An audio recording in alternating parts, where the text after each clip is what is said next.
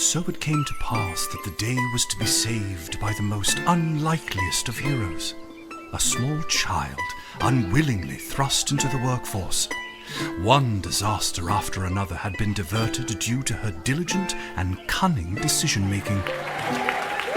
With the kingdom on the verge of knowing everlasting peace and prosperity, our hero could finally rest their weary head, but only after one more critical decision was to be made. A decision of great weight, a decision of immense importance, a decision that could possibly kill hundreds, even thousands of people. Oh my God, you've made the wrong choice. You didn't think things through. You've doomed us all. Everything's on fire now. We're all covered in fire. How could you have done this to us?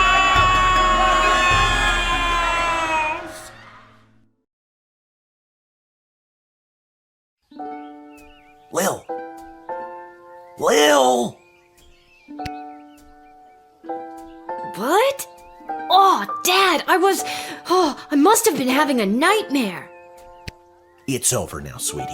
But since you're awake, I think it's time you and I had the talk. Out of one nightmare and into another. Sweetie, there comes a time in every young person's life Well, Dad, you don't have to do this.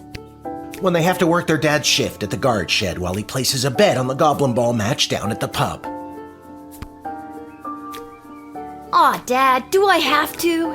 Today was the day I was going to start off on a grand adventure with my friends. I want to sail the open sea. I want to fight ogres. I want to throw rocks at things. You think I didn't want to throw rocks at things when I was your age? But I had a duty. I had a responsibility. I had to work at the guard shed while my dad placed a bet at the goblin ball match down at the pub. Did he ever win anything? Do you think we'd be stuck here if he did? But I'm 12. Won't we get in trouble? Not if we don't get caught. Come on, I'll show you how to handle anything that comes up.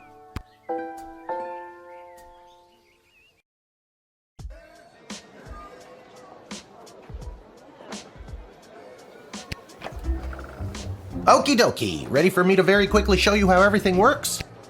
Oh, good. Everyone loves a tutorial.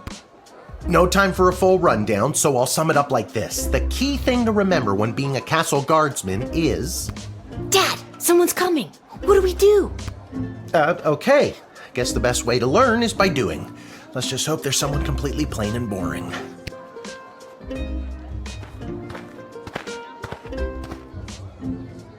Ah! Good morning, Mrs. Abernathy. How's your day today?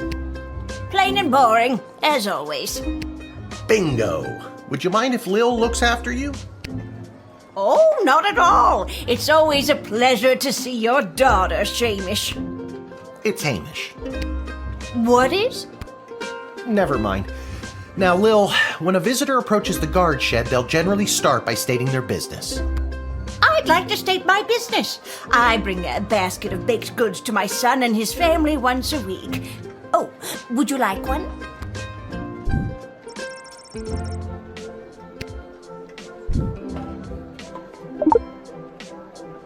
After they state their business, it's pretty much your call what to do next. You can select them and interrogate them. There's tools, the phone there on the wall. You only get 3 action points. You get it, right? Not really. What do we need tools? You can pick one and it does something. Come on, Lil. I've really got to speed this along. The Goblin Ball game is about to start. Oh, I'm sorry. I'm inconveniencing you. Oh, no, not at all, dear. I don't mind helping out. But the princess is whirly-gigging the ceremonial for a slingshot. She is? Sweet jumping jitters, we gotta get to that game. Let's wrap this up, dear. Seamus, tell the girl what to do. The name is Hamish. No, it's Mrs. Abernathy.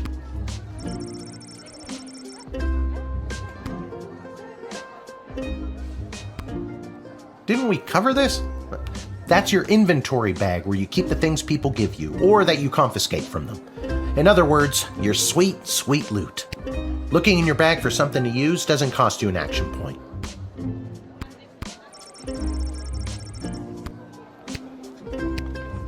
You use the Wicked 3000 to make the big decision to let someone in, or send them packing. Choosing this will end the tutorial. Can I finally get out of here?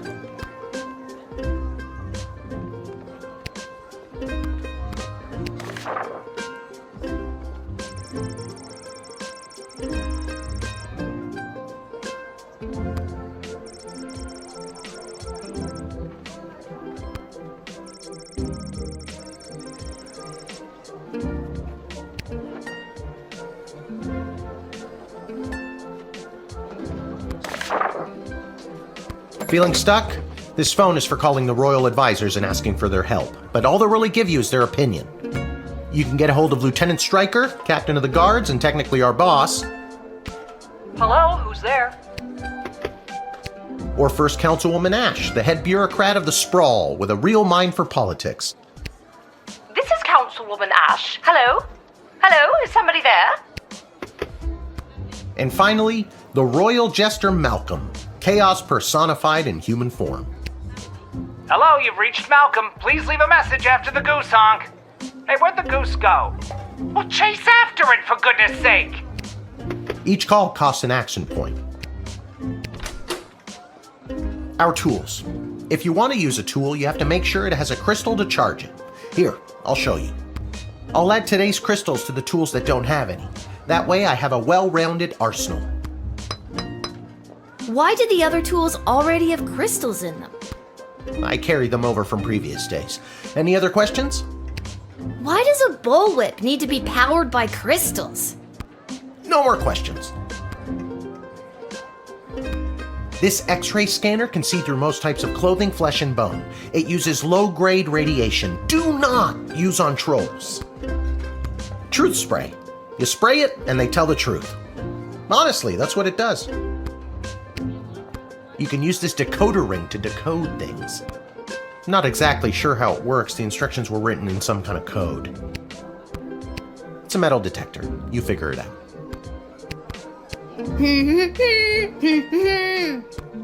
No humming. I already told you, selecting the person means you interrogate them and hear more of their story. It's the best way to find out someone's true intentions. Sometimes. Sometimes. Sometimes using a tool will do the job better, or the phone, or it's a combination of things. I don't know, you can spend all 3 action points just interrogating them for all I care. You use the Wicked 3000. Now you can choose to use the Wicked 3000 at any point during a turn, but sometimes it's better to use up all 3 action points to find out everything you can, by any means necessary. Sometimes? Yeah, and sometimes people are in a really big hurry, like I am right now, so just pick a damn lever already.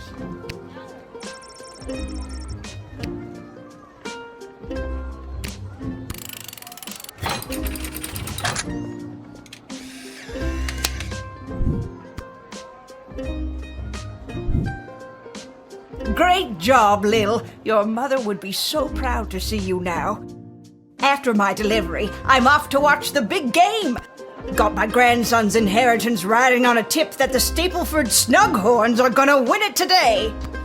Here's a tip, never lend Mrs. Abernathy money to bet with. Let's hurry along to the game. We don't want to be late, do we, Hamish?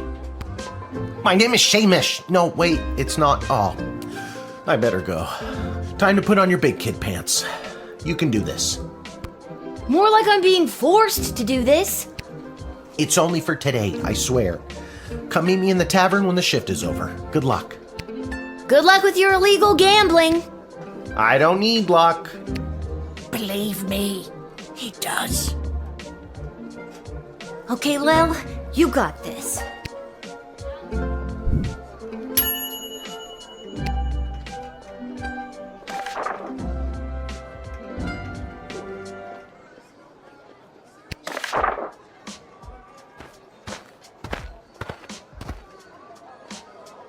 Charmed to make your acquaintance, young gateminder.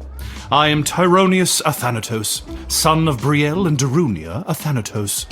I have been summoned to deliver the keynote speech at the Festival of Magical Freedom tonight, hosted by the Mages Guild. Will you you require anything further? What's your speech about? Oh, my dear child, it is obvious to me that you do not possess a magical bone in your body, and my speech, therefore, would only serve to confuse and frighten you. I doubt that. I think I could figure it out. Many non-magical beings have attempted to learn the arts, and many of those have gone mad trying to even comprehend them. Be warned.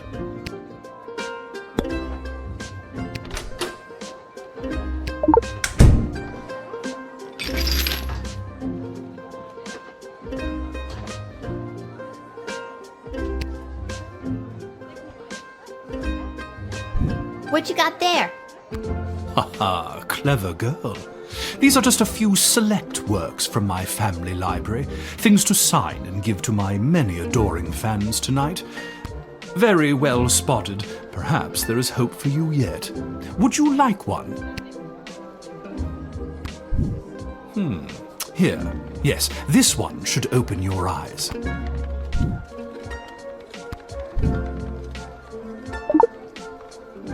Proper etiquette when dealing with superior beings. Great, thanks. You're welcome. I wrote it.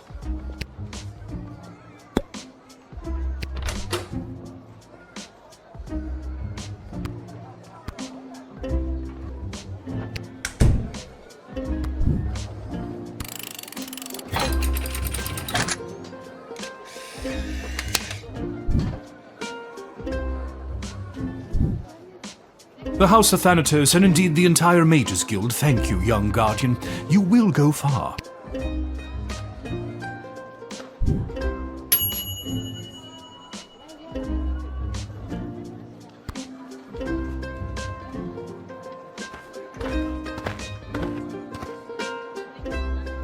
Good afternoon. I am here to pick up my 2 kids from the no-good, stingy lowlife of a father who happens to be my lying, cheating lowlife of an ex-husband, Orlando. His address is there on this incomprehensible, illegible letter my kids sent me. Believe me, I would love to have him get off his sorry butt and bring them to me for once. It was his week with them. No, I'm sorry. It was his and his new girlfriend Callie's week with them. And you want to know what the kids say about her? They say she's fun. I'm sure the letter they wrote is all about her. Can't decode it to save my life, though. My kid's writing is so lousy. That letter was pretty much illegible. See what I mean? Horrible, horrible penmanship.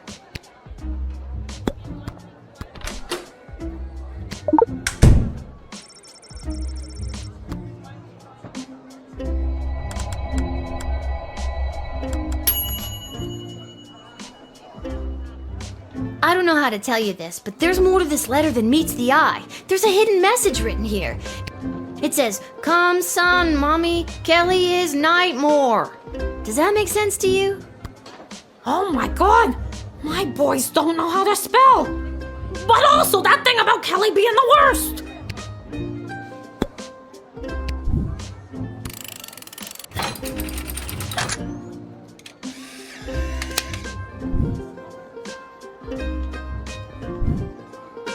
Thanks! Don't worry, Polyphemus, Orlando Jr. Mama's coming for you! Good luck!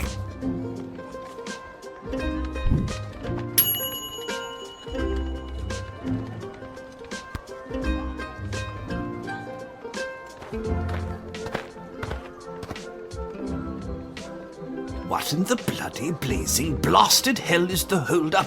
Why have we stopped, whelp? Well, sir, the guard. Silence! Speak when spoken to, or you'll get the whip, whelp! Yes, sir. Now, you, child, let me pass. I have important business to attend to. Come on, shake a leg. BS waits for no man. BS? Bank of the Sprawl. Well, that's unfortunate. What kind of business do you have at the bank today, sir?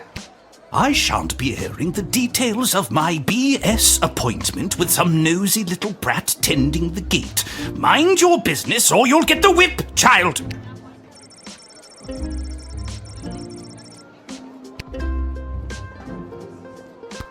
Oh, yes, we mustn't keep you from your ever so important meeting.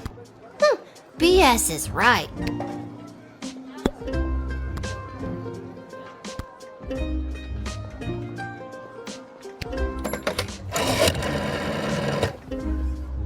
Goblin servant? How distasteful! We are desperately trying to limit the number of goblins we allow into the sprawl.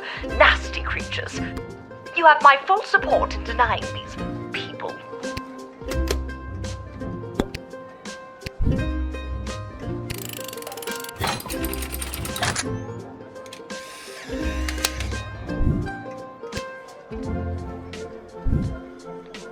It's the goblins' fault, isn't it?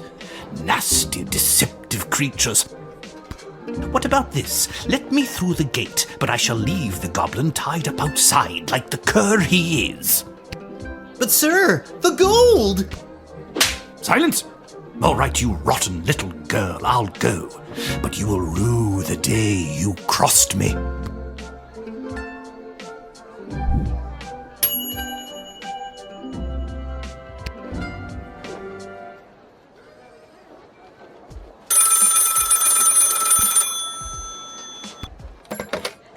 Good afternoon. This is Dr. Marquess Beatrix von Matterhorn calling. Who may I ask am I speaking to? This is Lil. Nice to meet you, Lil. I need one of you gate guards to come down to the dig site as soon as you can. Okay, and where exactly is... She hung up.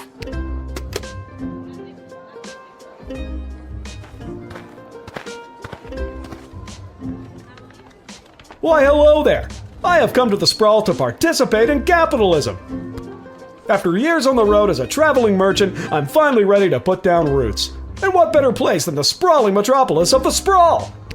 Huh, I just got that. Garby Bunches is the name. Garby Bunches? Funny name, but that's gotta be made up. I'm gonna have to see some documentation. Can't fault you for doing your due diligence. Here's my vendor's license issued by the Sprawl Board of Trade.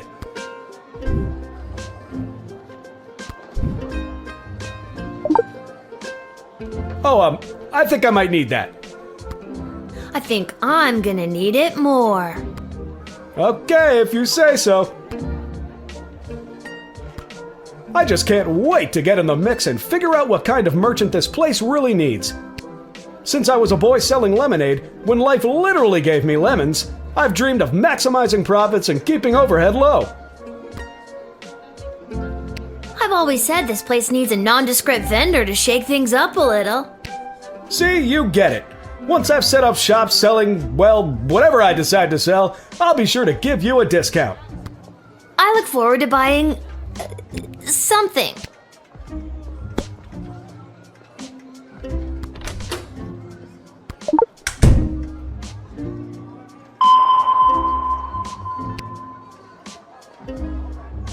I was sure that I would detect something. I sent all my belongings ahead of me, with everything I'll need to set up shop. I don't really care about that. I don't really care whether or not you really care.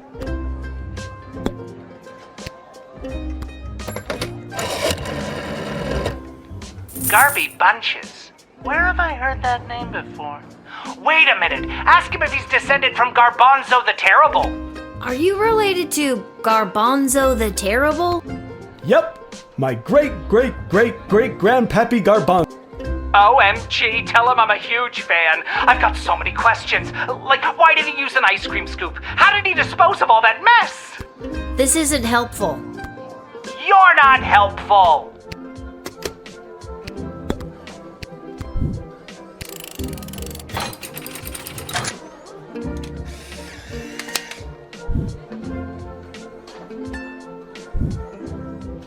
Can you smell that? The trash barge? Yeah, it comes through on the weekends. The smell only lingers for a couple of days. Not the reek of filth and decay. That's the reek of opportunity. See you around.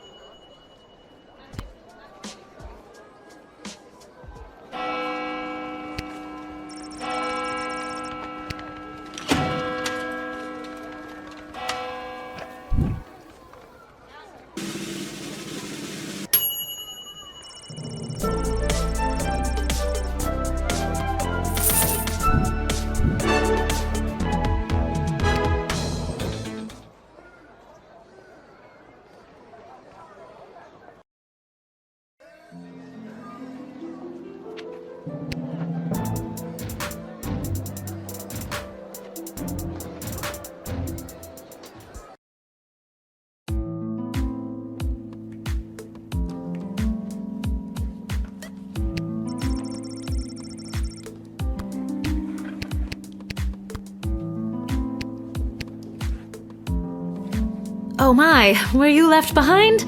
The last group of school children departed hours ago. Feel free to wait in the lost and found box until someone comes to collect you. No, you called me. I'm Lil. We spoke on the phone. I was covering for my dad at the South Gate. Ah, of course, Lil, yes. Yes. But no, this is highly irregular. But then again, you'll have to do, for the sake of time. Ha! Sake of time. Do you get it? No. Trust me, you will. Who are you again? Dr. Marquess Beatrix von Matterhorn, head of archaeological research at the Royal Academy. But you can call me B. Gotcha. And what's so great about this place? Would you like the long or short version? It's a hole in the ground where we get power crystals from. That was short. Sweet. The power crystal was discovered completely by accident.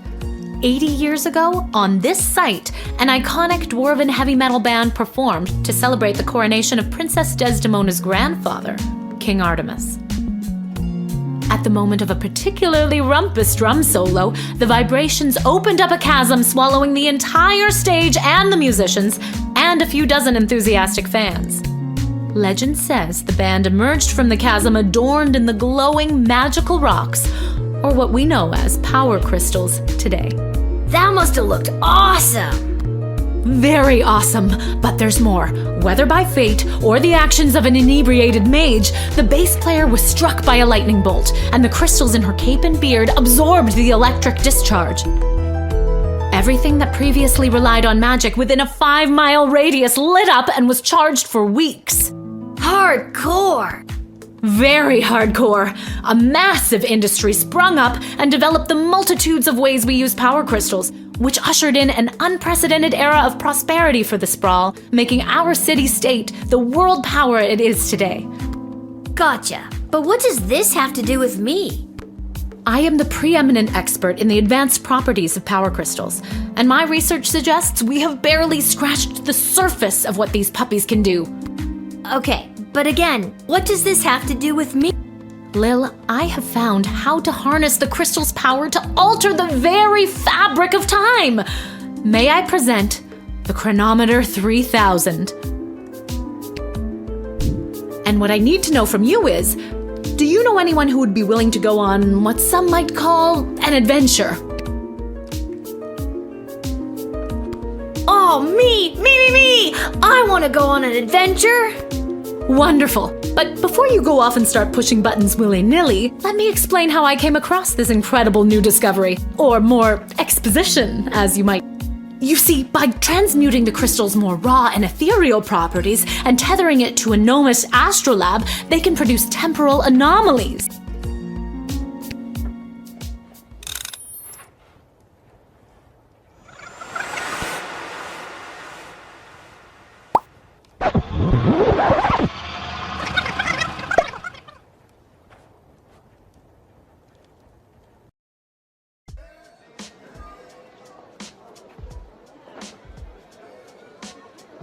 Wait, what? Where am I?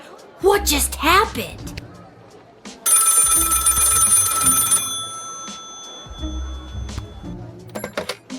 Good Good afternoon. This is Dr. Marquess Beatrix von Matterhorn calling. Who may I ask am I speaking to?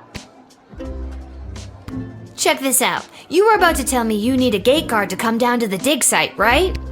My word, you gate guards are intuitive. I hope they're paying you a more than fair wage.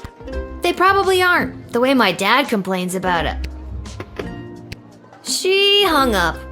Again.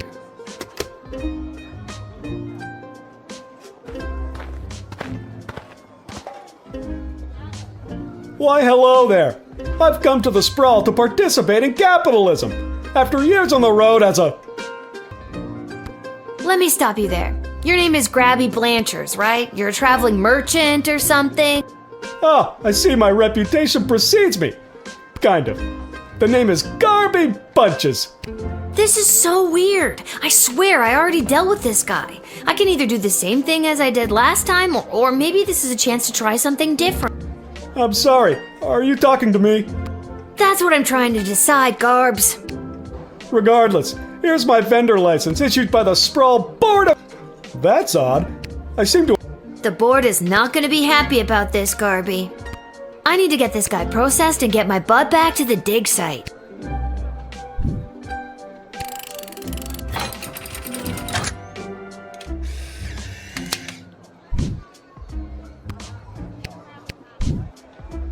I swear I've done this already. I remember pulling the lever. Can you smell that? I think then you said something about opportunity. You got it. See you around.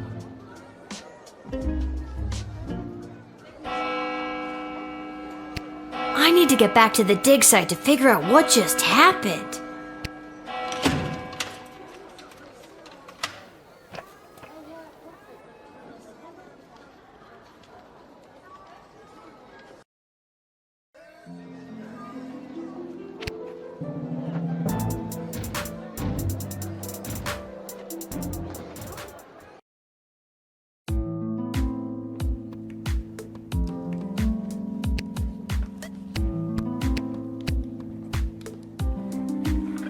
Oh, Lil from the phone call earlier, of course. I already told you no. Oh, wait, I actually do. My name is Dr. Marquess. Mological research at the Royalty School for Smart People. You said I can call you Trixie. We've been through this before. I'd prefer if you called me B. And this is the site where power crystals were first discovered and you used... Then you baited me with promises of adventure and pretty much forced me to push the big shiny button on your silly little time machine, and now I'm pretty sure I'm just traveled back through time and I'm kind of freaking out here. Any questions? Wait, why am I asking you questions? For any of this to be possible, it would require the use of my newly crafted device. May I present the Chronometer 3000? Wait, where did it go? Do you mean this? My invention! How did you get that? You gave it to me. Well, not really, but you were gonna give it to me, I think. You were in the middle of explaining. And you were seduced by the glowing red button. Can you blame me? Yes! But it is a good button. I'm just proud of myself that your particles weren't immediately dispersed to the furthest reaches of space and time. That risk becomes much lower once I configure it to your individual life source, which I will do now.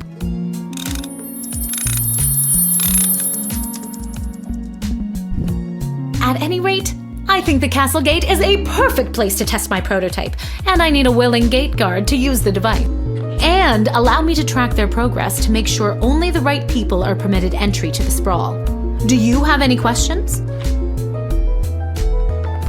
I think I get the idea, Dr. B.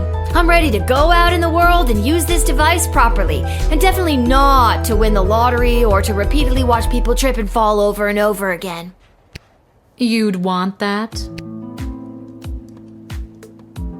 I have a feeling you're not using your science experiments to their full potential. Regardless, you'll find you can't use it whenever or wherever you want. It is now calibrated, so it will only allow you to fold space and time when you are inside the guard shed. Ah, rats. Furthermore, by default, the device will automatically allow you to travel back to the start of your guard shift, including your loadout. However, I hacked it a bit so that you can jump back to a specific point in the turn. Hack is the key word, though. I have to leave now. There is more science to be done. I will summon you soon, and we will see what else you might be ready for. Thank you, Lil. The world thanks you. No pressure. You can do this. Just try not to break space and time. I'm not kidding. Maybe I should have mentioned I was only working the gate for one day. Oh well. It's getting pretty late. I should head home.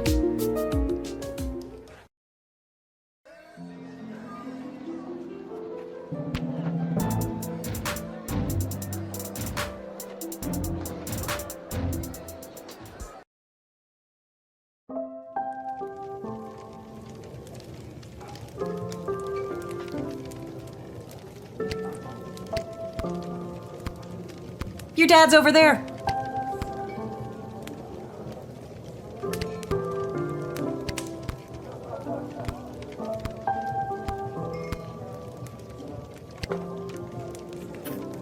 Hey, there she is, my hard-working, angel-faced sweetest of the sweetest daughter of mine. You didn't win your gambling, did you? No, but it wasn't my fault. The other team was just too good. But I didn't lose all my money. We still have left what I didn't bet, so... That'll be 15 gold for the ale. And now we don't have any left. Hey, Lil, did you take any bribes or pickpocket anyone today? Sorry, nothing today. Oh, rats. Rats? Again? I mean, we don't have rats, I swear. No, not like that. Oh, well. I'll go call my guy anyways. See if he'll front me the money to bet with. Wait, you'll never believe what happened. Right at the end of my shift, I got this phone call, okay? Asking me to come down to the dig site. Did you remember to lock up the shed? What? Yes. And turn off the light? Yes, I did. Whatever, just listen. You gotta make sure to turn off the light, Lil. They'll charge us for the overnight usage. I remember to turn off the light. I think. Anyways, Dad, I met this professor at the dig site, and she had this time machine, and when I touched the time machine, I went back in time. Then she gave me the time machine to use when I work the guard shed for you, but it only works at the guard shed, so that was kind of a bummer. But it's super cool, and it only works for me. That's great, sweetie. I'm glad you liked covering for me today. But you don't have to make up stories just so you can work another shift. Wait, no, that's not what's happening. Anytime you want to be just like Daddy and work down at the guard shed, all you need to do is ask. Dad, you're not fully comprehending what I'm trying to tell you. Hey, Arda, did you hear? Lil's making up cute stories so she can be more like her old man. Oh, that's so sweet. I have the power to manipulate time, and I demand to be taken seriously. Okay, I understand. I can see that you're serious. Seriously adorable. But honestly, Lil, you can cover for me anytime you like. You're probably doing a better job than me anyways. This isn't how I expected it to go. Speaking of that, I better call my guy and make a bet on the next game.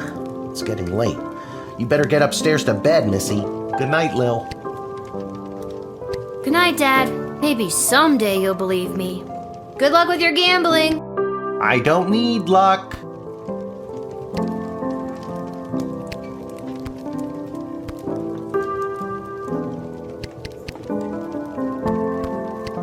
Whew, I'm pooped. That's enough adventure for one day. I'm ready to hit the sack.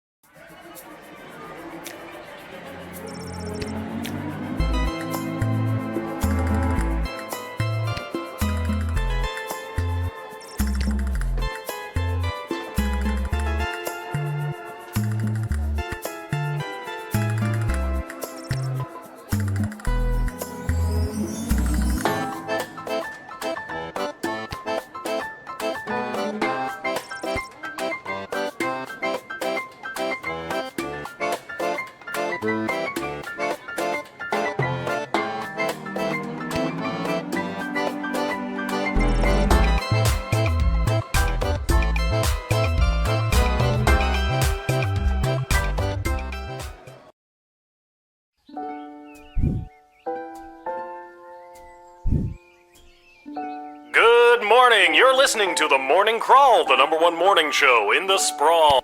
I'm your host, Dodger, joined as always by my co-host, The Ham, who I will remind you is a live pig. Let's jump right in and get your morning started and muse over the news. Today in the headlines, it was just announced that the heir to the throne, Princess Desdemona, has come of age and will be taking a suitor. No, I don't think Desdemona wants a pig. I liked it better when it was Dodger and the Cluck, but I guess it was too hard to keep training that chicken.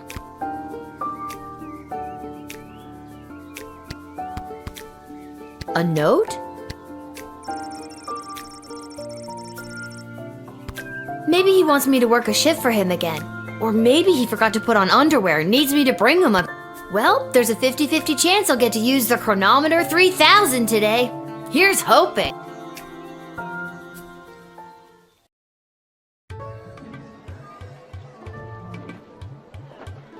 And finally, the aforementioned grading pending review will be transferable to a more viable calculation, which is, needless to say, a more economical contrivance for evaluation. Any question? Many questions. Hey, Dad, I got your note. What's going on? I have no idea. Due to the Bank of the Sprawl being burned to the ground as a result of your actions, any guardsman who does not receive an above 2-star rating at the end of any given shift will lose their job. But I need my job for gambling. I'll pretend I didn't just hear that. You and I both know my dad has a tendency to half-ass his way through life. Tell me why he needs to whole-ass it all of a sudden and strive for anything above 2 stars. Why, I'm glad you asked. I've been authorized to award above-average job performance with cash bonuses. You mean if we get more 4-star results, we'll make more money? You're as quick as your father. Before I go, here are the allotted crystals to power your tools. And with that, I'm off to tell all the other gate guards about these new rules. Well, all of them except Randy. He's been terminated. Not Randy! That guy's a riot! Which is exactly what his poor judgment led to. Wish me luck.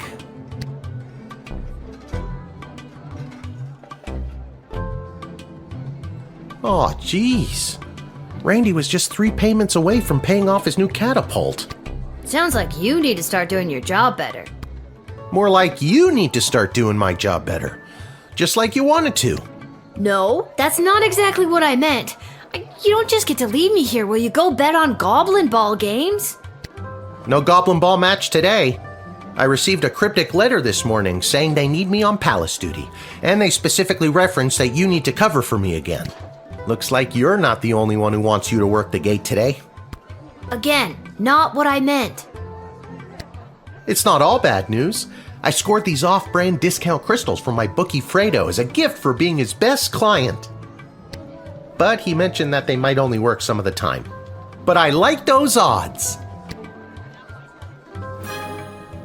Oh, Dad, you really need to talk to somebody about your gambling. I love you too, Lil. And with that, I'm off. Remember, 2 stars or better or we're out on our asses. No pressure. That's my girl.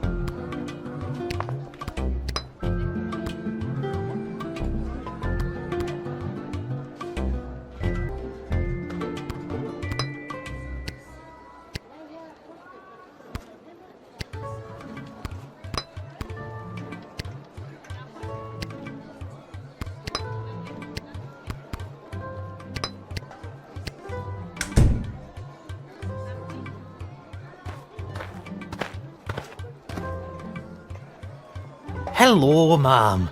The name is Seamus McGoblin. I've been requested to do some work in the sprawl. Just have my supplies here with me, nothing else to declare.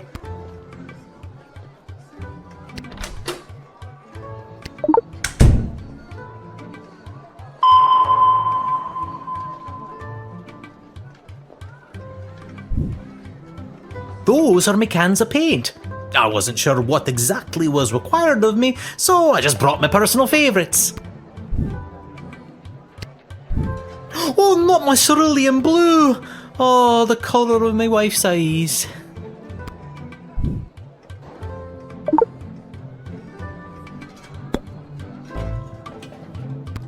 You have paint with you. Are you like an artist?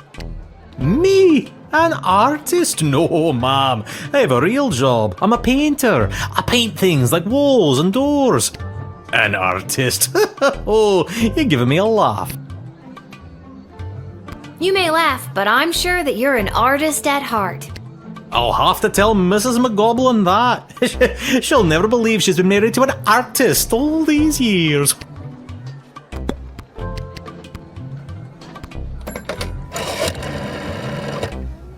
Well, it's about time he showed up. Send him to my office toot suite and I'll set him to work. No more doom and gloom down here in my office. Now it'll just be doom. What's that? Yes, I insist the horse get into the water. This is water polo.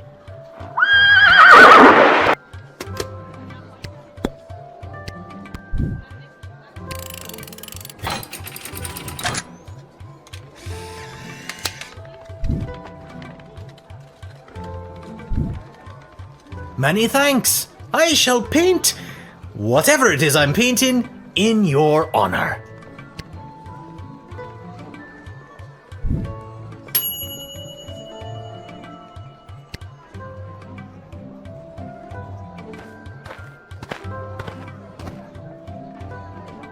Hear ye, hear ye. I have come to announce to the princess a proposal of marriage from my lord and master, Prince Phineas Pomp, heir to the throne of Petrard.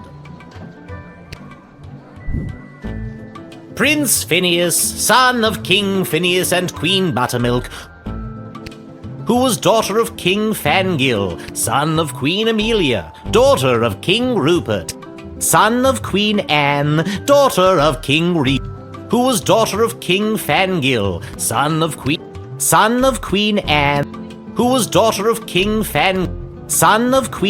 who was daughter of King Fangil. Thank you. Wow, okay, I think I got it.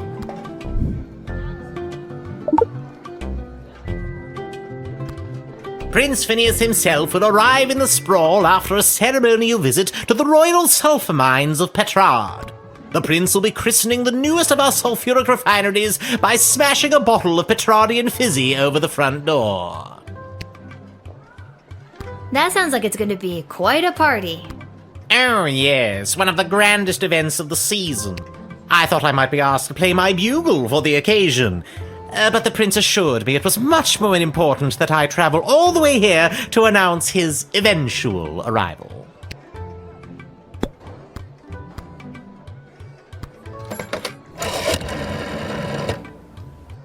They're starting to arrive. How wonderful. This is the representative of Prince Phineas Pomp, son of King Phineas and Queen... Oh dear, what was her name again? Buttermilk. None for me, thanks. Anyway, let them in. But for the love of... Don't let them in with that bugle. Not until I've gotten over this dreadful hangover, at least.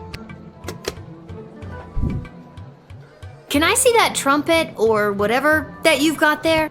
That is my official Petrardian greeting bugle. It is my pride and joy, and worth quite a pretty penny. I think for the safety of our citizens, I better take that.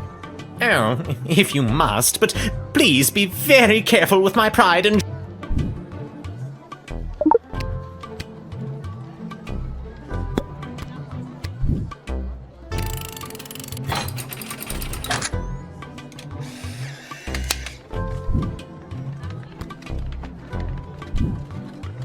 Onward to announce the eventual arrival of Prince Phineas Pomp, heir to the throne of Petrard and future husband to Princess Desdemona.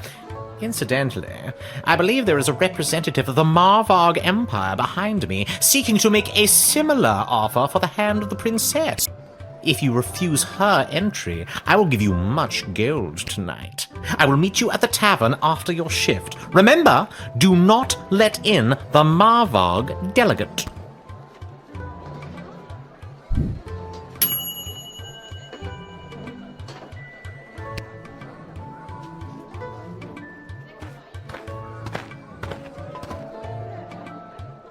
Good afternoon, child.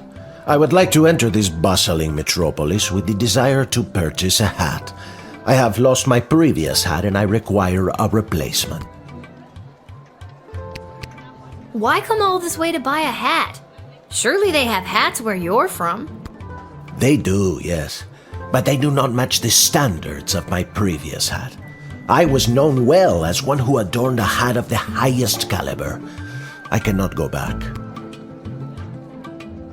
You seem like the type of guy that would wear a fancy hat. Not just fancy, fantastic. This old hat of yours must have been something special. Oh, it was.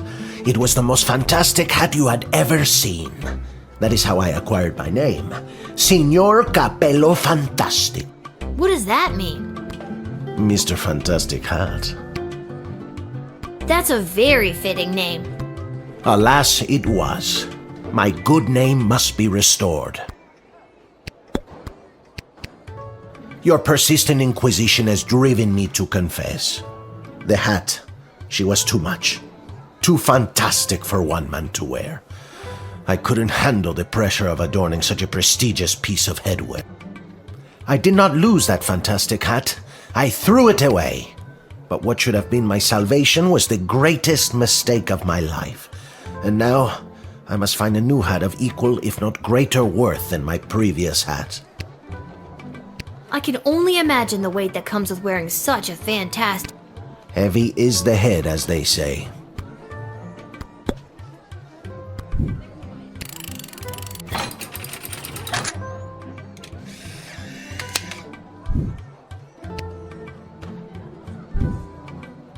I hope you find your hat, Mr. Fantastic. Thank you, child. The next time you see me, you will say to yourself, "Wow, has that guy got a fantastic new hat?" I have no doubt in my mind.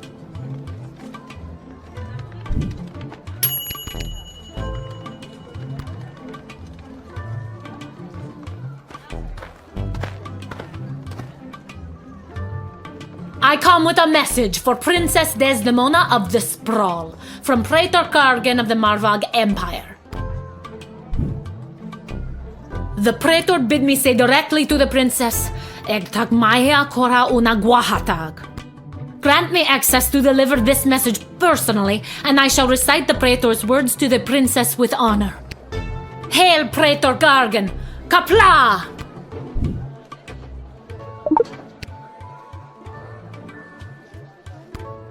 I killed 19 other mighty adversaries for the honor of delivering this message to your princess.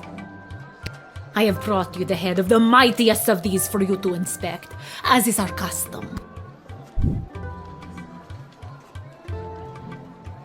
Oh my god! Thank you for the... gift? This is how you know I am worthy to deliver the words of the Praetor to your princess.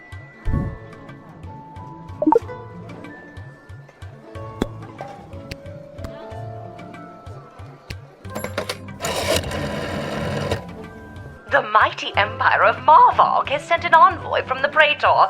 This is unfolding even more splendidly than I imagined. And what an envoy. All that leather. I'm sorry, what did you say? I literally have not said a word. Oh, well, woo! Please show her in and don't interfere. Leave her just the way she is.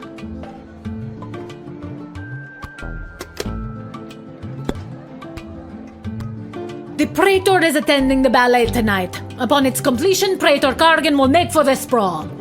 Oh, so the Praetor's coming here later tonight? Not likely.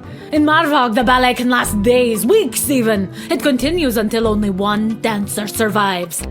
Ballet is one of the finest blood sports in the Marvog Empire, and the bodies of fallen ballerinas are stacked high in the main square, as is our custom.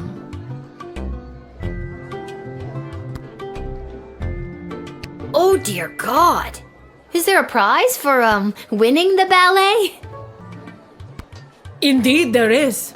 The winner is put directly into the line of succession to rule. Praetor Kargan was one of the finest ballerinas I have ever witnessed. Slaughtered dozens of other would-be ballerinas with a grace and beauty that brought a tear to my eye.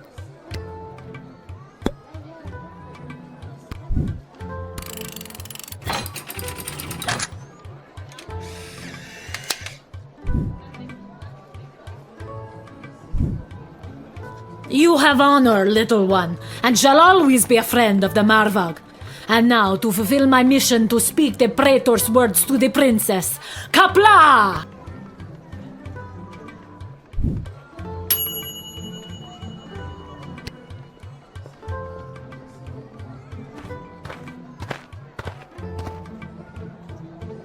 Whoa there, Lucy!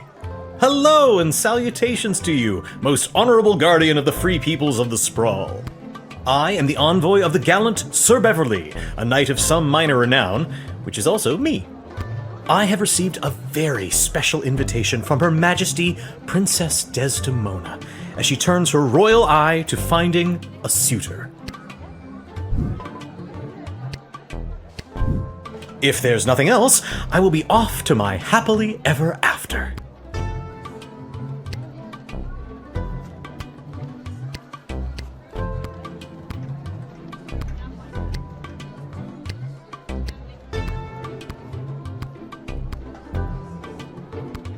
When word reached me that Princess Desdemona was going to be entertaining potential suitors, I knew my days of jousting and dragon slaying were behind me.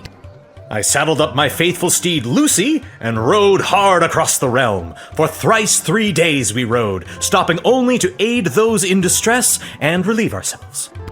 Now, we are here to exclaim our dearest devotion to the beautiful princess, the fairest flower in a whole field of fair flowers. You really don't look like the dragon-slaying type. Looks can be deceiving. By my eyes, you don't look like the castle-guarding type. I'm not. This is my dad's job. I'm filling in. You're proving my point.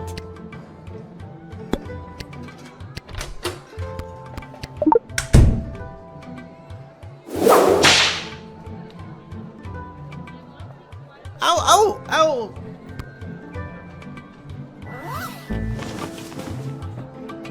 This is not what we signed up for, Beverly. Can we get our $10 now?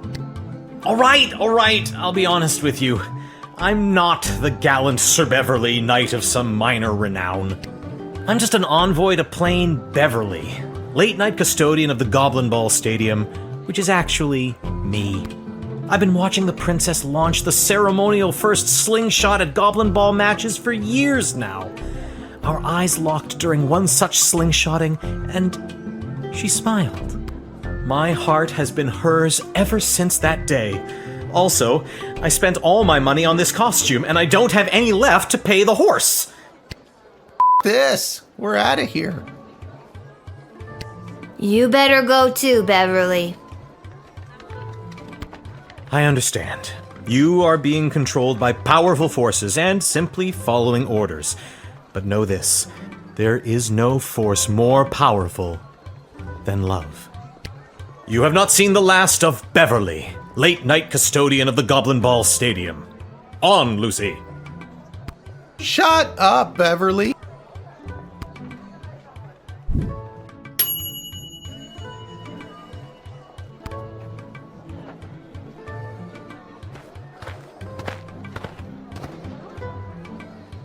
Hey kid, are you Lil?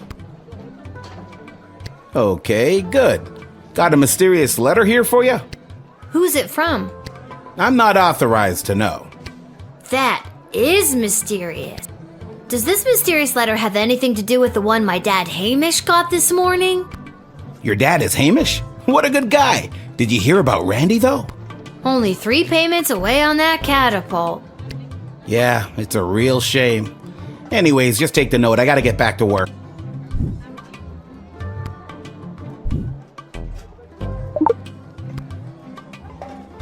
See you around, kid.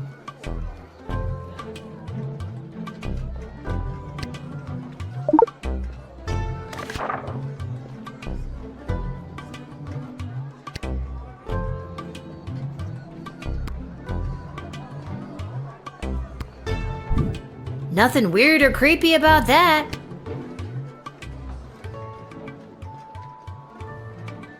Where's that music coming from? What is happening? Good afternoon, I've traveled from afar. A simple girl who wished upon a star. Inside this castle lies my fate. Perhaps I'll even get a date. To my old life I sing au revoir. And you are? It's Lil, and you need a good reason to be let in, but so far I'm not optimistic. Do you have any ID or anything? I assure you that my heart is true. Must this be a whole to-do? Inside these walls my destiny awaits. It just feels like if you weren't singing, we could move the plot along faster. I'm just so thrilled to finally be here in the sprawl. The people, the culture, the food, the hundreds of dark alleyways that could just swallow a person up.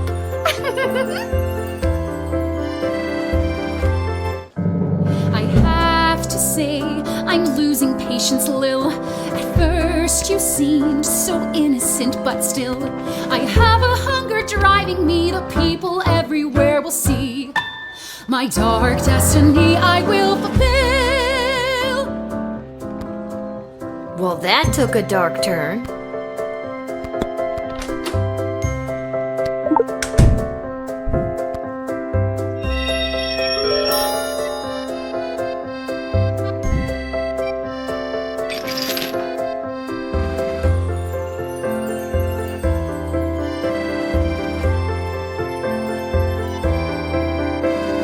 What is that? Oh, that's just Fossy. What's a Fossy? Fossy is the name of my blowtorch.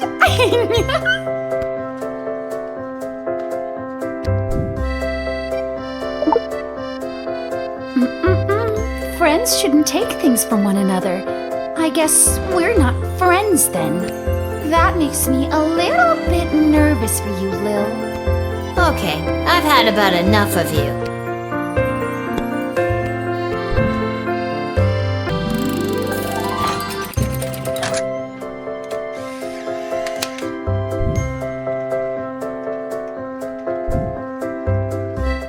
I see now that you aren't my friend. My time here is about to end. You haven't seen the last of me. You're the worst.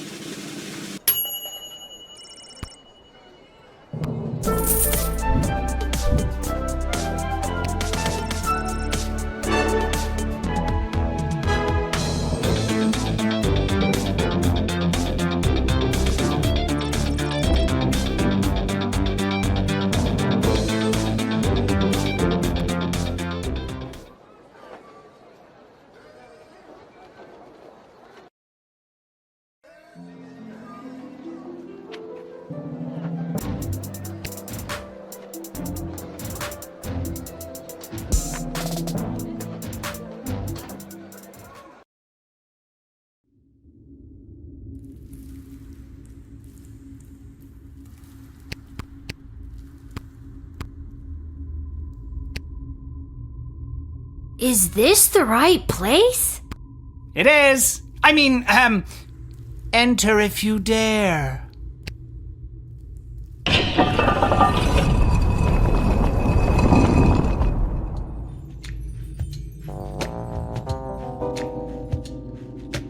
Oh, you dared.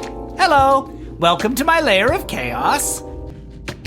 It looks like a bedroom. It is his damn bedroom. It can be two things. I'm a minimalist. So, this is the little guardsman we've been talking about. Wait, you are, right? I can't imagine why I wouldn't be. Good news, little girl. You're going to be working the gate for the foreseeable future. What? That's not good news. Why me? I hardly have a grasp on what I'm doing, and I'm barely tall enough to see over the desk. I see. Then you're free to go. Keep it together, Mal. Listen, little girl. We have eyes and ears all over the city, but the gates have always been a blind spot for me. The point is, the safety and security of the sprawl must be preserved and protected, and you might be positioned to help maintain the balance. Do you understand our meaning?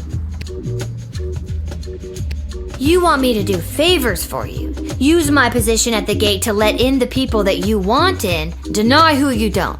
Am I on the right track? You're at the station. What if I refuse? You can't make me do anything I don't want to do. I'm 12 years old. Damn it, you've got us there. But how about we leave it up to chance? Guess which hand is holding the colored ball, and we'll forget about the whole thing. But if you guess it correctly, you agree to do our bidding no matter how nefarious or unreasonable. Sound like a deal? Do I even have a choice? Yes. You choose which hand. Not the brightest one, is she?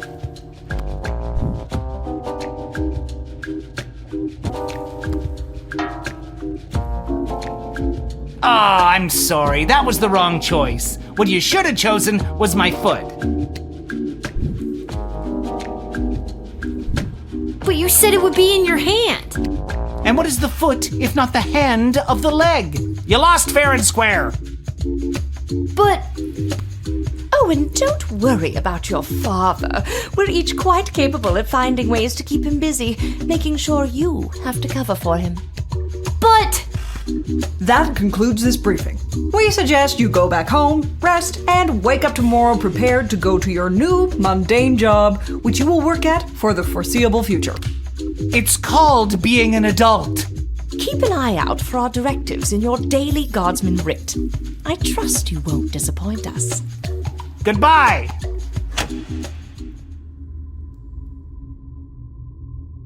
Why did you turn off the light? She obviously knows we're still here.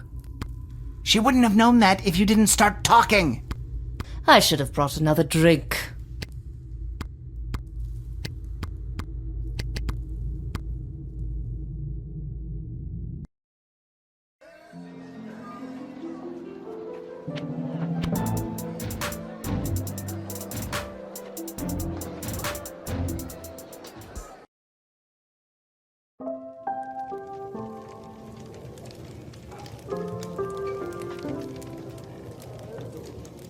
Boy, what a day. Hey, Arda, pour me a cold one. Make that two, Arda. Hey, wait a minute. You're too young to be drinking cold ones. Make hers a milk, please, Art. Can it at least be cold? That depends. How did work go today? Did better than a 2-star rating, I can tell you that. What were you doing again? The bidding of the 3 royal advisors. Do you think it's normal that the big names and faces of this city are using us for their own personal and political gain? After today, I don't know what's normal anymore. There's someone waiting for you in the back alley. Garcy Blinkers, Gerby Bonbons. Anyways, it's just through that door over there.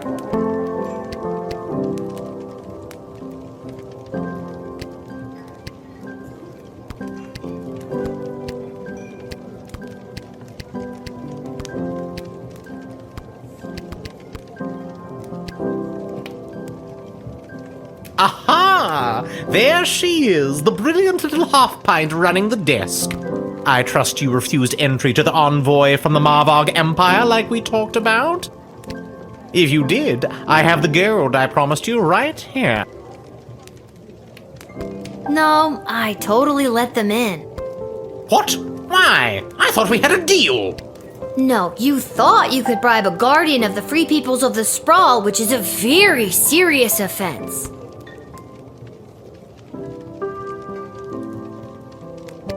Please forgive me, incorruptible and honest steward of the kingdom. I beg you, forgive.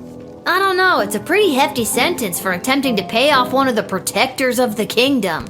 All right. Take the gold and we'll forget the whole thing. How does that sound? What kind of gold are we talking about here? I have here 20 pieces of gold. Fair is fair. They are yours, and with many thanks, from Prince Phineas Pomp, heir to the throne of Petrard, son of King Phineas and Queen Buttermilk, who was daughter of King... Just the gold, thank you. Oh, yes. Here you are. This hat, it is not as fantastic as my previous hat. My journey, it continues. That Malcolm is a madman, but at least he pays well. And with you working the guard shed, I'm pulling in 2 salaries. Your milk is on me. I'm not ready for bed. There's still stuff to do. I'm not ready for bed. I'm not ready.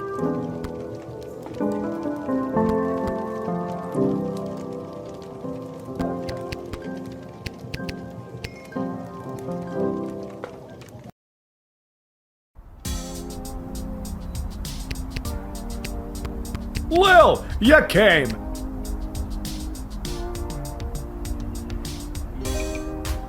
Welcome to Garby Bunch's Emporium of Wonder. You're my very first customer. I was actually inspired by watching you alternately help and hinder folks at the gate yesterday. And I thought, Garby, there must be an industry of enterprising individuals supporting the guards. And when I looked around, there wasn't. So I met a mage who's got a magic crystal hookup, and now I'm selling guardsman tool power-ups. If you've got the cash, I can sell you extra power crystals, both the good kind and the cheap roll the dice and see what happens kind, as well as power-ups for all of your tools. It's pricey, but the more crystals you can load into those bad boys, the better. Finally, if you need cash, you can sell me anything you might have taken off of unsuspecting suckers. Here, take a look.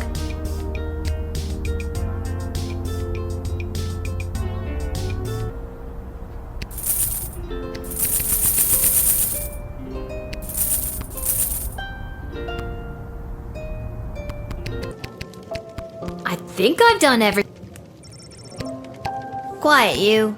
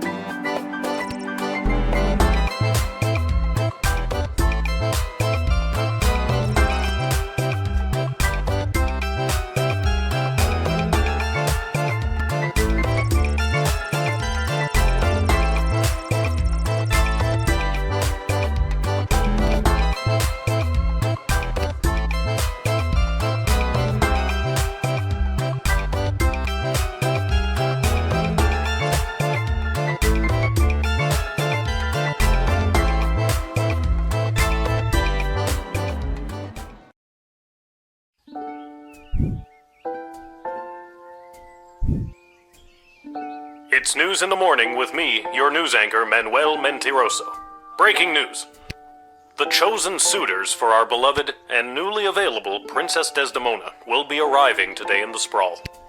Be on the lookout for royal carriages, entourages, and attitude. Breaking news.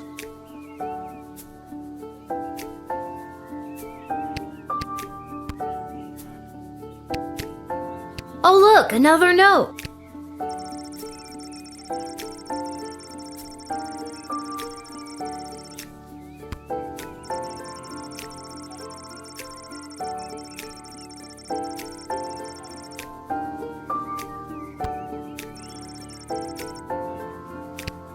You didn't tell me which team to bet on, but my chances can't be any worse than his usually are.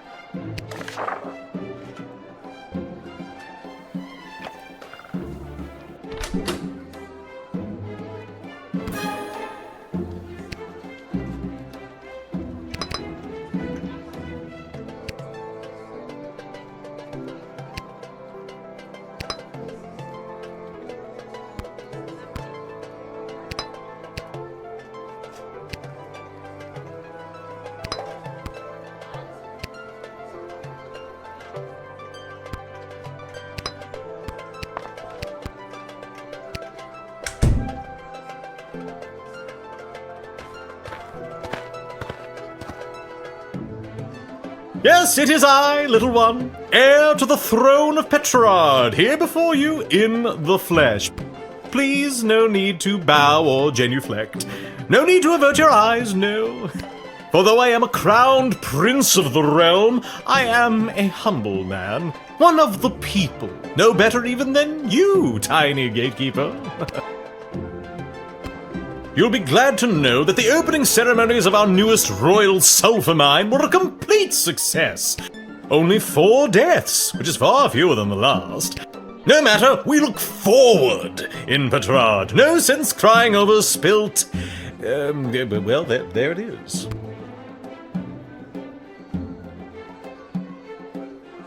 I'm glad things went well. Jeez, 4 dead? At an opening ceremony? Yes, tragic. Avoidable, but still tragic. Luckily, it wasn't anyone important. A few unskilled laborers and 1 server. Could have been much, much worse. I've heard tell that the barbaric warmonger Praetor Kargan is my chief rival for the hand of your fair princess. Can't even find decent competition these days. The Marvarg are a loathsome bunch of butchers, killing each other over the tiniest infractions. Bump into someone in the checkout line, trial by combat. Accidentally sneeze on a sacred heirloom, trial by combat. Worst vacation of my life. I've never been anywhere in the Marvarg Empire, but it does sound pretty brutal from what I've heard. Oh, never go, my dear. Nothing in Marvarg you can't find bigger, better, and shinier in Petrard. Oh, for goodness sake, let's get on with it already. Do I really need to announce myself all over again? What the devil does one send it on by for? Who do you think you are, peasant, to hold up the likes of me? I am off to marry, and in doing so create the most powerful union this world has ever known. The sooner you realize your place, the better. Look, Your Royal Highness, this is for your own protection. Think about it. If I'm lax on letting you in, who knows what kind of people I might accidentally let in and the danger they might pose. All it takes is 1 disgruntled worker and boom! Maybe the next bottle of Petrardian Fizzy is coming for you. Good Lord, you're right. I'm sorry. Please keep up the good work. In fact, take this. I brought this bottle as a gift for the princess, you know. Something to break the ice. But consider it a thanks for all the great work.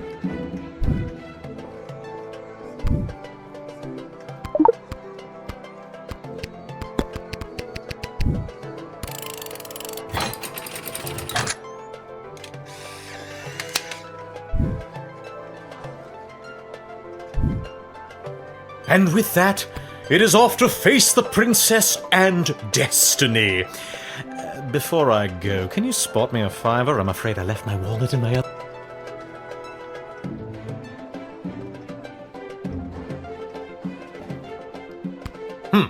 Is it that you don't have the money, or that you don't want to lend it to me?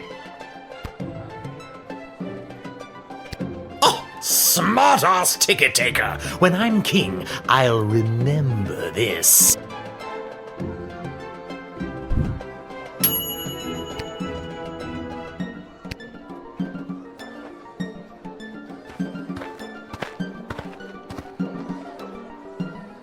Good day. I traveled up here with the convoy what was bringing Prince Phineas to the Sprawl. I'm not staying long. Just need a place for tonight before I head back to Petrard.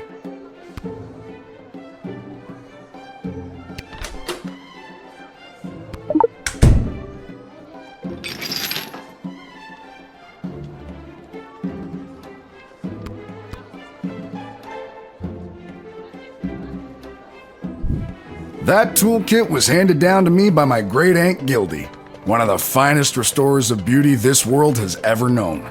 A kit like this in the right hands, and there's nothing you can't do.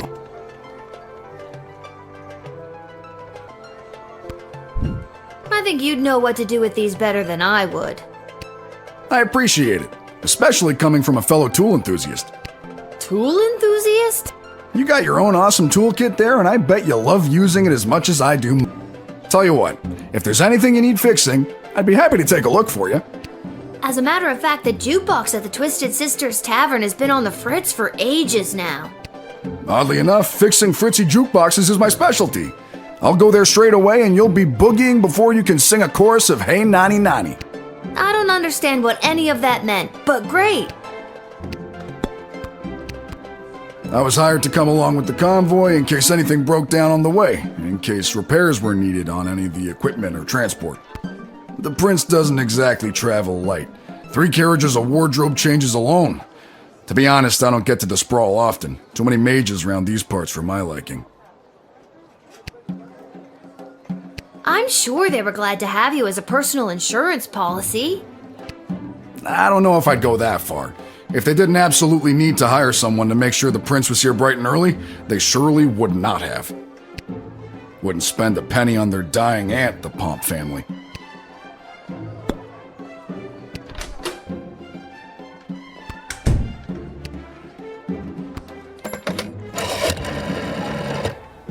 Until the princess has made her choice, we should strive to keep both the Marvok and the Petrardians happy. No need to start an international incident over this little nobody. Use your discretion, but also a soft hand. Don't let anything bad come back.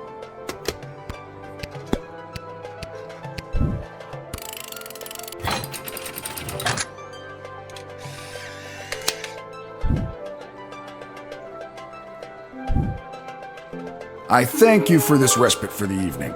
I'm certainly glad I don't have to head all the way back to Petrard tonight. By the way, do you know of a good inn nearby?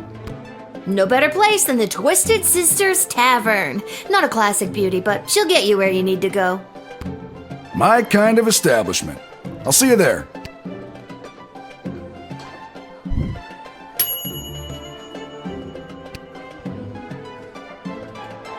Sprankles!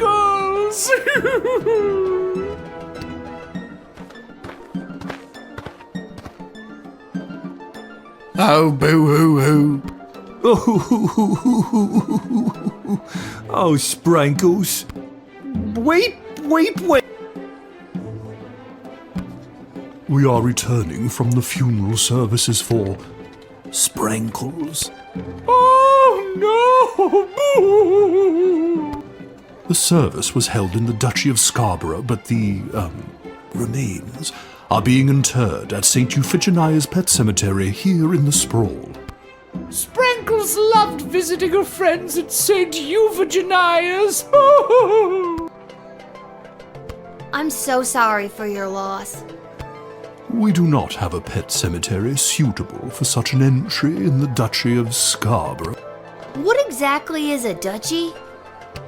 It is a parcel of land under the purview of a duke or duchess.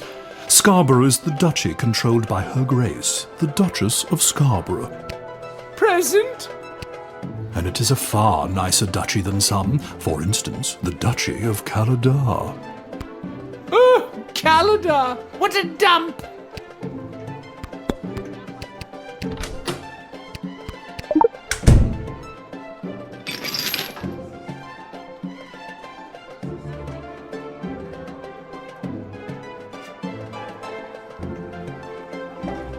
What's this then? That's dust. Of course it is. There's a corpse in there after all. No, pixie dust. It's an illegal narcotic used by layabouts and no-goodniks. What on earth is it doing inside Sprankles? I confess, I've been holding this inside for too long. I was approached by a weird guy who tricked me into smuggling illegal pixie dust into the sprawl for him. He was holding the ball in his foot. Who does that? I plead guilty, Your Honor, on the grounds of I did it. I'm not a judge, you know. Oh. But I'll leave it to the courts to deal with this. The rest of you, pack up your dead cat and be on your way.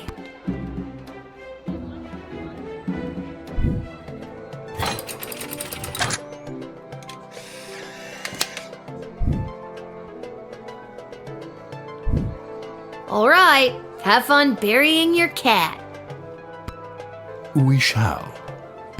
Sprankles will be so happy at St. Euphogenia's. I just know it. Thank you, my dear. Sprankles thanks you. Oh, good. And that's how you X-ray your way to success.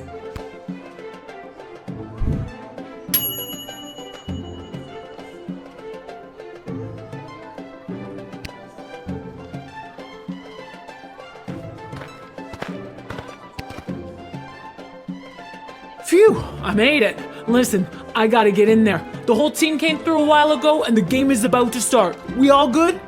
And you are? You're kidding, right? Come on, I'm Saruna Goodfoot, the Star Troll Goblin Ball player for the Kalidar Lightning. I don't have time for games right now. I gotta get to the stadium and win us a game.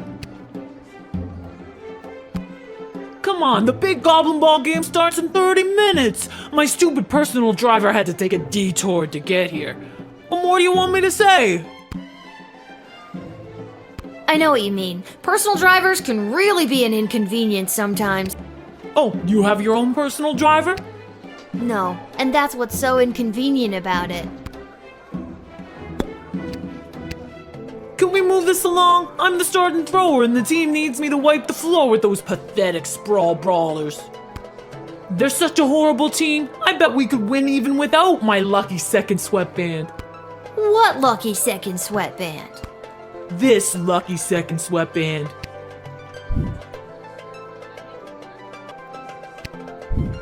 Thanks. I'll definitely need this to win the big game today.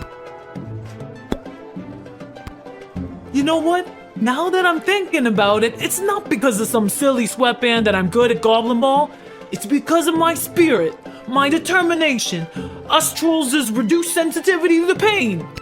You can have it. I don't think I'll be needing it anymore.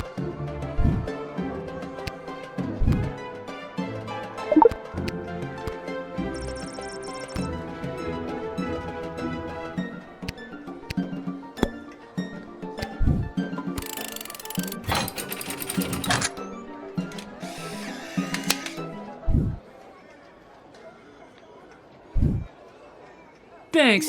Now to wipe the floor with those lousy sprawl brawlers. When you hear the crowd cheering my name, you'll know it's for me. Well, duh.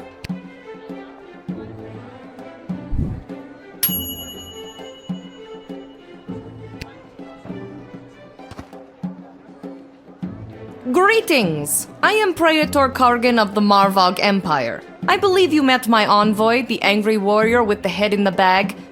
She would have come by this gate to announce my arrival. I demand you let me pass immediately. Quapla.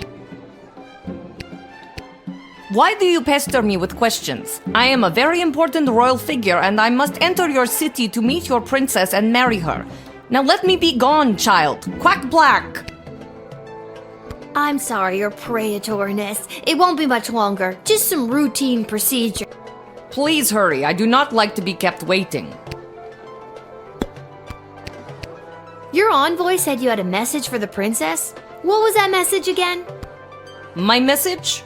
Oh, it's Ikibok Choi Flanagan Mok Tok. It means, together we shall be married. That's beautiful. Thank you. Quaplorm. How long did it take you to learn a second language? Not that long. It wasn't hard to learn Marvagian. I mean, this language we're currently speaking. Something about you isn't adding up here. I remember I have your picture. Maybe if I go and get it, I can... My picture? There is no need for that. I promise you I am the real Praetor Kargan, straight from Marvog, fresh out of the ballet. If you don't let me in, I'll be forced to send my scary envoy with all the knives after you. She and I got along great. Oh, okay then. If you don't let me in, you'll never see her again. Her or her head in a bag. Crab cakes! What good is a praetor's promise to a little girl like me? Fine. If you let me in, I'll give you candy. And now you're trying to bribe me. Not really the dignified behavior you'd expect from a praetor.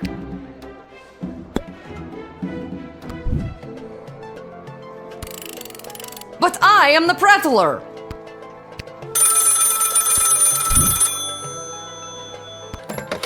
What on earth are you doing? Since when are you exercising independent thought? I don't care what your opinion of them is. If they're the real Praetor Kargan, then let them through at once. Is that clear?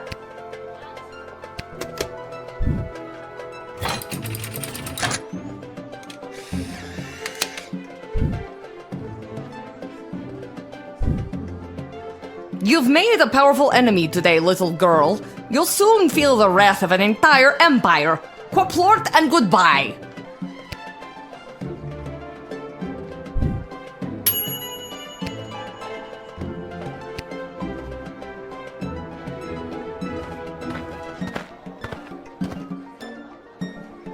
Little warrior, I am weary after a long journey, and I am not used to being made to wait in a lineup. Let me pass on my way. I must rest before I meet your princess in order to win her hand and bring honor to my people. This seems more legit. This may seem like a strange request, but would you mind saying your famous battle cry for me? You mean Kapla! That's the one. I would hope that my stunning war cry is sufficient to being granted entry immediately.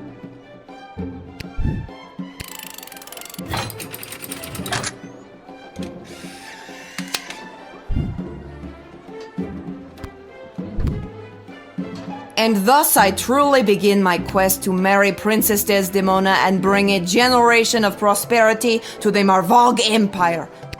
You, little warrior, will have a footnote in history for this encounter. For victory, for Marvog, Kapla!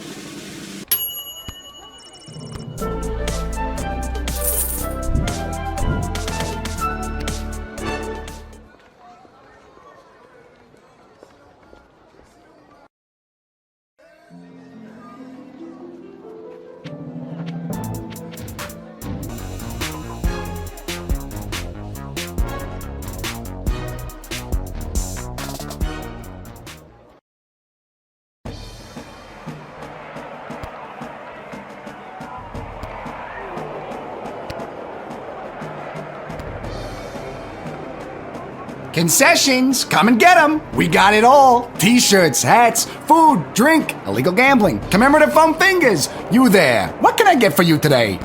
Did you say illegal gambling? I sure did. You interested? I'm 12. Hey, it's illegal anyways. What's the difference? You want to bet on who's going to win the big game?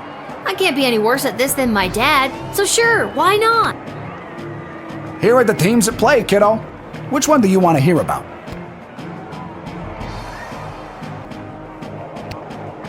The home team hasn't been doing too well at home lately. A lot of people are still angry at him after that game with the foul and the points got reinstated. They're more of an away team, but they're a shoo-in to win today. If the other team didn't have that ringer Saruna Goodfoot playing for them. You sure you want to bet on them? How much you looking to gamble?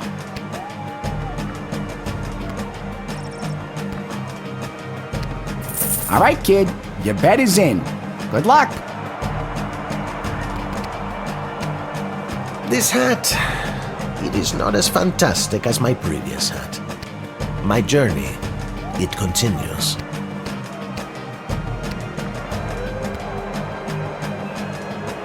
Hello! Thank you for come into my booth today. I'm here taking a poll on what the new name for the stadium should be. What's wrong with the Goblin Ball Stadium? It's a little on the nose. The owners want a little more pizzazz in the title, and you don't get pizzazz without taking polls, or poll-zazz as I call it. Care to give your opinion? Actually, I've really got to be... Great. What one word would you use to describe Goblin Ball? Perfect. And the stadium, you would say it's, excellent. And finally, you come to the stadium mostly for... Okay, that is super. Your input will be tallied with the others. Thank you very much for your time today. Let's watch some Goblin Ball. After one of the most chaotic third quarters I've ever seen, complete with the rare capture of the Golden Mongoose, this is still anybody's game. But look, Kaladar's star player Saruna Goodfoot has taken possession of the wagon wheel. My producer is just telling me she isn't wearing her signature lucky second sweatband. Well, that's weird. She's running, and she hurls the wagon wheel, and it misses the flaming gates by a long shot. What an upset. That's the game, folks. A stunning victory for the hometown heroes. What a great day of Goblin Ball.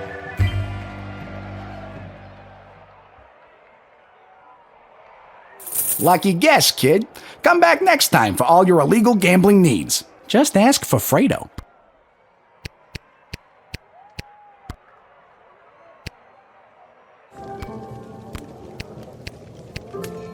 This place has been a little quiet lately. If only we had a few more dwarven customers come through here. They can fix anything. Ah, well, back to listening to the gentle scurrying of the rat, the tiddling of Emma in the kitchen. I did it. I quit my job as lackey to that awful man. And when I mentioned it to someone at the bus stop, they gave me a sock. And I have no idea why.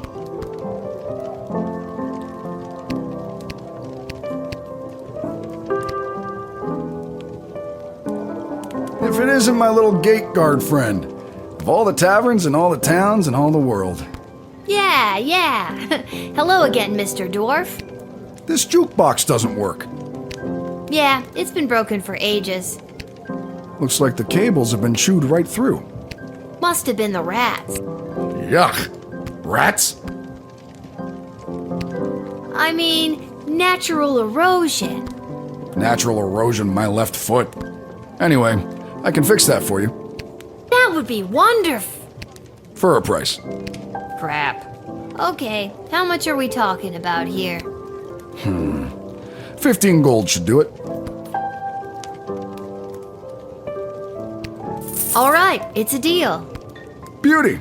See, that's the wonderful thing about knowing how to fix things. Never goes out of style. Not like those bloody mages. How long is this gonna take? Listen, lady. Patience is a virtue.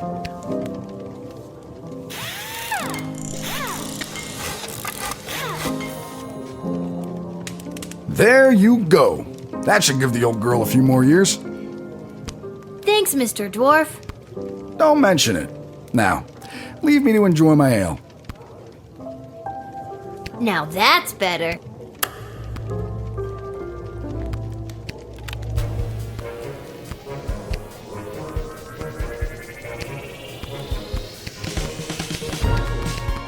I think I've done everything.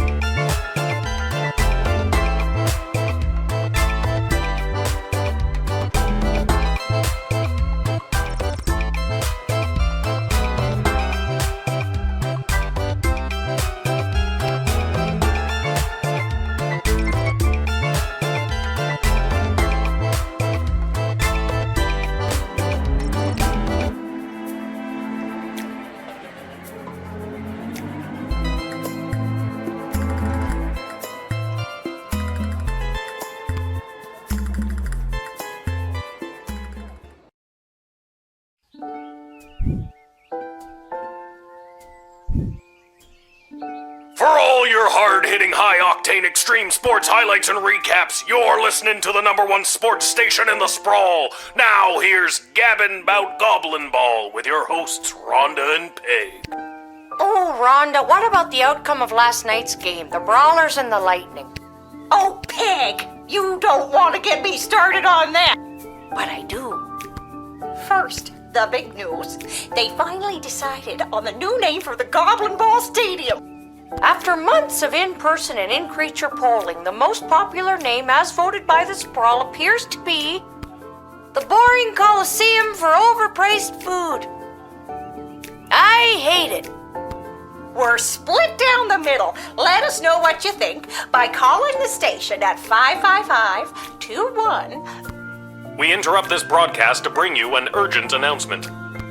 It has just been reported that Princess Desdemona, the sole heir of late King Oswin and sovereign successor to the throne, has been reported missing early this morning. In the wake of her mysterious disappearance, the Guard Corps and City Council are scrambling to maintain order over the city.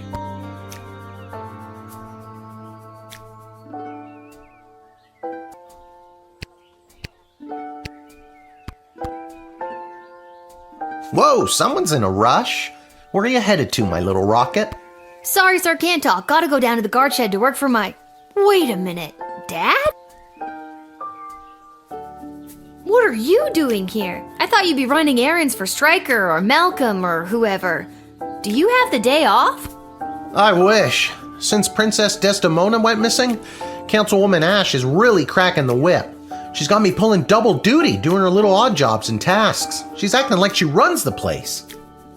Then what are you doing here? I missed you. I guess I just wanted to come check in. Don't worry, nobody knows that your daughter is covering for you at work. It's not about that. I mean, that's great and all, but are you holding up okay? Really? Are you sure? Because I could... No, that's okay. I think I got it. Even the times when you... Yeah, those parts too. Oh, okay. You're just saying all this because the princess is missing and you're feeling all sentiment.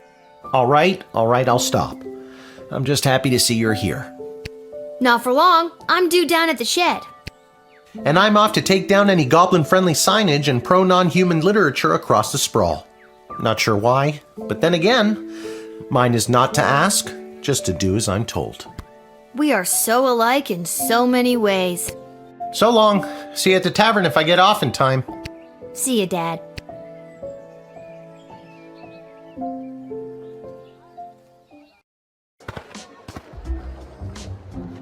Attention!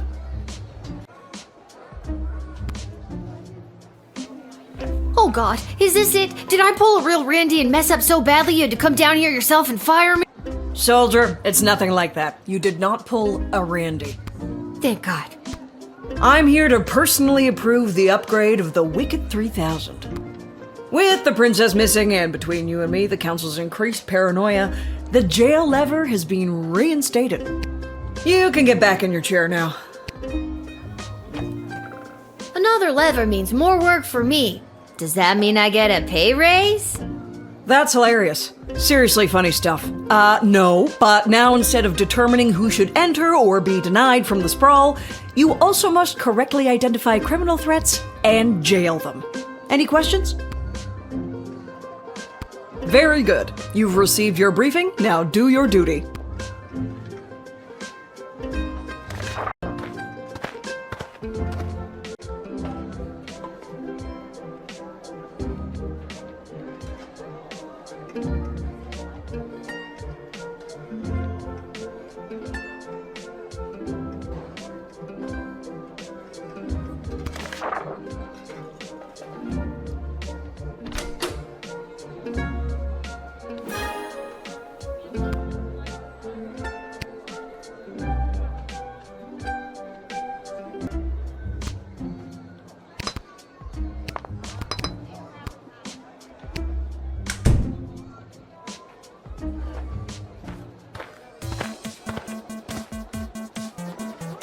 Hello there, my name is Buttface.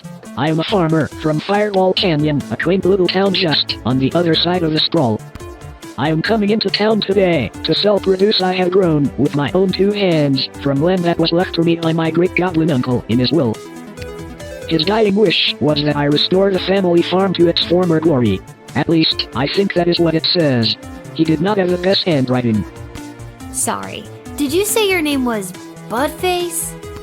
Yes, I did. It is certainly not what I would have chosen to fill it characters. I would have liked Spencer 1 or even Quincy Hart. But you cannot choose your own name, am I right? Gotta expand and sell my produce in new markets. The old farm has not been doing too well as of late. I am afraid I have put my priorities into other areas like foraging and fishing. I am quite horrible at growing vegetables, but I am your goblin if you need someone to gather pine cones. Maybe you can honor your great goblin uncle by becoming a really good forager. I hope so, because I am not sure I am cut out for the farming life. Just look at this rice I grew.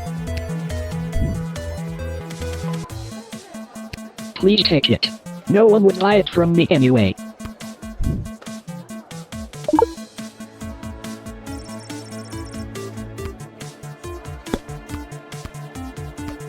Aside from farming, I often fill my time talking and giving gifts to the townsfolk and other strangers I meet.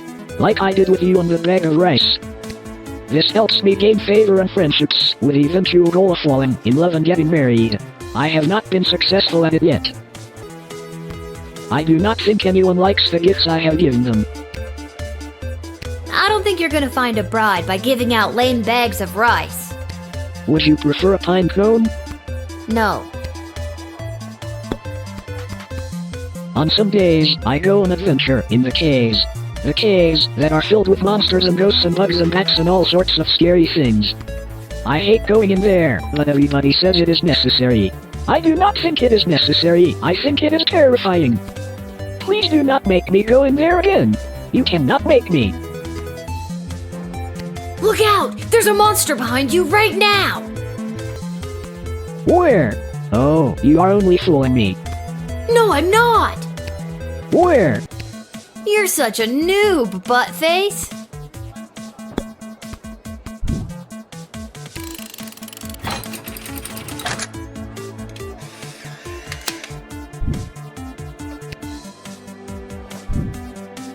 Sorry, I'm under strict rules not to let in goblins today. Access denied. This is an outrage. Where will I sell my low-quality crops now?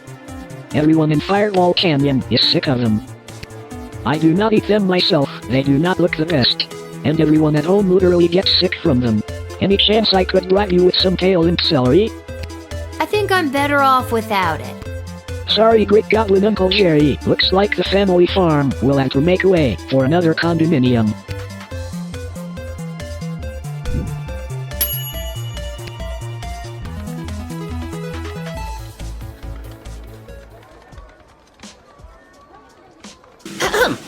Magic lovers of the sprawl, please put your hands together for the one, the only, the Edward, the great magician! Alakazoo, Alakazee! And I appear! Thank you, thank you! Wait a second, this doesn't look like a little kid's birthday party. Oh wait, there's one! Excuse me, are you Becky Schneiderman? Is this your birthday party? I'm sitting in a hot shed all alone. Which, isn't actually as bad as some of the birthdays I've had. Then I'm in the right spot! Can't believe I found my way here, especially without my glasses. So, Becky the birthday girl, sit back, relax, and prepare to be amazed by me, the Edward the Great! Wait, but I'm not... Actually, I want to see where this is going. Now, for my first trick, please pick a number between 1 and 7.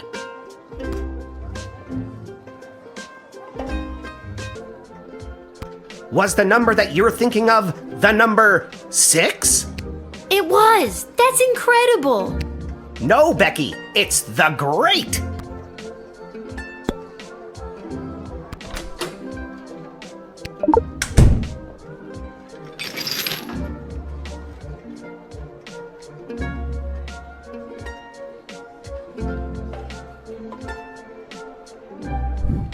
So that's where Mr. Fluffy Bunny went.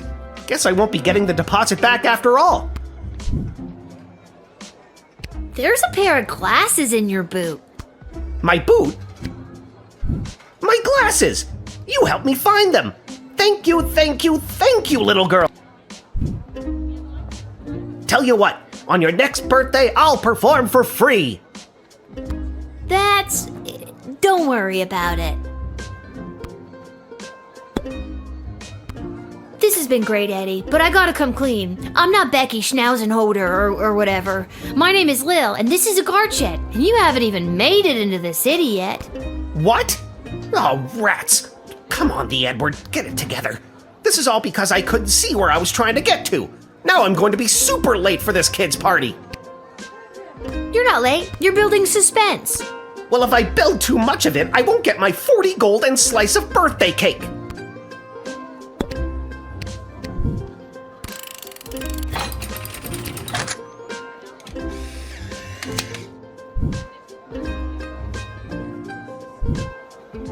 Ever since I pulled a bouquet of flowers from my parents' garden shop out of my sleeve, I knew I wanted to be a magician, and you're making this dream come true for me. And now that I have my glasses, I should be able to find my way to the party no problem. Alakazoo, Alakazee, my magic career is saved!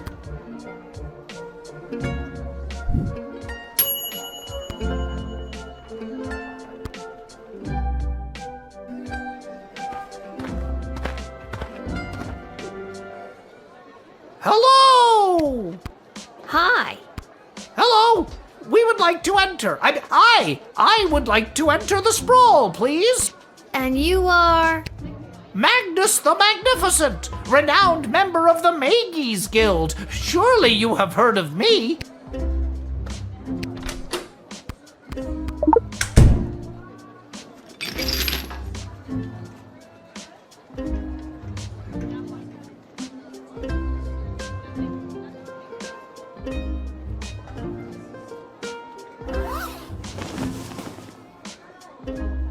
You got us. We're goblins through and through.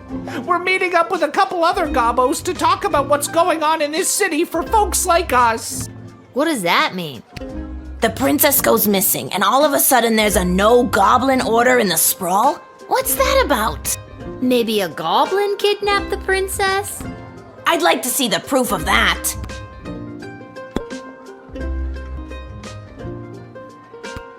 Needless to say, goblins are getting some especially unfair treatment all of a sudden, and there's this group called the Goblin Liberation Army that's putting down roots in the city. Don't tell her, we'll get in trouble.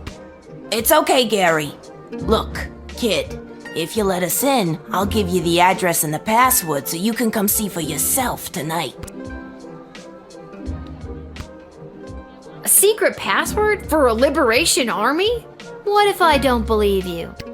Are you kidding me? We put our asses on the line telling you all that. I can't believe these humans. Julian, calm down. Here, come to the meeting. It'll really open your eyes to what's going on. Just let us in and you can see for yourself. Don't be like the rest of all those humans. This is a tough one.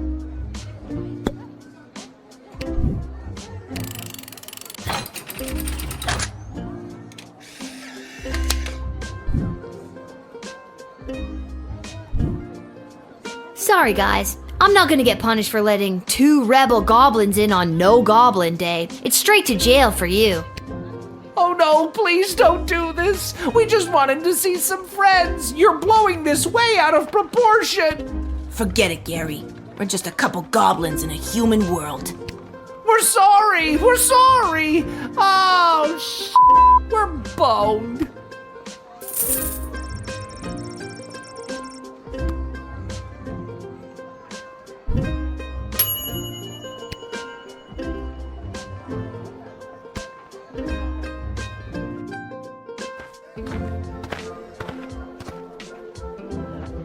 Salutations to you, little sister of this big, beautiful world. My journeys across this land have brought me here to your doors. What does sweet fortune have in store for me today? That I do not know. but it's a hell of a ride, let me tell you. Where have you journeyed here from? You really want to know?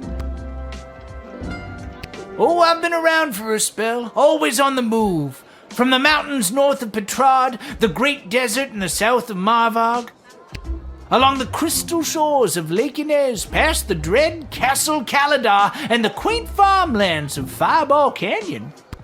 I've wandered through all of these many, many times, but for my money, there's no place like the sprawl. People everywhere you look leading their busy lives. Every once in a while, stop to take in how beautiful it all is. You can't buy that, little sister. Oh yeah, this tiny little shed is so beautiful. I must remember to take a mental picture so I can conjure it whenever I feel like I'm having too much fun. Could be a lot worse, little dudette. Not as if someone peed on your rug. Is that a common expression? It is where I come from.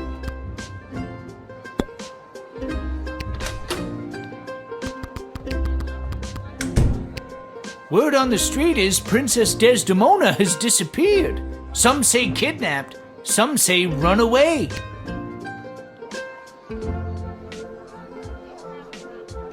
I think she ran away. Whatever did happen, it has truly bummed me out. I've got more to say if you've got the ears to listen. I'm picking up what you're putting down, little sister. After King Oswin died, it didn't take long for would-be successors to start lining up. 3 in particular, a young headstrong counselor, a battle-hardened lieutenant in the Guard Corps, and the court jester, although I don't know if anyone took him seriously or not. These 3 have been battling for control of the sprawl for years now. But what about the princess? She's next in line. True, but at the time she was just a kid. Now she's grown, but I fear that these outside forces are using her as a pawn. I see the tempo with the big city is in your blood, kid.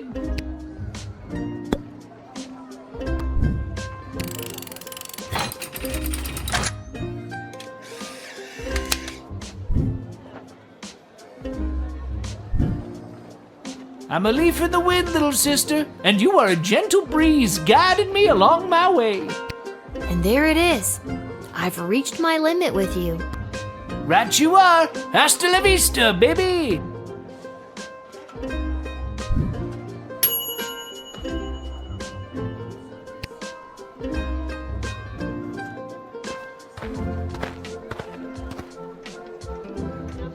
Lil, you've got to close down the shed for the day and come with me immediately. By now you've heard that Princess Desdemona has disappeared, right? Good. Any other week the royal advisors might have given her a day or two before sounding the alarm. But with the mucky mucks from Petrard and Marvog in town, we have to get her back before things around here get any worse. I hope nothing bad happened to her, but what does any of this have to do with me? I asked my boss the same thing. In fact, I said, why the hell would they need that piece of... You know, that's not important now. Do what you have to do to close up shop here, and then you're coming downtown to the city council chambers with me.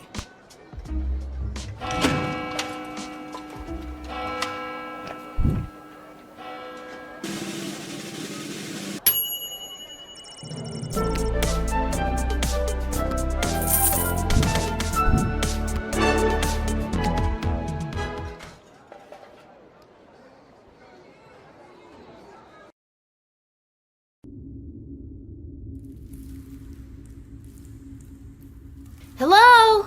Is anyone there? Can somebody tell me why I've been summoned?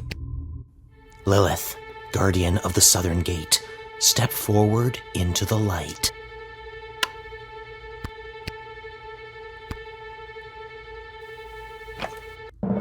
What is this? Who are you? Can somebody please tell me what exactly is going on here? Lil, you have been chosen to play the hit game that's sweeping the sprawl. That's right, it's time for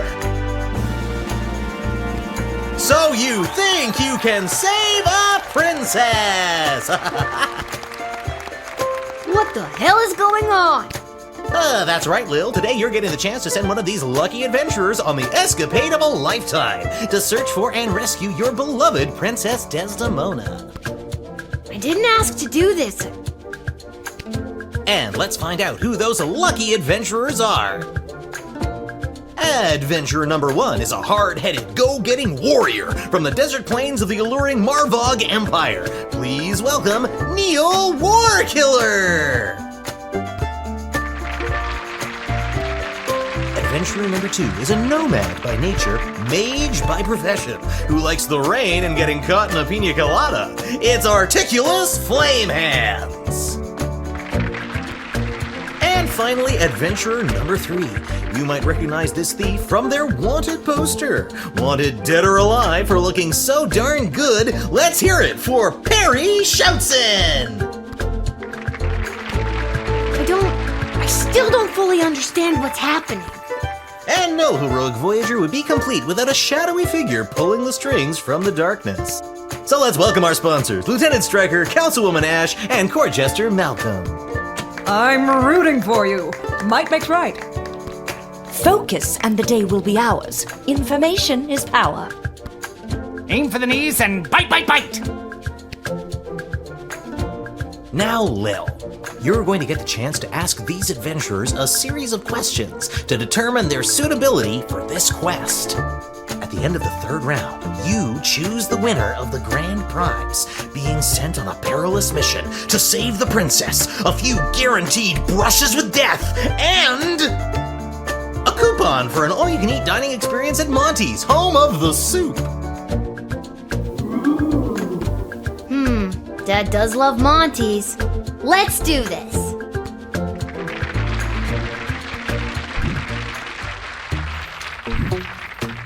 All right, Lil, what would you like to ask our trio of intrepid would-be heroes? Where do you come from? And who would you like to ask? I was born on the battlefield with a sword in both hands. Slaughtered 12 enemies that day. My mother was so proud. I was disappointed. If I had really applied myself, I think I could have killed at least 2 more. You can ask another adventurer if you like. My origins are rather humble. My father was a chamberlain in the court of the dread King Vlad Invictus of Caladar, and my mother owned an exotic pet shop in the Duchy of Scarborough. They had 50-50 custody, but I was disowned by both as my magical prowess became apparent.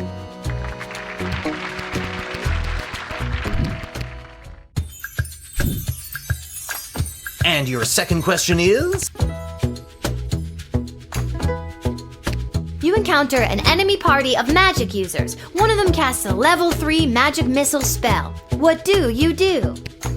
And who's that one for? If you think a bunch of pointy hats are getting the jump on me, you've got another thing coming. But okay, let's suppose some Penn and Teller wannabes do get me in their sights. Just watch these dodge skills. I'm over here now. And now I'm here. And now I'm back where I started. Blink of an eye. I'm like Nightcrawler over here. You can ask another adventurer if you like. Level 3. Ooh, spooky.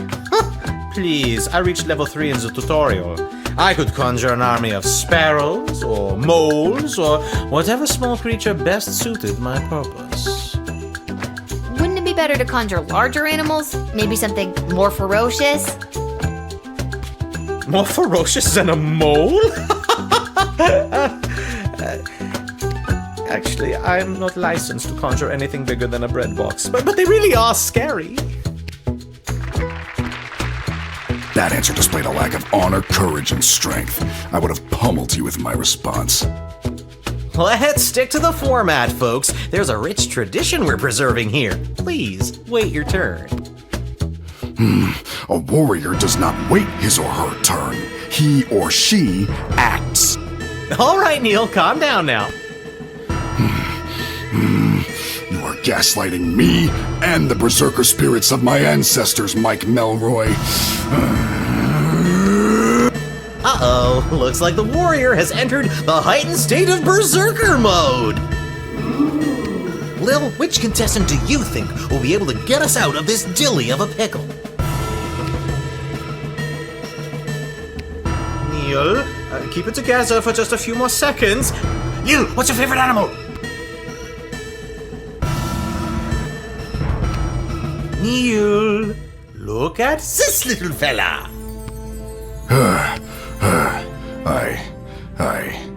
I feel the blood rage calming.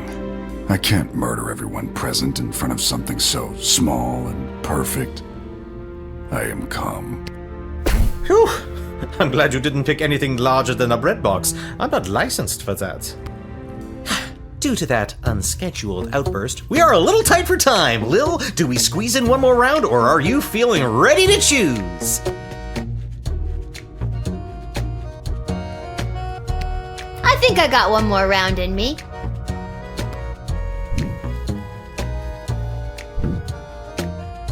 Lil, what's your final question going to be?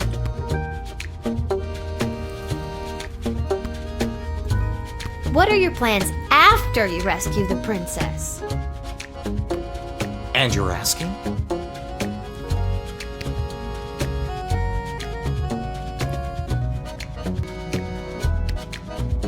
Are you kidding me? I make this gig and I'm set for life. Rescuing the sole heir to the whole freaking sprawl? Insta-retired, baby. I'll be sipping pina coladas on the crystal shores of Lake Inez before you can say, "Would you like a curly straw for that pina colada, sir?" Oh, I love pina coladas. They mentioned it in my introduction. Then the first round's on me. I picked his pocket earlier.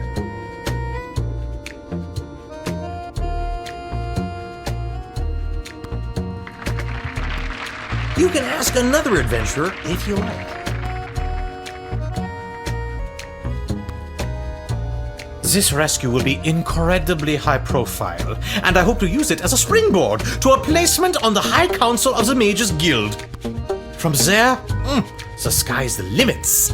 Well, 2 4-year terms followed by a lifetime pension is the limit, but still, not too shabby.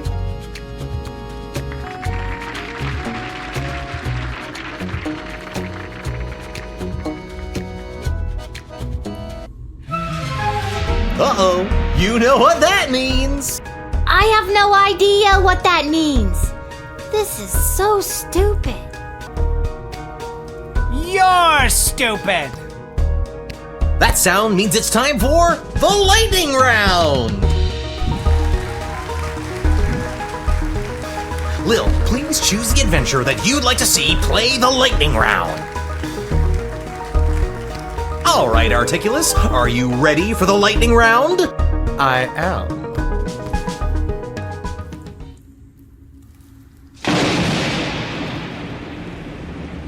Most impressive. I felt that a little. Well deduced that I'm an elemental mage, Lil. Yep, that wasn't a random lucky guess at all.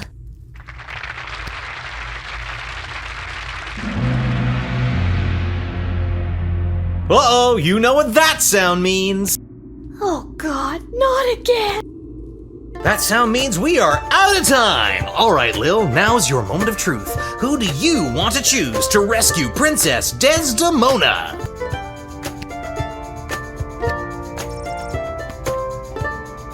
Ladies and gentlemen, humans and otherwise, the winner of So You Think You Can Save a Princess and proud owner of an all-you-can-eat dining experience at Monty's Home of the Soup is Perry Shoutson the Thief. Hey, everything's coming up Millhouse. And that's all for us here today. Please help control the pet population. Have your gargoyles spayed or neutered. So long, everybody.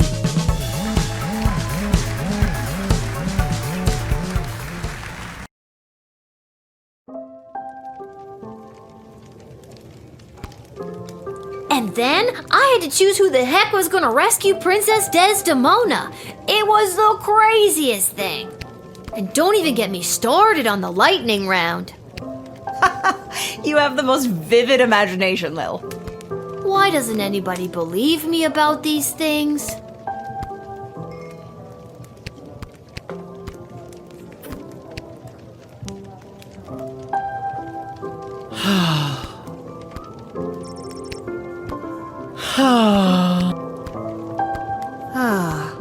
Is everything okay, Beverly?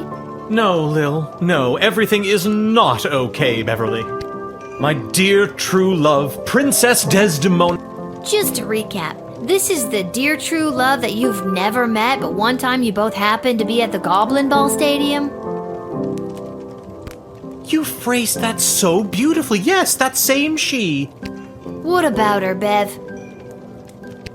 When I'd heard she'd vanished, I tried to get on So You Think You Can Save a Princess, but none of the advisors wanted me as their champion. Beverly, you're a janitor at the Goblin Ball Stadium. Maybe you're right.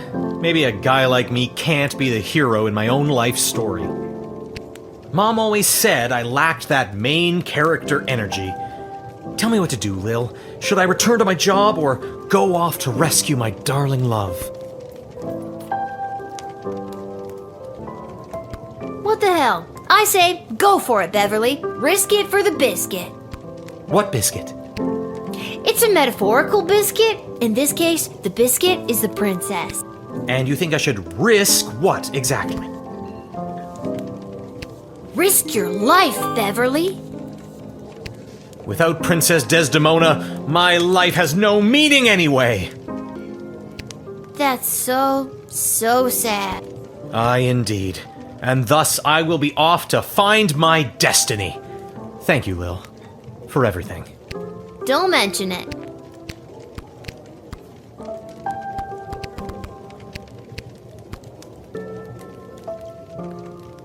Pathetic, weak coward! You should do the honorable thing and let me kill you. Oh, you would just love that, wouldn't you? Yes. I would like to commend you on your choice of adventurer. The princess is as good as rescued. On behalf of the Marvog Empire, I vehemently disagree.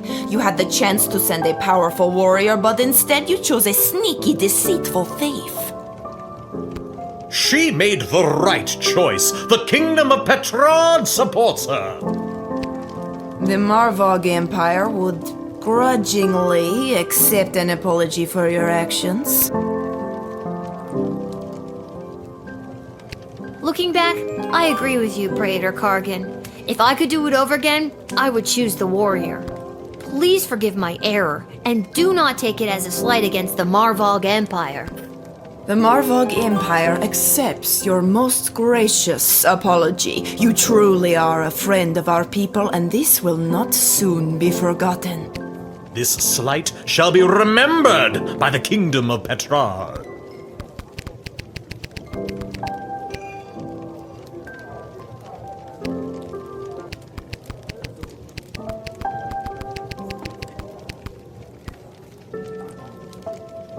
Salutations to you, little sister of this big, beautiful world.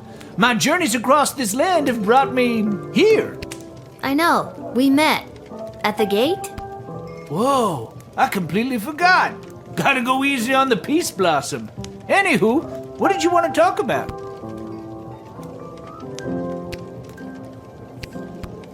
This hat, it is not as fantastic as my previous hat.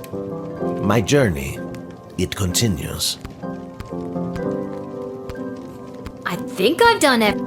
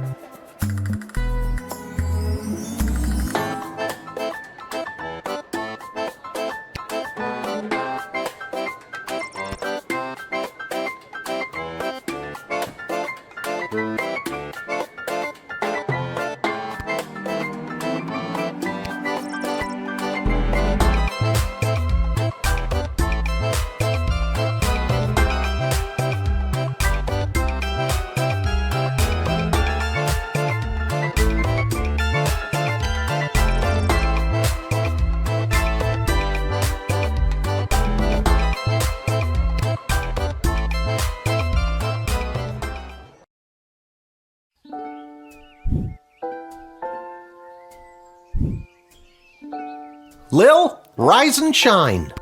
What, Dad? You rise, you shine. I'll take 5 more minutes. It's time to get up. Shouldn't you be down at the guard shed? And shouldn't I be heading down to cover for you? Do you want the good news or the bad news? We got the day off! Now you can finally have a day to just be a kid and do kid stuff and eat kid food. And throw rocks at things? The biggest rocks at the biggest things. I think I heard some of your friends out back at the tavern doing just that. Oh boy, thanks, Dad. Wait, what's the bad news? We only got the day off because we have to work the night shift. I'm going back to bed. No, you're getting out of this house and taking some time to yourself today. Why do we have to work the night shift? Good news or bad news? Apparently you didn't pick the right person's champion for the rescue mission, whatever that means, and they're punishing you for it. That doesn't sound like good news. Yeah, it's not.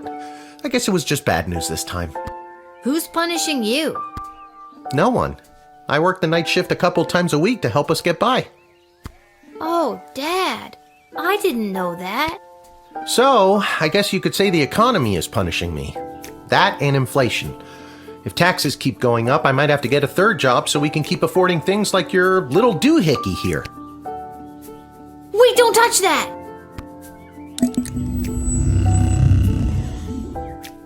Whoa, what just happened? Do you want the good news or the bad news? Both are. I don't know. Do you feel okay? I feel fine, sweetie. No need to look all blurry about it. Now you get out of here and enjoy your day off. But don't enjoy it too much. You have to work all night, remember? Okay, I'm going. Just try not to operate any heavy machinery until I get back. I should probably check in with Dr. B and make sure my dad isn't radioactive.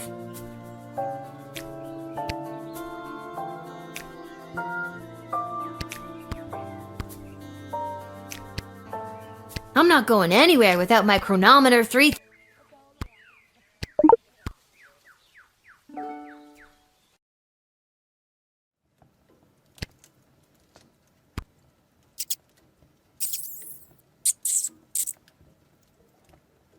Oh, God! The rat problem is even worse than I thought! We eat all of our meals here!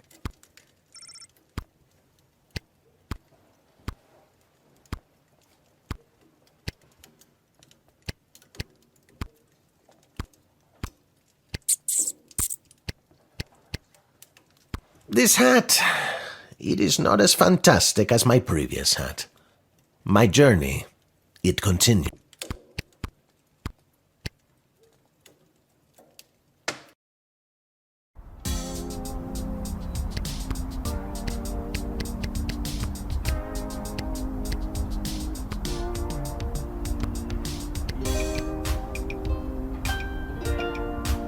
Isla, Simon, Lamont. How's it going, guys? Hey, if it isn't Little Miss, I haven't been around for a while. Where you been all this time? Not around. I got what every kid fears they'll get one day. Chickenpox? Worse than that, Simon. I got a job. What are you up to? Well, you just missed the rock throwing portion of our morning. Sadly, we chucked the last rock in the alley over the fence. Next, well... We were thinking of seeing if we could get our mitts on some of the cool stuff that Garby guys got over there. They look like magical toys, basically.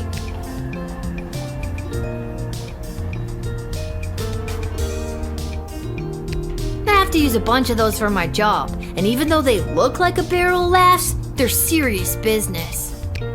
Come on, Lil. For some reason, the world is basically treating you like you're old. Work your magic and score us some sweet loot. I'm not sure if it's a good idea, but I'll talk to Garbanzo over there and see.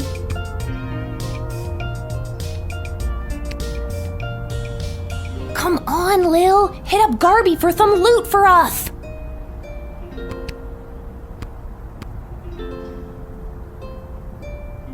Hi, Lil. Sorry, I'm not quite ready to open up the shop yet. I can't seem to find my inventory key. What are you doing up so early? I was hoping to do some quick shopping before I have to work the graveyard shift tonight. Oh, geez, I'd love to help you out, but I can't seem to find the key to my inventory cabinet. I can't open my shop without it. It's gotta be around here somewhere. You probably just dropped it. Or maybe one of those small hooligans over there stole it.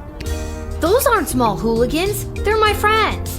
And I was actually coming to talk to you about letting us borrow a couple of items. I stand by my statement, and we can talk about loaning you some merchandise later. Maybe you could talk to them for me. Work your little guardsman magic and see what you could do to get it back. On it.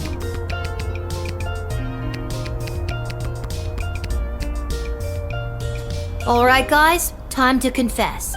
Which one of you took poor Garby's inventory key? Was me. I don't know. I ain't saying nothing. So that's the way it's gonna be, is it? Listen, I need that key to upgrade tools and buy more power crystals, so one of you is gonna tell me who's responsible. Are you a lawyer all of a sudden? Nope, but I'm a guardsman. I hope you got your story straight, because I really don't want to go down to the guard shed and get my metal detector. So tell me, which one of you took Garby's key? It was Simon. I've never brought this up to the group before, but I think Isla is a kleptomaniac. I always see her taking things out of Lamont's backpack when he's not looking. But also... Between you and me, I saw Lamont poking his big, dumb, handsome nose that sits in the middle of his gorgeous face all around that booth. It was probably him.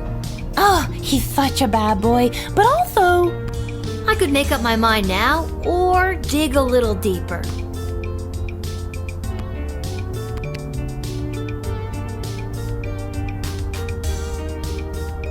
So, did you figure out who took my key?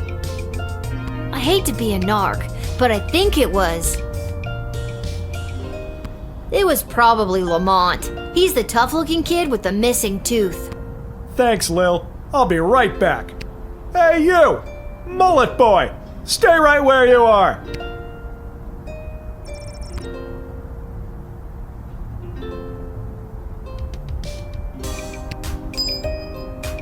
Ugh, got the key back. And those hooligans ran off. It's a win-win. Now my shop is ready to open. For helping me out, I'd like to offer you some gold to upgrade one of your tools. Or load up on crystals. Whatever your lil heart desires.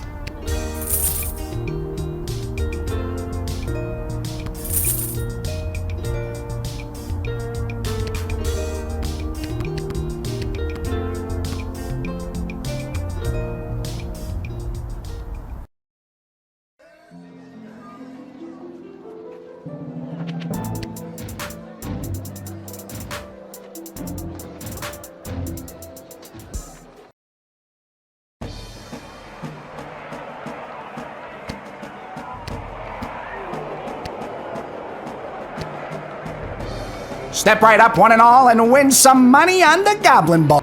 Hello again, Fredo. Again? I've never seen you before in my life. But I placed a bet with you on the last game. Doesn't ring a bell. The Kaladar Lightning game against the Brawlers, I won some money. Okay, if you say so. Person I've never seen before. Anyways, you want to make a bet on the game? Here are the teams at play, kiddo. Nah. How much you looking to gamble?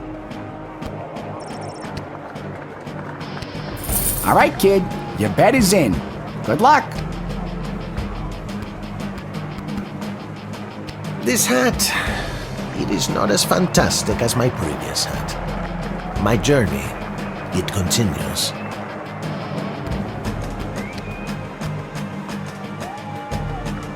Oh, hello, dear. Are you here to watch the Goblin Ball game? Hiya, Mrs. A. I usually find Goblin Ball too boring to watch, unless of course there's a little action on it, if you know what I mean. I most certainly do. I've got this month's pension check riding on a sure thing tip that's gonna pay out big time. You sure seem confident, Mrs. A. Care to share that tip with this underage gambler? Your father wouldn't be pleased with me, but I'll tell you what. Actually, I've already placed my bet for the game. Good luck, though, Mrs. A. Oh, all right. Say hi to that father of yours for me. Let's watch some goblins. What an embarrassing series of unfortunate accidents for the Sprawl Brawlers! First, Jorbala Pepstein failed to barrel roll out of the way of the Marauders' lightning-fast offensive line. Then, the dynamic duo Edie and Audrey O'Goblin only shaved 12 of the 14.7 seconds off of the time the Brawlers needed to open the Diamond Snorf's cage. It all comes down to the final wagon wheel toss today, folks, and the coach has sent in Sir Warren of Bainbridge, the bad boy of the Brawlers' midfield passive-aggressive line. He's muttering something to himself. He spits. He lifts the wheel above his head. He spins again. He spins a third time, and it's launched. The Marauders' weather wizard can't touch a throw like that, and it's through the posts. The Sprawl Brawlers win.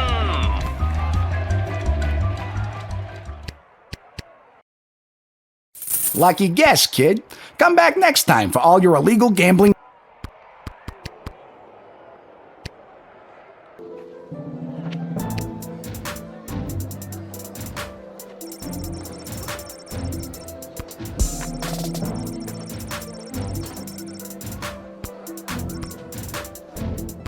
Well, that's just great. What am I supposed to do now? I guess I could go back in time to when she was here.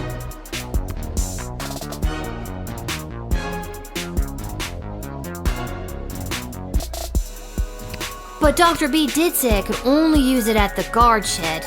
Maybe that's why it's on the fritz? I better just get to my shift before this thing explodes.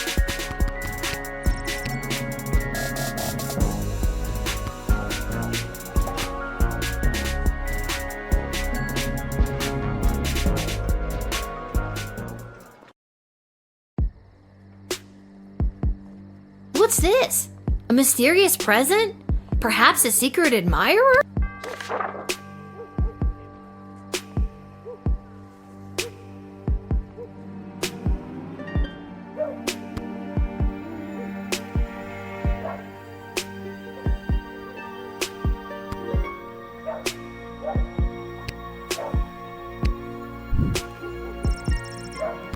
Sweet.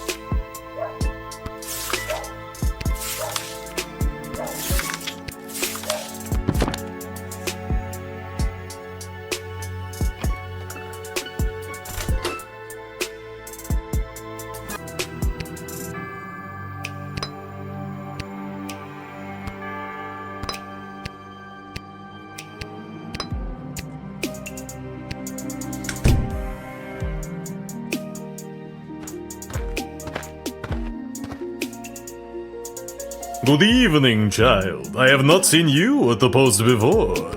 Yeah, you know how it goes. Drew the short straw this time. Burning it at both ends, you know. Just gotta keep on trucking through. I hear you, working the graveyard shift myself. Yeah. You said it. What did you say your name was, sir? Heinrich. And last name? Von Pyre. Von Pyre? Von Pyre. Title? Count. Your name is Count Heinrich von Pyre? Yes. What? Were the less obvious names taken? I have no idea what you mean. I happen to come from a long line of Von Pyres. I have no doubt in my mind. So, are you, Running late? Yes, I am. So if you wouldn't mind inviting me in, there is an urgent matter I must attend to. Did you say invite you in? Yes, it was an arrangement I had with the guard who normally works this location. An arrangement that, if broken, would be a real pain in the neck, so to speak. Okay, but why do I need to invite you? It's just a nice thing that people do for people. Wouldn't you like to be invited into places? I guess I would. See, it's a perfectly reasonable thing to do.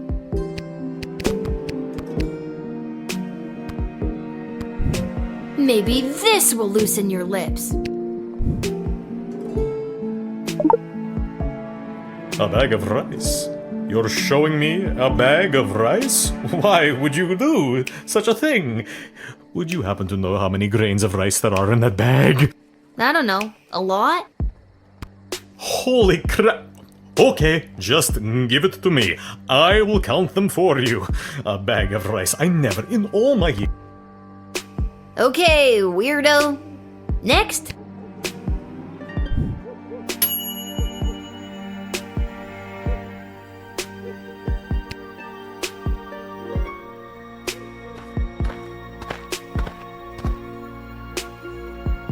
Listen, little girl, there isn't much time. You must send me to jail immediately.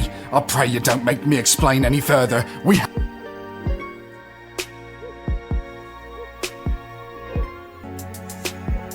I feel like I've seen you before. Did you go to a funeral for a cat recently?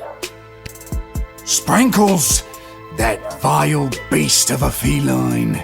I am certain that cat cursed me and turned me into the monster I am today.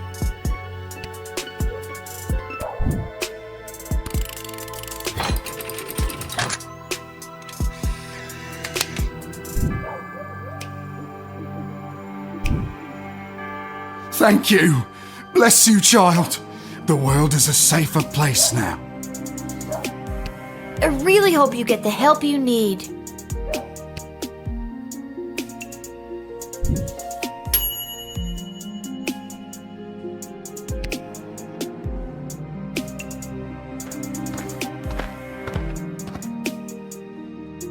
Oh my god. No, little one. Not a god, just an incredibly handsome mortal. People make that mistake all the time. It is I, Prince Phineas, heir to the throne of Petra.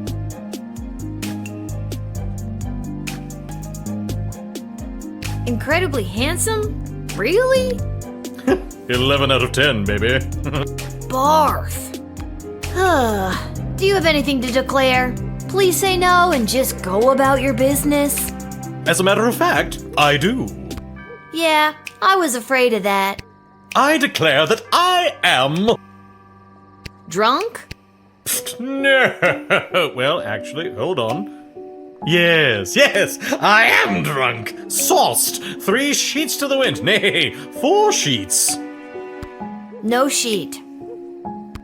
Okay, and I feel like I'm gonna regret asking, but what have you been doing tonight? What do you want me to say? Milkmaids? Or what I've been doing with the milkmaids?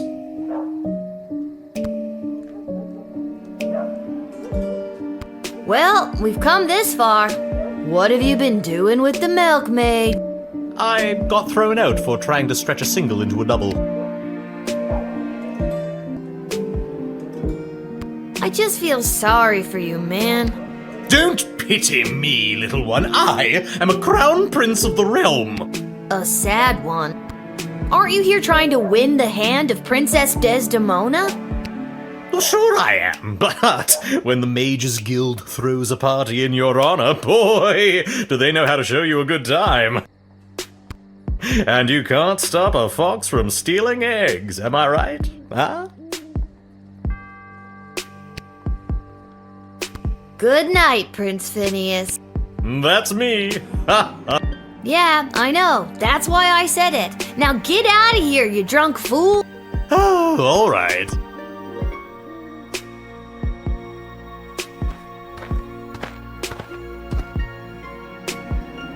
Good evening, my dear.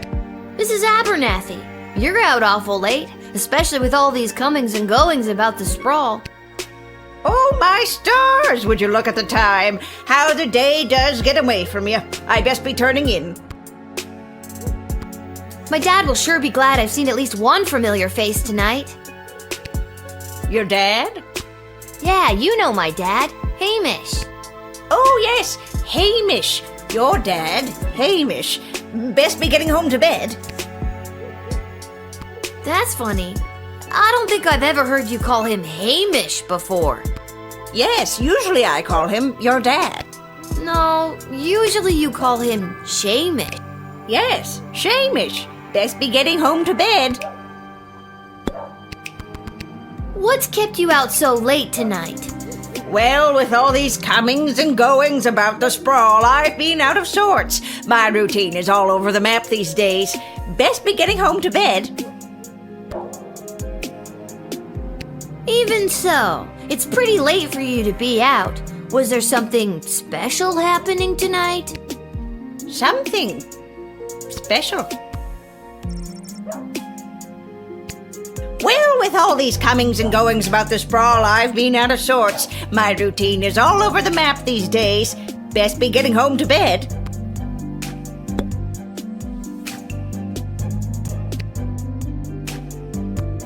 Something is seriously weird here. Didn't I read somewhere about showing people something familiar? Does this do anything for you? Oh, yes. It is very nice. Thank you. That was one of your award-winning bonds, Mrs. Abernathy. You don't recognize it?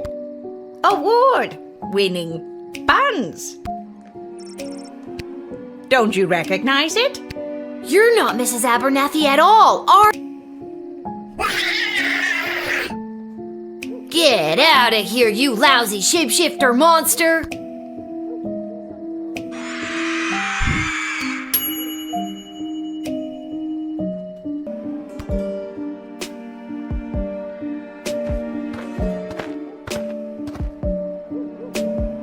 Well.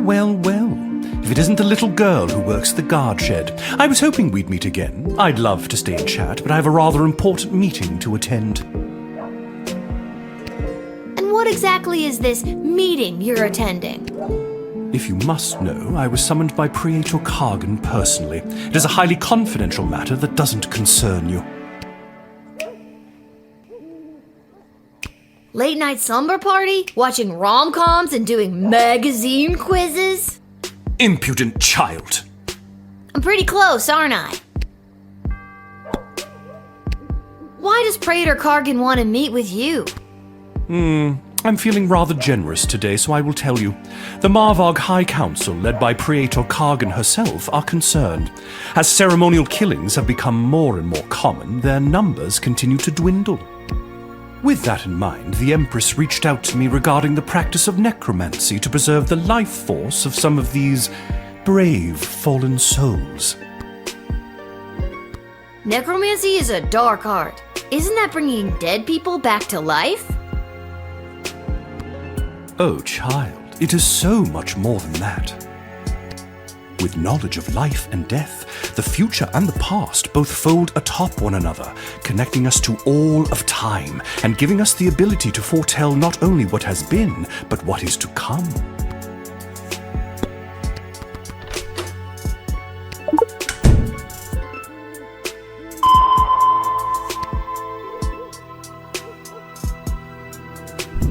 Oh, that. An Athanatos family heirloom.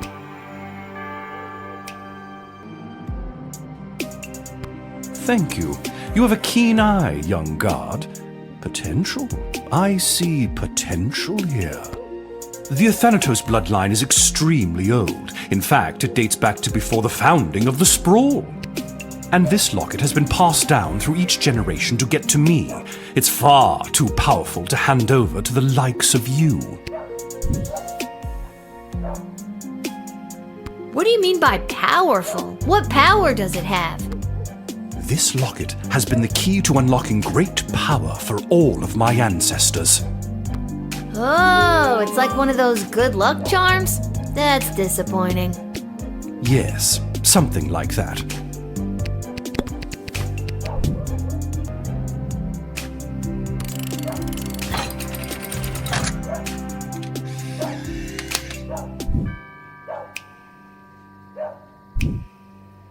You have no right to deny me, no right to even stand in my view, you pathetic smaggle. What's that? Smaggle. Yes, that is the word we mages use to describe worthless, magicless beings such as you. You are a prime grade A example of a smaggle. Dude, that's pretty weak. No, it is not weak. It cuts to the core. Nah, that's lame. Get out of here. The Praetor will know of your insolence, little one.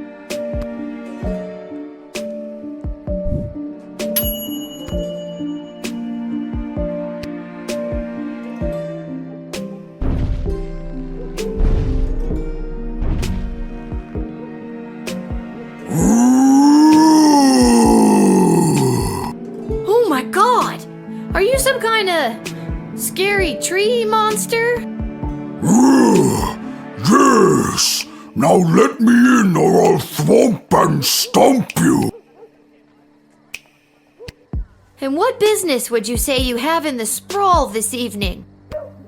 Too many people come through my woods. Too many strangers stomping on our roots and throwing their garbage on us. Me and my brothers and sisters say no more. That must be really hard on you and the other scary tree monsters. Not all are scary.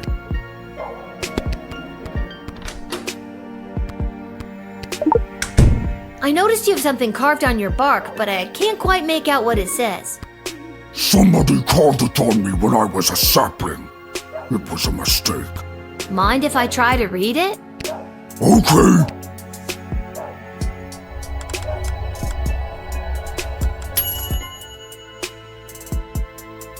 It reads, to lodge all power in one party and keep it there is to ensure bad government and the sure and gradual deterioration of public morals.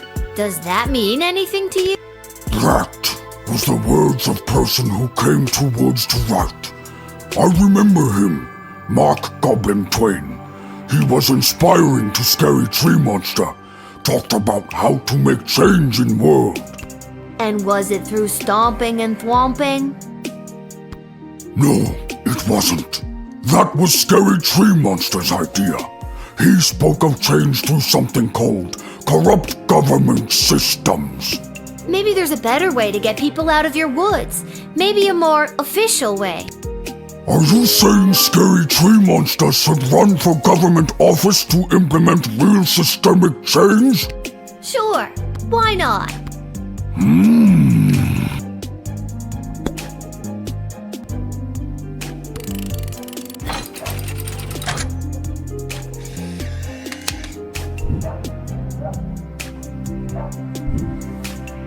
I believe in you, Scary Tree Monster. I think you'll make a fine governor, or Congress Tree, or whatever you end up running for. Thank you. Now all I need is a snappy campaign slogan. A vote for me is a vote for a tree?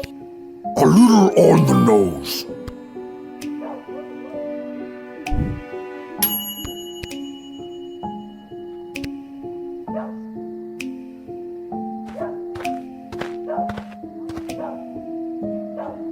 Hello, I wish safe passage through this gate. Can do. I'm just gonna need you to lift that hood. Gotta see if you're human or elf or gelatinous blob. We've had all types tonight. I'm afraid I can't do that. I assure you, I am human. Now, please allow me safe passage.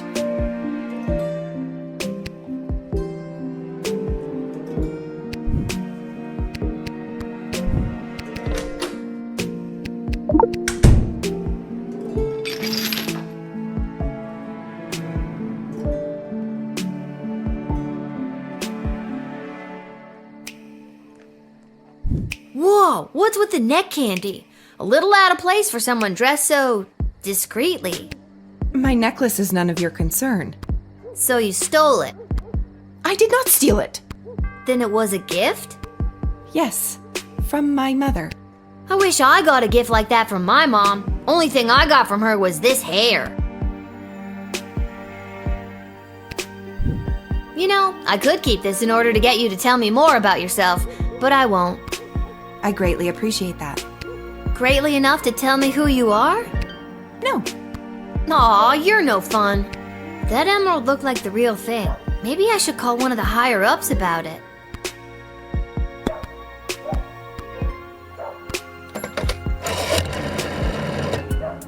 I'm forwarding you to Mrs. Ash now. Please hold.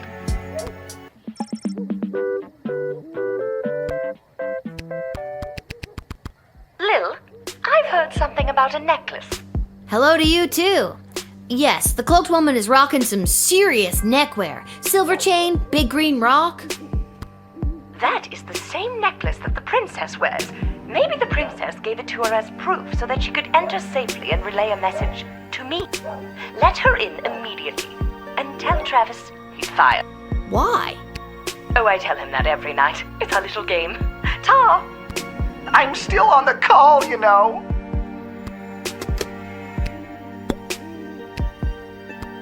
You've got a real mysterious, don't ask me any questions vibe going on. What's up with that? I simply have nothing to state or claim. I just wish to enter. You know, I'd say you have a trusting face, but I haven't seen it yet. And you won't.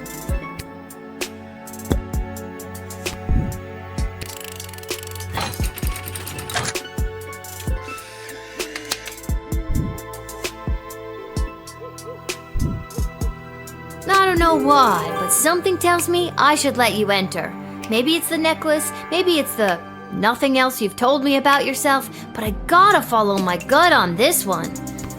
Thank you. The choice you made here today will not go unrewarded.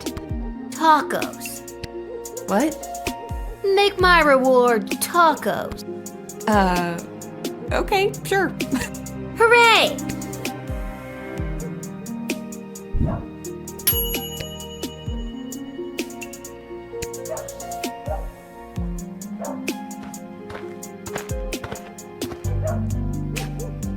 All right, there. It is done. 62,451! I've counted every single grain of rice in this bag. I also counted 14 bugs, 27 bottle caps, and 1 mouse skull. And you said I couldn't do it. No, I didn't. Oh, well, I did it anyway. Now, where were we? Ah, yes, you were just about to invite me into the sprawl. I'm sorry, but it's almost sunrise, which means my shift is done. You'll have to wait until the next guard comes on duty. It's almost sunrise? Oh, holy hell, I can't believe I spent another night wasted counting grains of rice! I'll come back tomorrow night.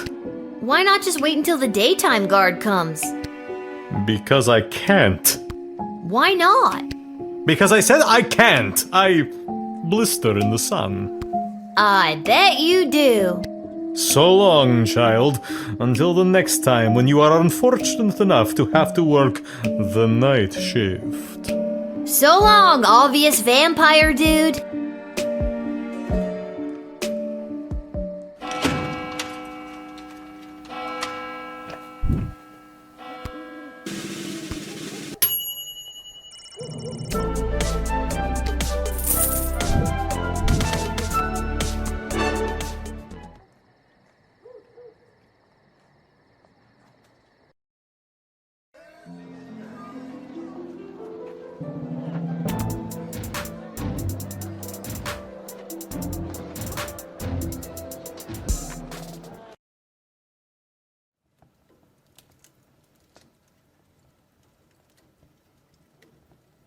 It's you!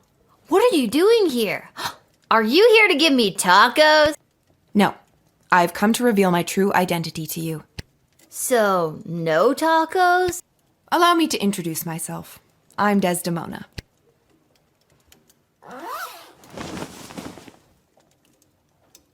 Princess Desdemona?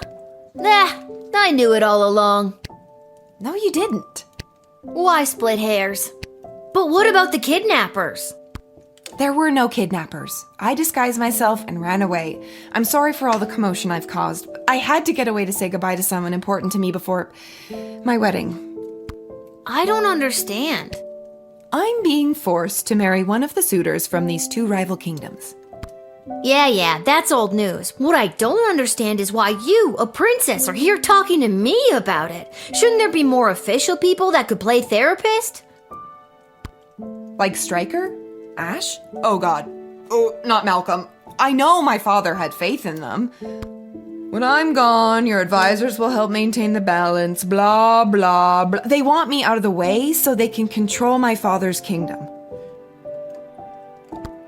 They've never been good at listening to what I want, or how I want to rule this land.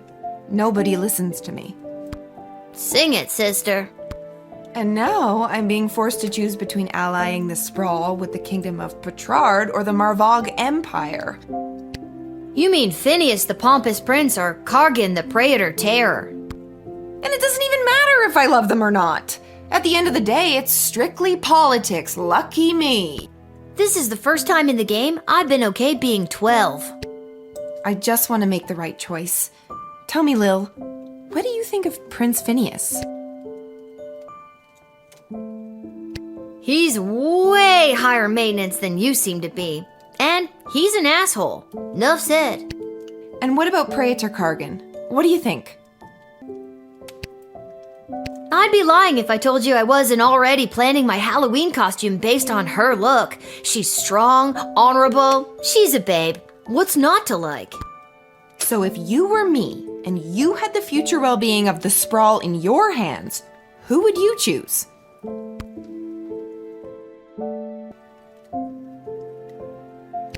Thank you for your honesty. I know my advisors have jerked you around, but I also know you don't always do what they say, and I like that. You remind me of, well, me. And you remind me of me too, if I was rich and beautiful and influential. Oh, you are influential. You've changed the course of fate more than you know. Don't forget beautiful. I am also beautiful. The sun's coming up. I must go. I shall put my own heart aside and do what's best for the kingdom.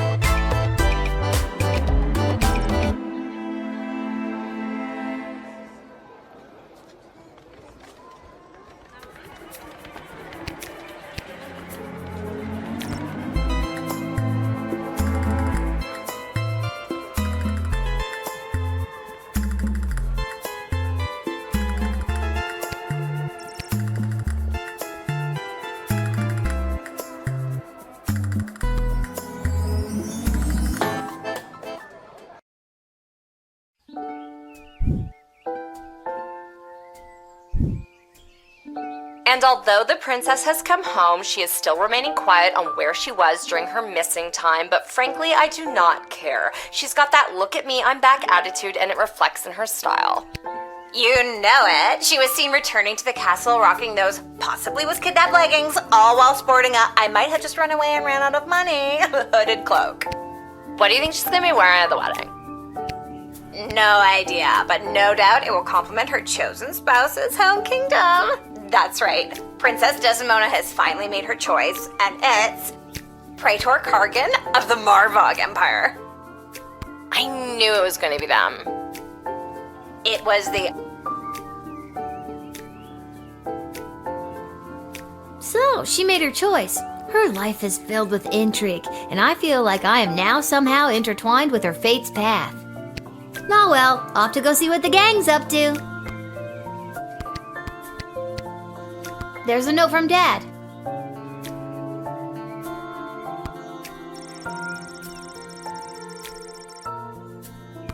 Back to the guard shed for me. Wait a minute, where's the chronometer? I always leave it right here. There it is. What's it doing under the bed? Spooky. I don't remember putting it there. Wait, what time is it? I don't want to be late. For a time machine, you'd think they could have at least put a clock on it somewhere.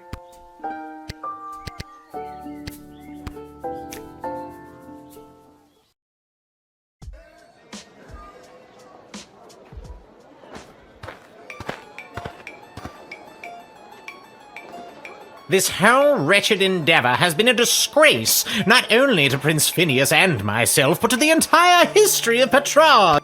King Phineas and Queen Buttermilk will not sit idly by while their royal lineage is dragged through the mud. Well, you know what they say, you win some, you lose some. All's fair in love and war. Other cliche sayings. Keep your chin up, Prince Phineas. You'll find someone. Say what you will, your words and your sweet-smelling city will soon be drowned out by the musk of the sulfur mines of Petrard. May your home be exploded by a bottle of fine Petrardian fizzy. Well, that's not great.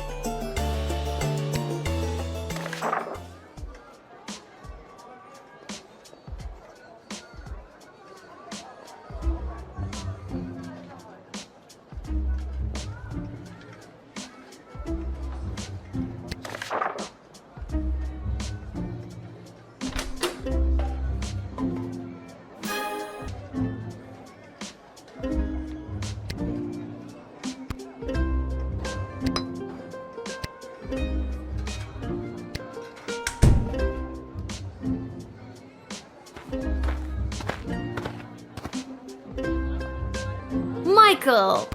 Hello, Lil. What, no more sparkly suit? It was a rental. Besides, today I'm here in a different capacity to help coordinate the royal wedding. You have a lot of jobs, Mike. And wedding planning is my least favorite out of all of them. Tell you what, why don't you be the wedding planner for the day? What do you think? I think it's very irresponsible to get a 12-year-old girl to do two grown men's separate jobs. All you have to do is choose the music, decorations, and food menu for the big event. It's simple, just let in the one you like the best. Or the one you think the groom would like best, or who the bride will like. I'm sure it's not really going to affect anything. Or it might. See, it's simple. Do you want me to explain it again?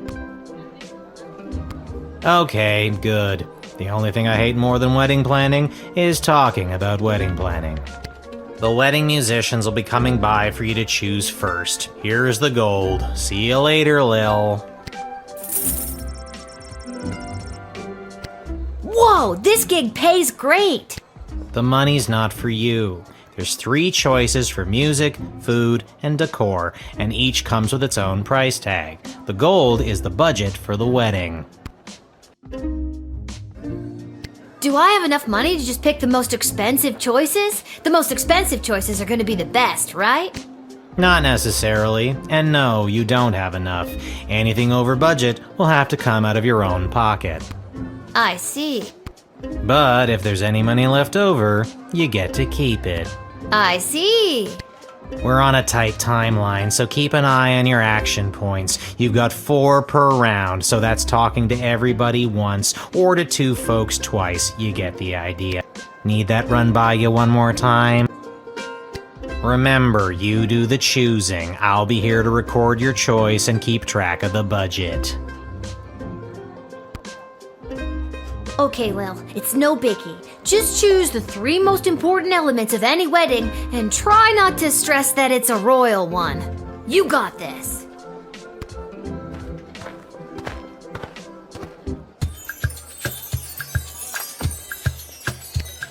Hello, young lady. The name is Jacob Fiddlestein, and me and my accordion here play all the polka conga you kids are so crazy about these days. A 1 and 2 and polka conga 2 and 3 and polka conga 3 and 1 and polka conga. Hey! Hoi! I nearly winded myself there. Vlad Extreme here, mate. I know what you're thinking. What is the baddest, metalist bad boy of death metal playing some skint royal wedding? Well, I ain't here just to collect a big paycheck, mate. I'm here to stick it to the bourgeoisie and not take any of their crap, mate. Rock and roll all life long. Hello, hi, hello. My name is Suzette Courgette, and I sing with my voice. I do the slow songs and the nice songs and some of the ones you know.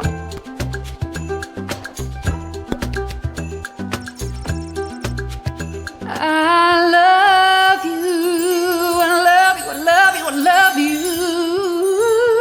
you. Do you love me too? That's a little sample, I guess, if you'd like. I'm, real hit at weddings, people say. Have you made up your mind?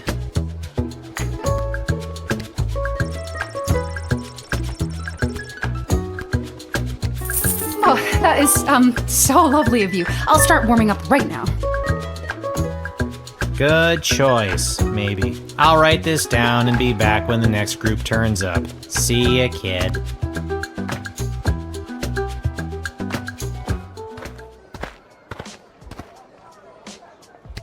Well, if it isn't the Edward, the Great Magician. Got another group of brats to entertain? Where are you pulling a rabbit out of now?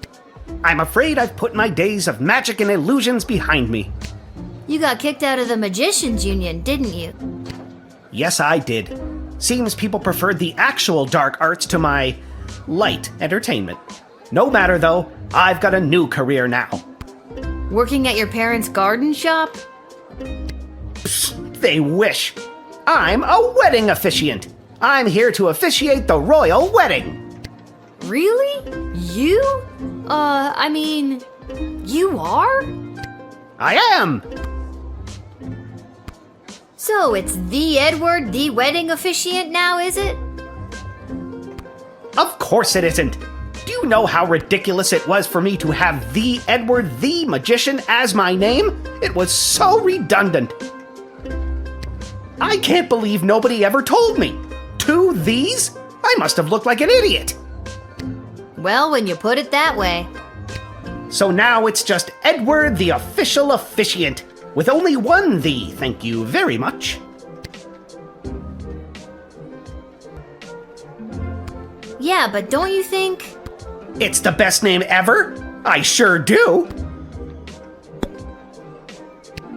What made you want to become a wedding officiant? This morning, someone from the castle came into my parents' shop to place a big order of flowers for the royal wedding, and that's when I got to thinking. 1 3-hour course at the Elven Community College later, and here I am. It's my first gig as an officiant. You weren't actually hired to officiate the royal wedding, were you? Not technically, but maybe it's a detail they've left to the last minute and need someone desperately. I don't think weddings usually work that way.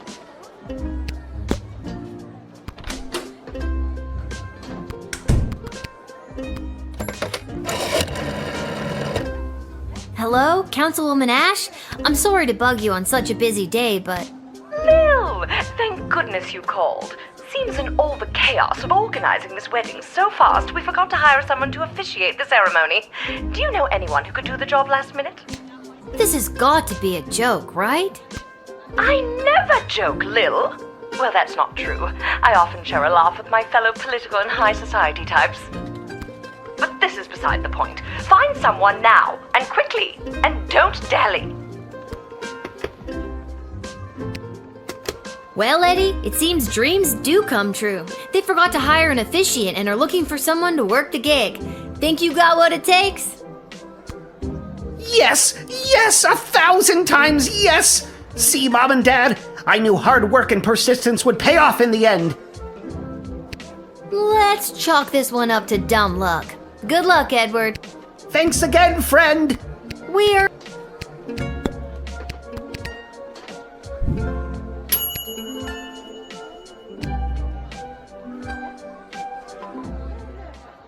Hello there, I'm back. On to the decorator candidates. I don't have to tell you how important the interior decorations and overall aesthetic of a wedding can be. I don't have to tell you because I refuse to tell you. Anyways, here they are. Take your shot. Hello again, Mum. Thought I'd see my way down to do some decorating for the royal wedding. Ain't much of a decorator per se, but I got my cerulean blue, blood red, and cadmium green with me, so I'd go do something with them, I suppose. Hello! I've got some grand ideas, for how the royal wedding should be. You might not know it, but I read all the latest wedding magazines down at the salon when I'm getting the old do done, and apparently what's in these days is meat. Big bold slabs of meat on the wall. It gives things a real abattoir feel, so they say. So I guess I'd go with that. Who am I, you ask? Only the editor of the biggest wedding magazine in circulation right now. There's no one else who can do the royal wedding justice, darling. Surely you've seen my work. Just don't look in last year's issue, darling. I went on a real tangent about slaughterhouses one night, and my team printed everything I said. Blame the Quaalude. But this year, darling, we'll do something daring. Daring and bold, darling. Can you feel it? Here's my Pinterest board, which is totally a thing that exists in the world of this game.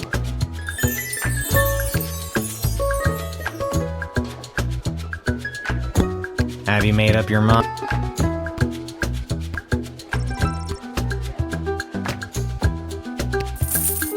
Fine. I will decorate your provincial little affair. And it's set in stone. I'll write this down and be back with the next.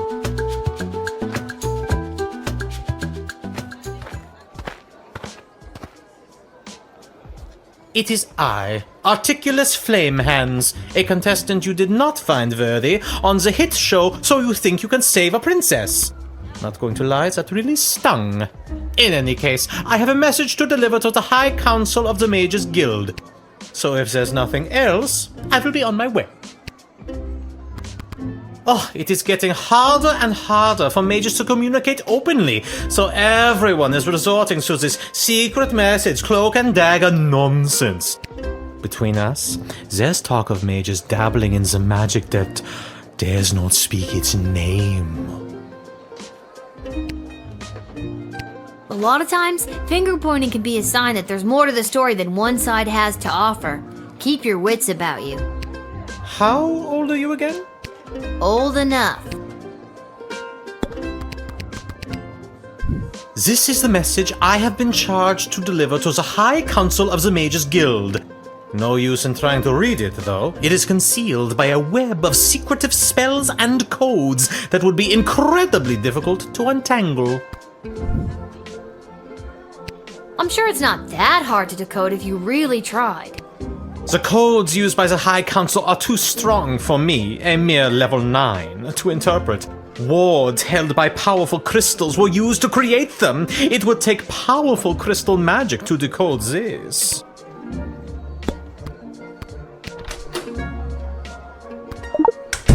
Hey, can I see the letter you're delivering?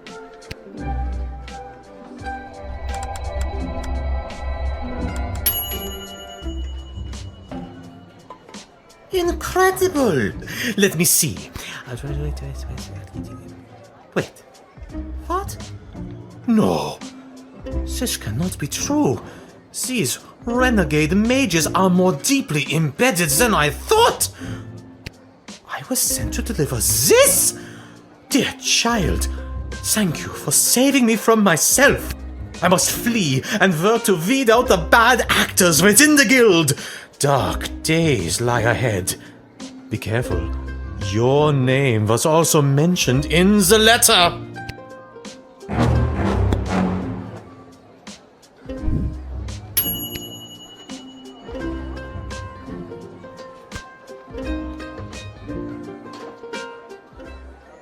Alright, kid, can you feel it? We're almost done. This is the last hellish choice you'll have to make as a wedding planner. I, for one, cannot wait to be... Just hurry up and pick the food up. I'm not allowed to leave.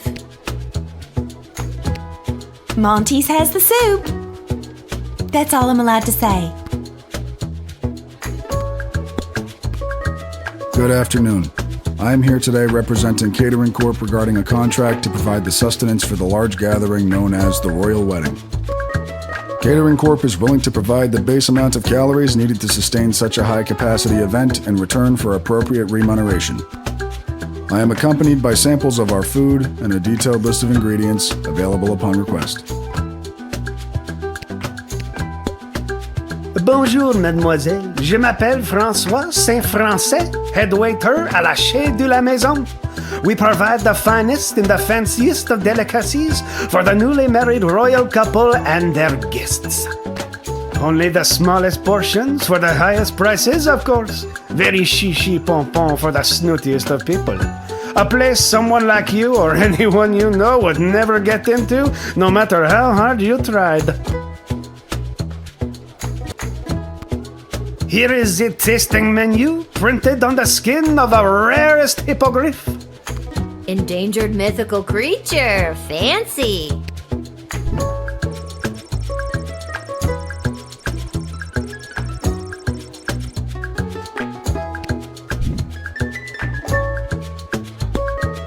Have you made up your...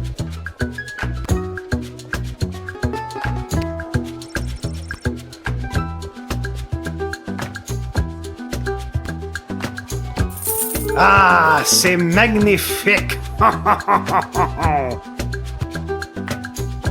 Thank God this nightmare of a job is over. All the rest of you go home. Good choosing, kid. Well, at least I hope it's good. I wouldn't want to be the one responsible for messing up something like a royal wedding. Anyways, goodbye.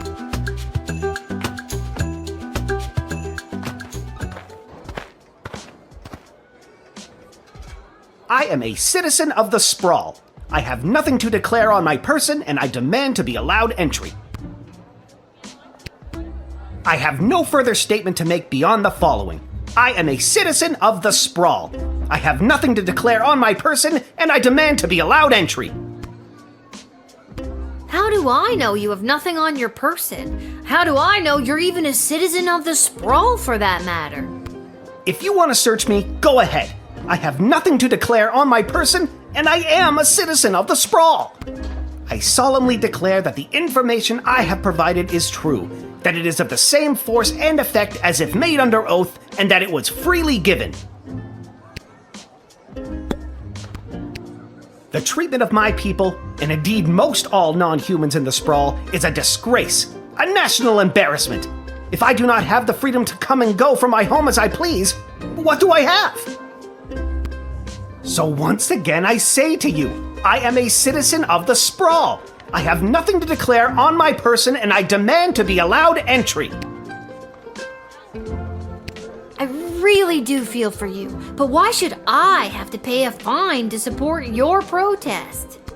I'm sorry that you are the one in this position, but this protest is bigger than me. Bigger than all of us. It's just the beginning. If today we are unable to come and go as we please, what happens tomorrow?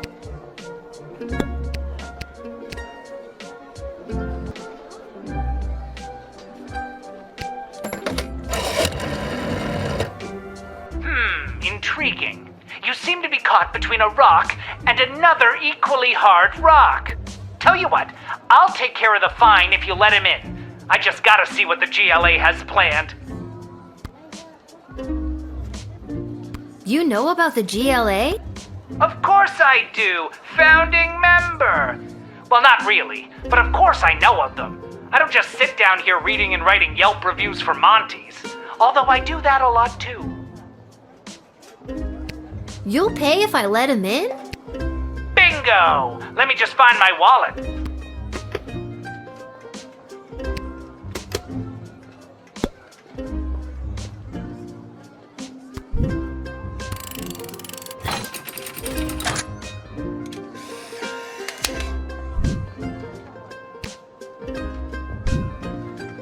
You should come by the Goblin Liberation Army headquarters sometime. Here's the password. Come! It will open your eyes to what's happening in the sprawl.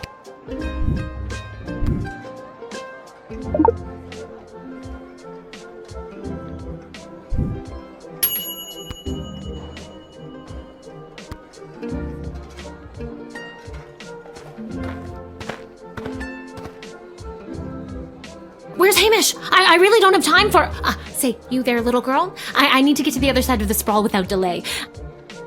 I need you to listen to me. This is time sensitive. I know you got your instructions, but it's important that I get going quickly.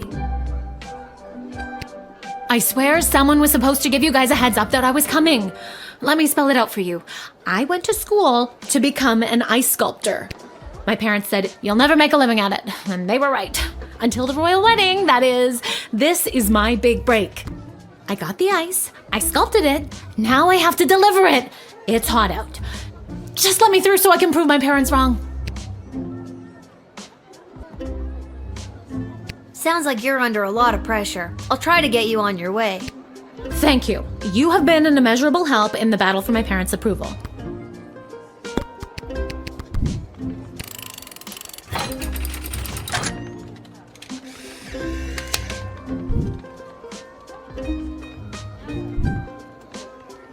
I can't thank you enough. Sorry for coming in hot. Weddings are the worst.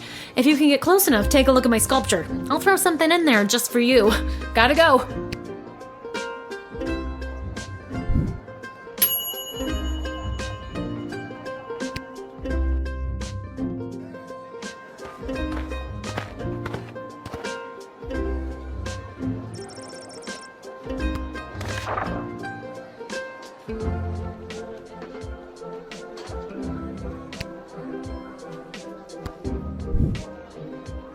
But they still wrote Kapla there at the end.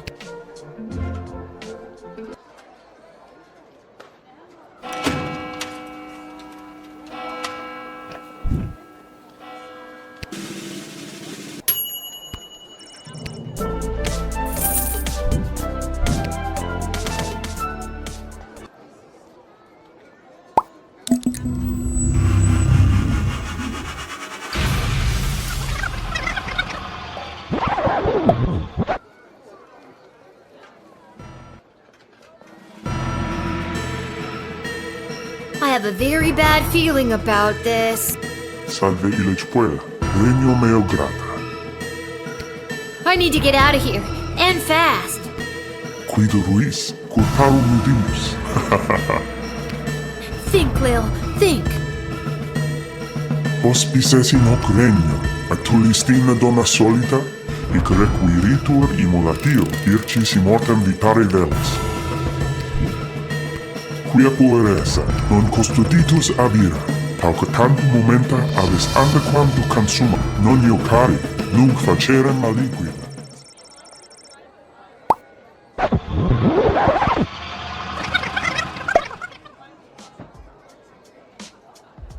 What the f*** was that? That was next level.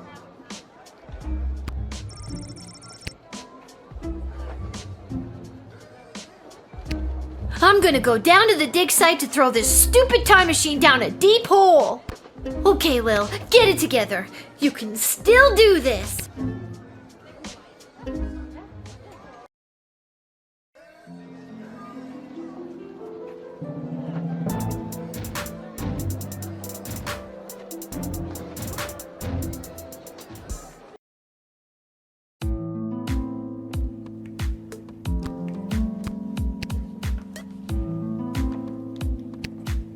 You've gotta take it back. Got too real with your chronometer 3000 thing today. I don't want it anymore. Hi, B. So nice to see you, B. Your paper in the Journal of Dwarven Medicine was a revelation, B. Well, excuse me, but I was just pulled into what I'm guessing was a parallel dimension and was almost murdered by a demon. How unfortunate. I always wondered what the byproduct of St. Bartholomew Inglebrook's lunar incantation would have on the relationship between time and interplanar folding. Stop it. I don't care about any of that. Just take it back. I'm sorry, I truly am, but we've come too far. I'm sorry I've been absent, but I've been watching, and the readings I've been receiving have been very promising. I don't care. But you would care if everything and everyone you knew and loved was at risk.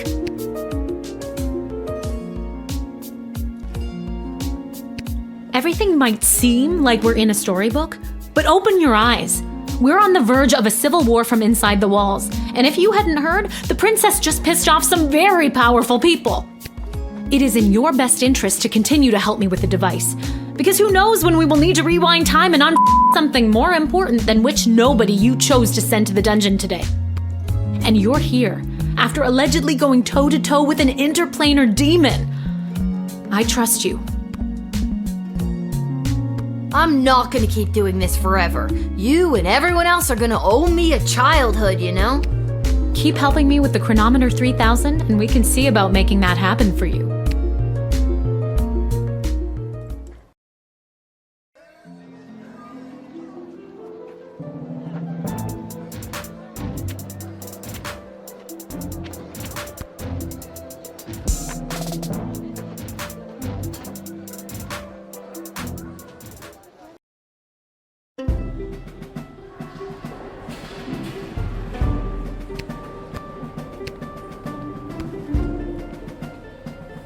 Hello? Hello? I brought the orange slices! Was today a regular meeting day or one of those top secret planning for what's gonna happen at the princess's wedding days? Is anybody here? I'm here? Are you here for the meeting? I don't think so. Oh, then you can't have any orange slices. Those aren't orange slices. Those are just the rinds. I got hungry.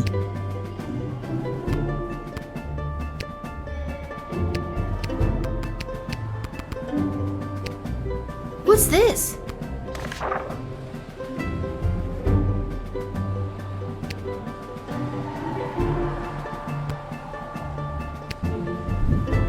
I have a feeling the GLA leader wrote that. At least, I'm sure that troll over there didn't. I wonder what it means.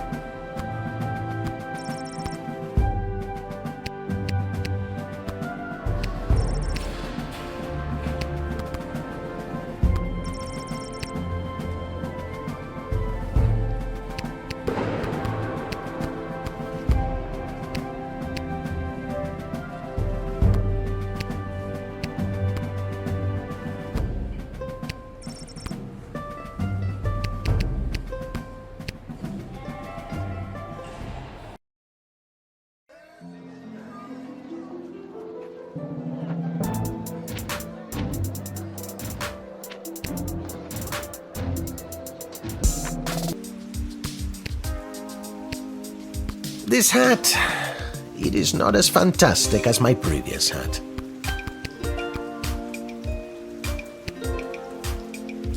You've been at this a while. You should have enough cash by now to power up your arsenal. Take a look.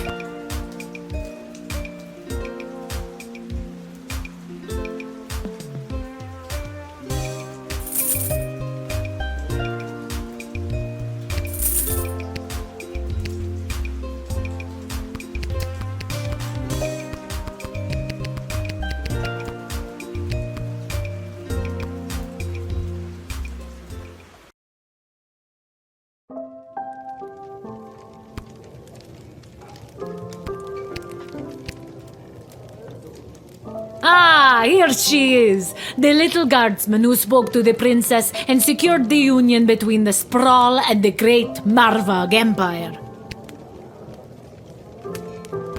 Yeah, I did. Told her just what to do and she listened to my every word.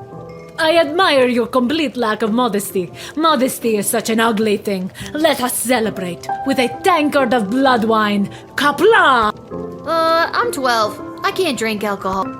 Haha, never fear. There is no alcohol in Marvak blood wine. Just blood. In a big cup called a tankard. Yeah, I'm a hard pass on that. Haha, very well.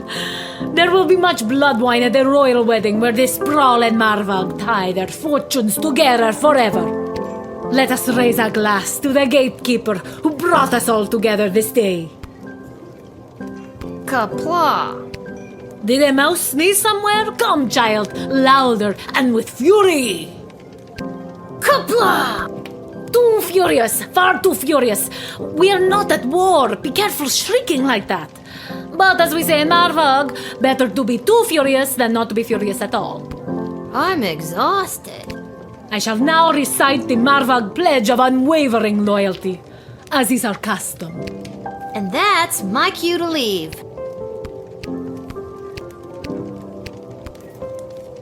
Today's cocktail special is not relevant to you, Lil. Sorry.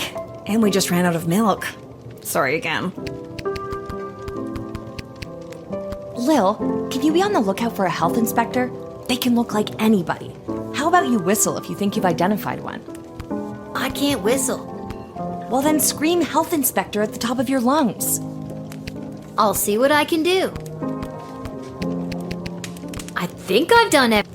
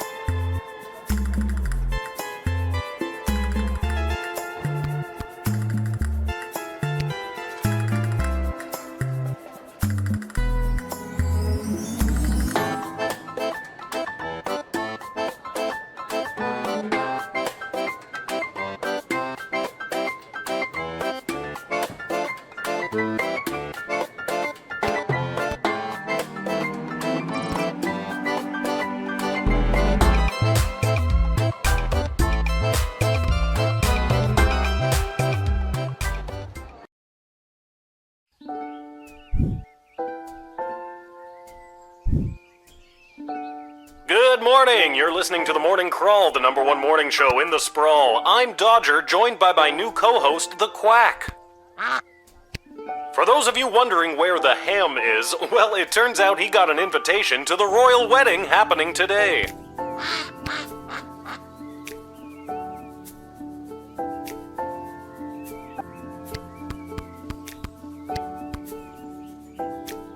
Hiya, sweetie. Are you almost ready to go? Almost. Sorry I slept late. If I rush, I can make it to the guard shed just on time. Didn't you hear? All the gates are closed today for the wedding. We got the day off. That's great news. So we can have a day just you and me? Hello, sappy montage of father-daughter bonding time. We only get the day off because we have to attend the wedding. Goodbye, sappy montage. You were a nice thought. So, should we get dressed up? What do you mean? I am dressed up. Didn't you notice my tie? You're not wearing a tie. Oh, darn it. Did it fall off again?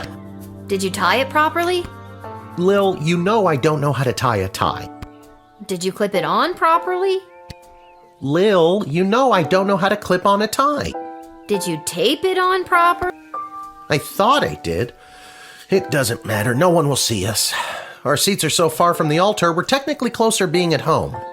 Then I guess I'm ready to go.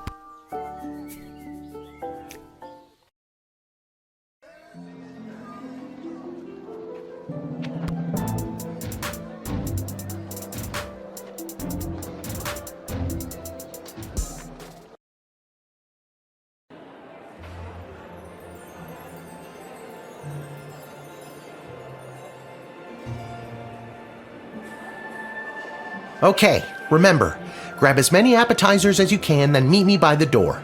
We still have to find our seats and we'll need snacks for the journey. Stuff my pockets with all the shrimp I can find? Got it!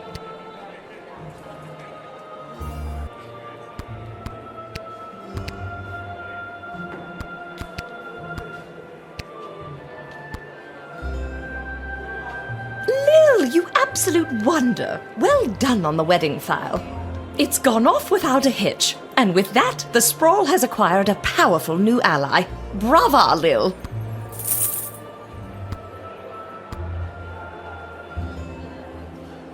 Eddie, baby, you ready for the big show? Who said that? It's me. It's Lil. From the guard shed. Oh, my good friend Lil. I didn't say we were. Lil, I've gone and done it again. I've lost my glasses, and I can't start the wedding if I can't read the official wedding officiant overview. You have to help me find them, because you're my good friend. Where's the last place you remember seeing them? Or just seeing at all? I thought I just had them. They have to be around here somewhere. Uh-oh. Don't tell me. They're crushed under your boot. No, they're crushed in my boot. I forgot that's where I like to keep them so I don't lose them. This is the exact reason why nobody keeps their glasses in their boots at... What am I supposed to do now? What if we got someone else to lend you their glasses? Are you nearsighted or farsighted? I'm both. This could work. Then it's settled.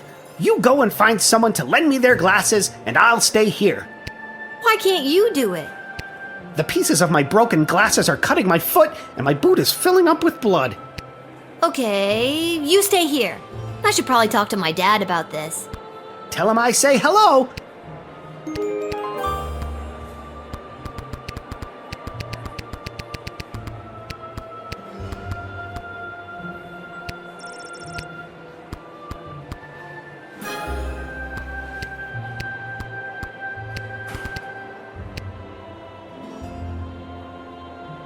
What's your current shrimp count at?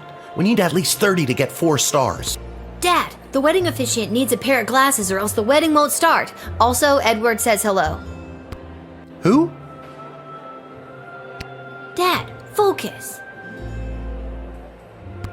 Who do we know that wears glasses? Doesn't Mrs. Abernathy? Good thinking. But you'll have to go and find her. She could be anywhere in the sprawl. Why me? Why can't you? I cut my foot earlier and my boot is filling up with blood.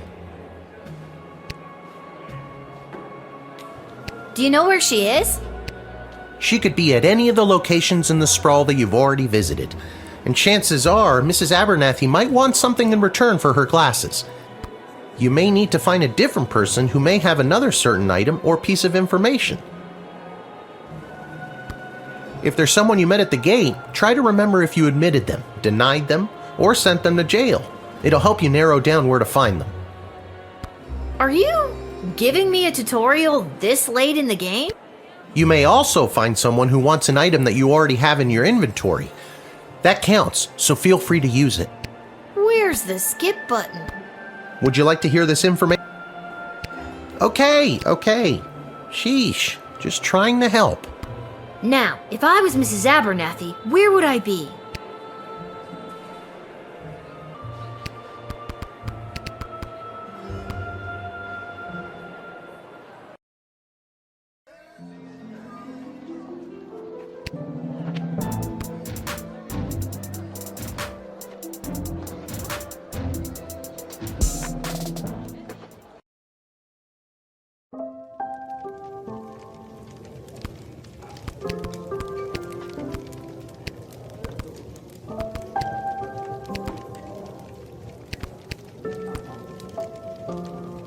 Hello, the Sprawl! It's your daddy Vladdy, and I'm here to rock your onions until they peel.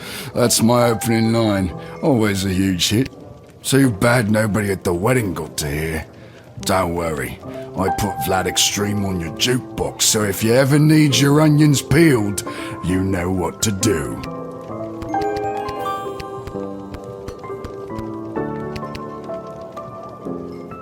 Hello, Lil. Beautiful day for a royal wedding, isn't it? Shame we can't go and see it for ourselves. My dad and I were invited. Why, you lucky little bit. Mrs. A, I need your help. The wedding won't start until the officiant gets a pair of glasses, and you have a pair of glasses. See where I'm going with this? You want me to officiate the wedding? No, I need your glasses. I'll give them back right after the ceremony, I promise. Oh, well, I'm afraid I can't just give them to you, my dear. I need them to read the odds on the upcoming Goblin Ball games. But I'll tell you what, if you get me a piece of food from the royal wedding that I can keep in my freezer and never eat, you can borrow my glasses for a little bit. Okay, Mrs. A, 1 plate of official wedding cuisine coming up.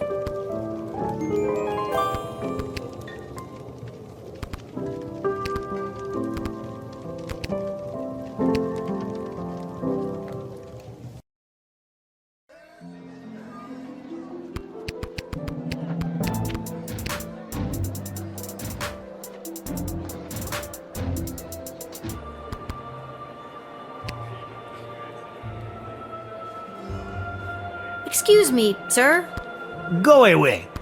but I just need... I said go away, little girl. Your mere presence at this table is ruining the composure of the cuisine. You mean the leaf on the plate? Yes, and you have wilted it. And I'll have you know that this leaf on a plate is normally worth 100 gold. That's expensive. May I have one? No. But I'm a guest at this wedding. Fine. Take it and leave me forever alone. Does it get tiring, carrying around all that natural charm?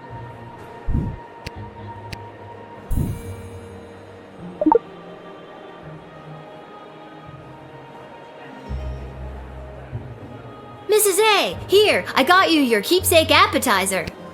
Thank you, dear. I like food. Who doesn't? Now how about those glasses? Glasses. Yes.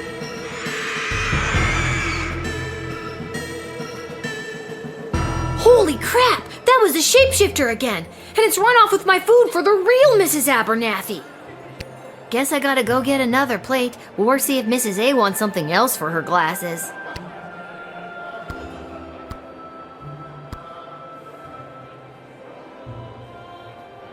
Excuse me, Mr. Snooty Pants?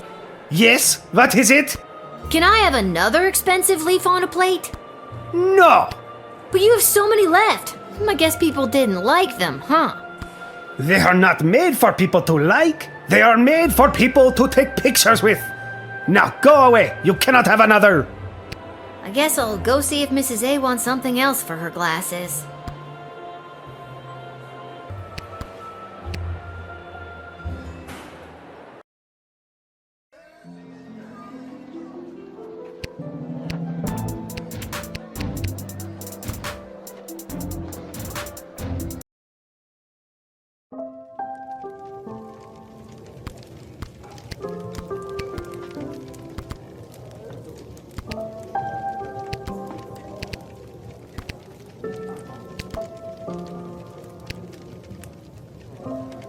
Mrs. Abernathy, the plate of food is a no-go. You ate it, didn't you? That means I lost 10 gold to Arta saying you wouldn't. I thought that could be a problem with you. No, I didn't eat it. Wait, what did you just say? Well, what about a bottle of wedding wine to mark the occasion? Are they serving Petrardian fizzy, perchance? Be hilarious if they did, but I don't even think it's legal for a Marvalgian to laugh, never mind get drunk. There's gotta be a couple of bottles floating around the sprawl somewhere.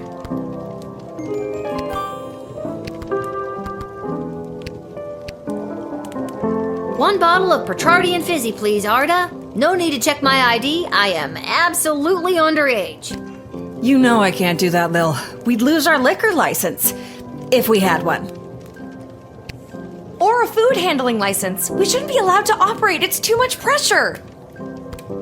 Emma, hold on in there. We're prepping for the post-wedding rush and she's losing all motivation in there. Tell you what, you find me something that'll help motivate Emma, and I'll give you a bottle of the Fizzy. On the house, but under the table. What do you think? Deal. I know I've seen a motivational poster somewhere inappropriate recently.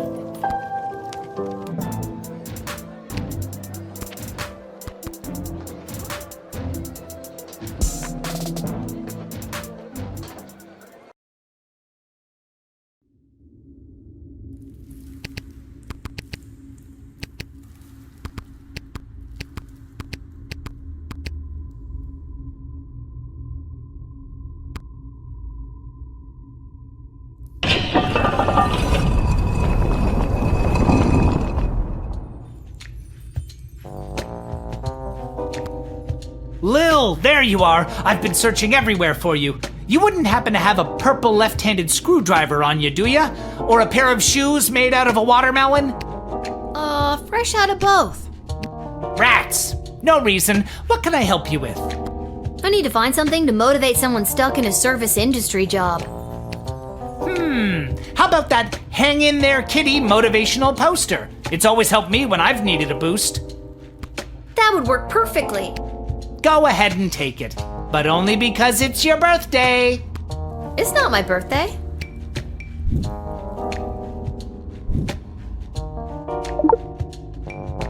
Every day is somebody's birthday. Go out and give that to whoever's birthday is today. Sure. Whatever you say.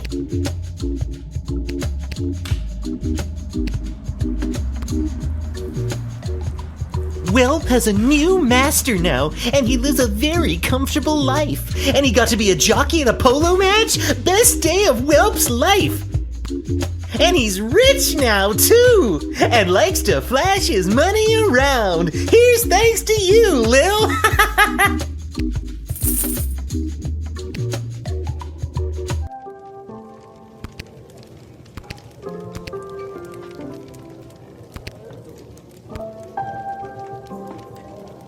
I've done it! I found the perfect thing to motivate you, Emma. Take a look at this.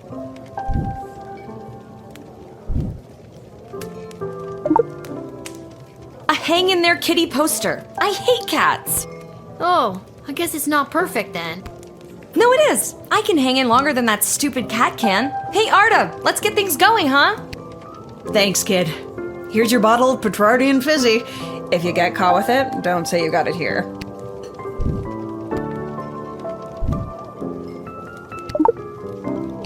It's not for me. I'm getting it for a little old lady. How times have changed.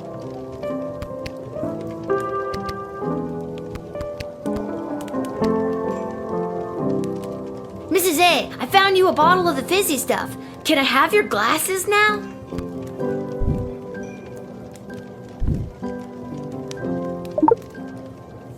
Oh, Lil, I'm so pleased. Thank you so much. Yes, you may have my glasses. After enjoying this bottle, I don't think I'll be able to see straight anyways.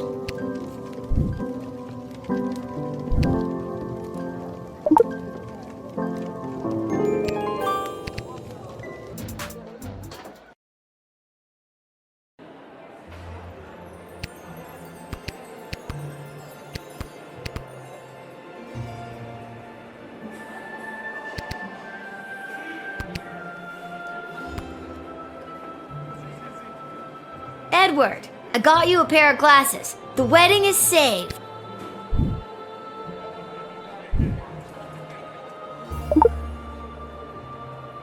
Lil, this is perfect! Now I'll be able to perform the ceremony. The wedding is saved. I just said that. We both did at the same time. No, We did it, Lil! I'll go get my dad so we can find our seats so the princess can officially say goodbye to her single life.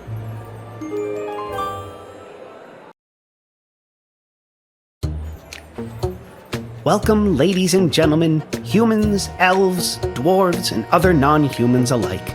We are gathered here today to witness the sacred union of our dearly beloved Princess Desdemona and the fierce and honorable Praetor Kargan.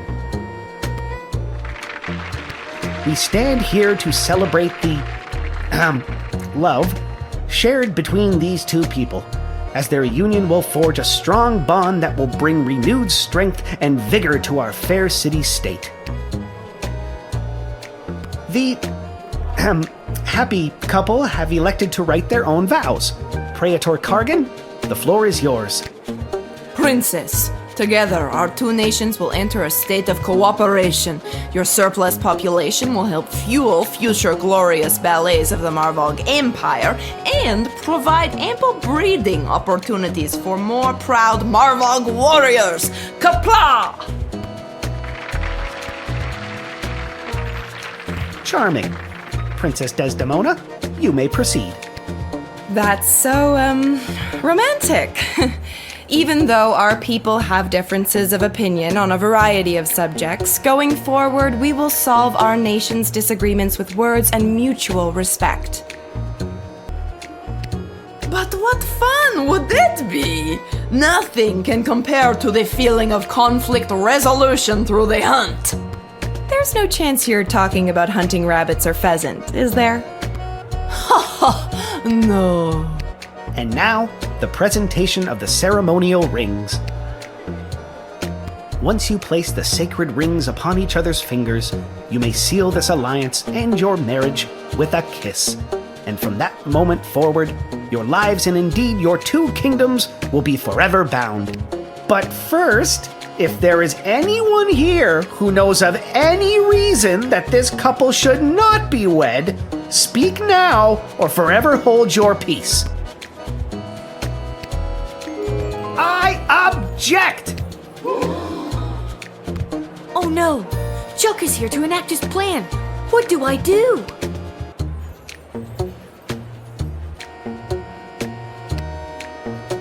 How did that filthy goblin get in here? Guards!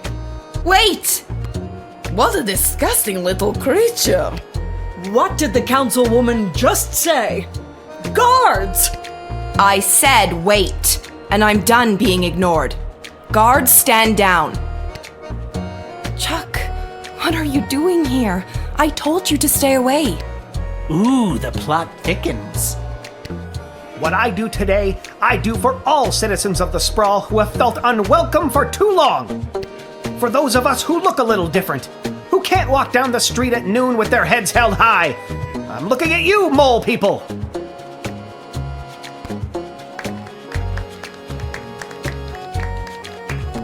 I couldn't stand by and watch as my people's chances for a good life were erased by the sham of a marriage. Hey! And I couldn't watch as the woman I love. What did he just say? The plot thickens again! We just went from soup to gravy, people! Don't!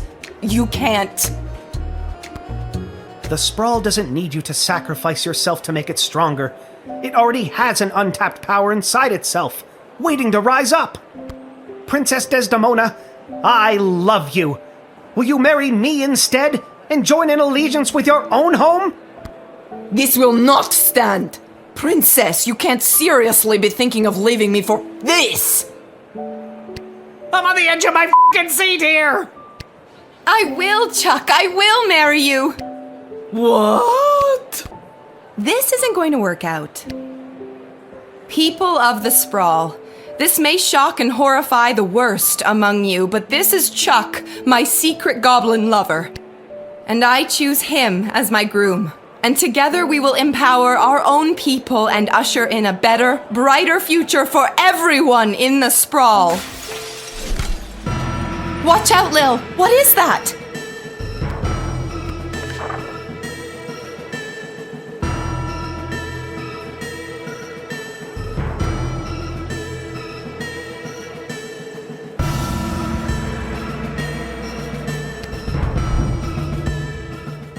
Oh, shit.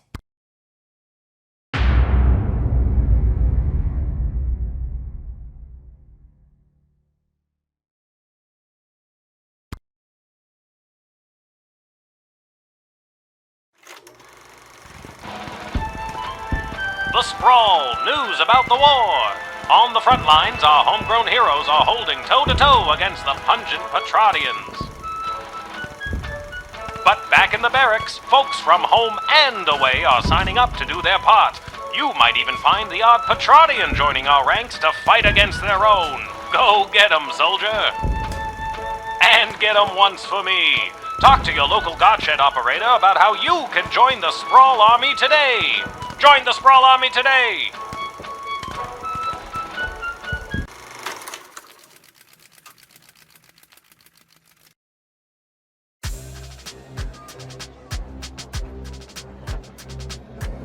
Any questions? Did you see my dad? He was there. He looked okay. No, I meant questions about the new drafting procedure. It was in the weekly update video. You mean the propaganda video? You know what propaganda is? I didn't until I watched that video. Listen, people are going to come up asking about joining the army. It's your job to decide if they're a good fit, especially considering who else is coming to enlist that day. I thought my job was to decide who to let pass the gate. That's also your job. This is wartime. You have to do two things now. I wish my dad was here. He'd show me how to get out of doing two things. Up until now, we've tolerated a 2-star average with you, Guardsman. Not anymore. We are dancing on a knife's edge here, so now you have to maintain a 2.5-star average, or it's game over. Oh, and if you don't draft the right people, we could lose the war. Also game over. Wait, figuratively or literally? Both. Oh my god. Well, I'm gonna go. You're just gonna leave after dropping something that heavy on me? Fine, I'll stay. We can tutorial some more. Actually, I'm starting to see the appeal of your first plan. I thought you might. Goodbye, Lil.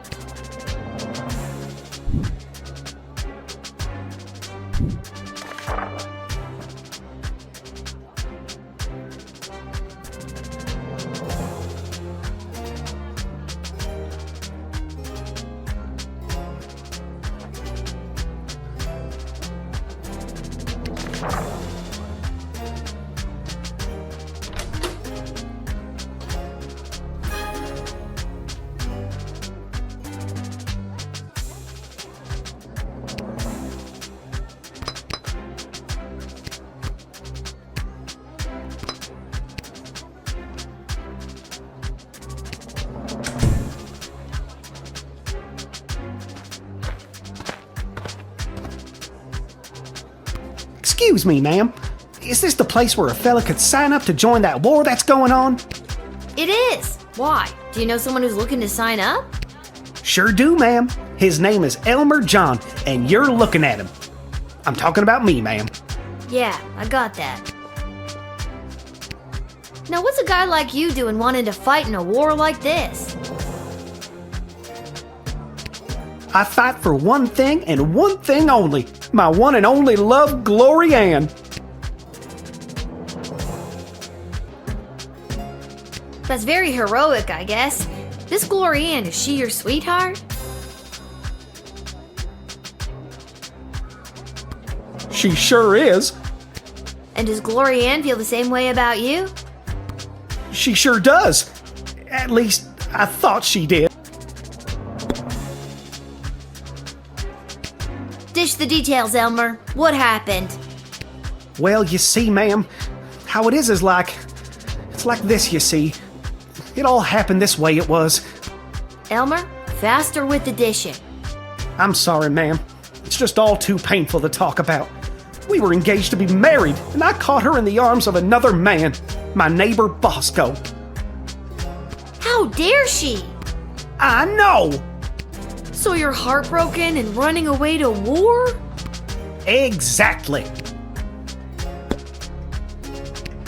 Do you really think running off to war with a broken heart is the right thing to do? Have you tried talking to her about it? No way, no how, no ma'am. The minute I saw them together, I jumped to the first conclusion in my head and left town to do the first thing I thought of doing. Now, are you going to let me join up or what? You seem set on running away from your problems. Who am I to try and stop? You're the one in charge of drafting people, aren't you? Oh, right, I am. I guess I could stop you if I wanted to.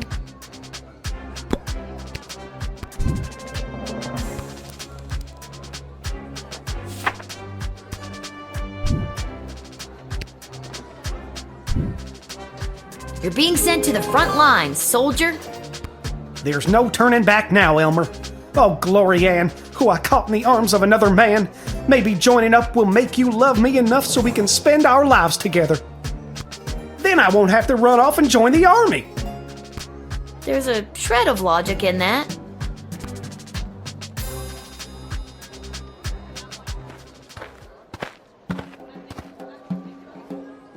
Ah, it's you again. I remember you, the miserable wretch who saw to me the last time I came to this repulsive, simmering carbuncle of a city. I remember you too. You're that unpleasant, obnoxious Ebenezer Scrooge knockoff. Yes, we have met.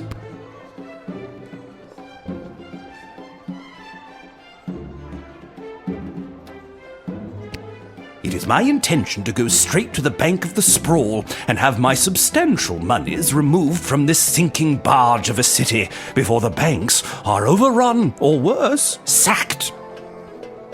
Mr. Dunn just needs to hear my confirmation number, and I will have my fortune sheltered in a more rich people-friendly nation.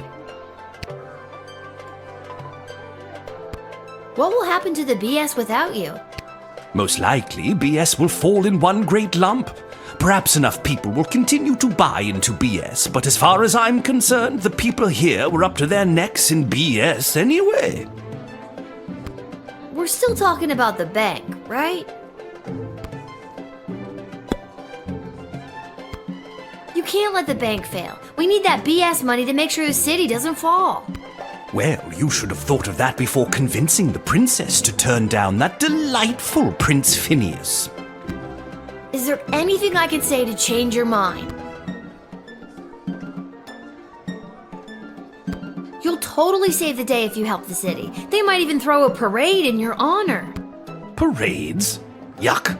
Peasant fashion shows at best. At worst, jugglers. Ooh.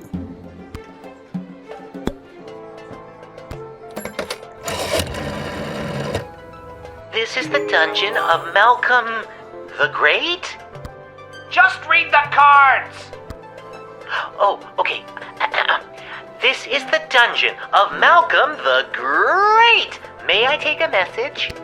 Wait, who is this? Who is this? Lil. Oh, Lil! It's me, Will! I thought so. Listen, there's someone here I think would like to speak with you. Go ahead. Well, is it really you? It is, Your Grace. Wilb, I never thought I'd see you again. Well, we are on the phone. How are you? Have you been treated poorly? No one ever treated me as poorly as you, sir. I miss you, Whelp. I miss you too, sir. Come, run away with me. We can leave this war behind us and start again with all of my money. Sir, I never cared a jot for your money. I only wanted to be with you. Oh, Whelp, my heart sings. No matter what happens to me now, I will dedicate my remaining life to you. What about your remaining money? I'll donate it to the poor. Just kidding, but I won't take it away with me today. Good enough. Get in there and reunite with your friend.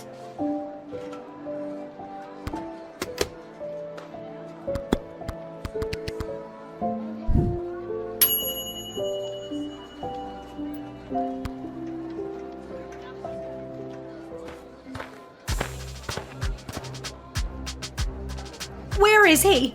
Where's that meek little slunk of a man? I have no idea what you're talking about. Did a hopelessly heartbroken fella by the name of Elmer John come by this way? Spouting a crazy notion, like running off and joining the army? As a matter of fact, he did. Oh, Elmer John, what have you done? Tell me, did you allow that fool to throw his life away over nothing? I don't know if I'm allowed to tell you or not.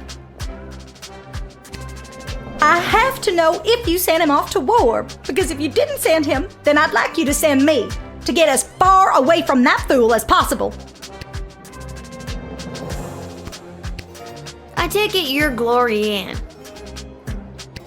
That's me, Glory Ann. The same Glory Ann that was caught in the arms of another man? It's not what it looked like. And if Elmer John had stuck around for more than a second, I could have explained that to him. So what? You're sick of these lunk-headed men getting all hot and bothered and making hasty decisions over something that could have been settled by a rational conversation? Exactly! Even if that fool Elmer John is drafted as well, and he's there waiting for me with his big dumb eyes and his cutie pie dimples, it won't matter. He won't be able to smooth talk his way back into my heart after doing something so stupid like running off and joining the war. At this point, it doesn't matter if you let him in or not.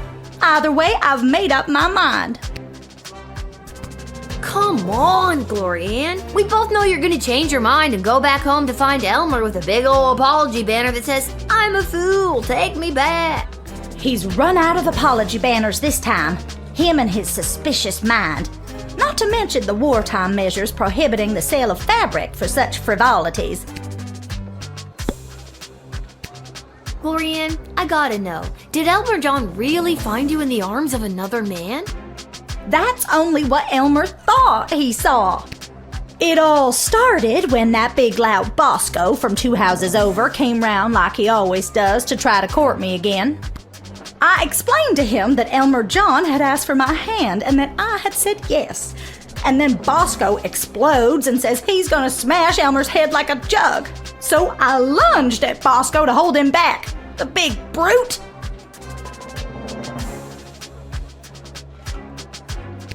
That's what Elmer saw, and the next thing I know, he's crying about going off to war.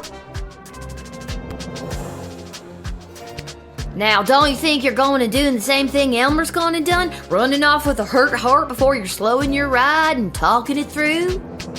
Why are you talking like that? I thought you wanted to.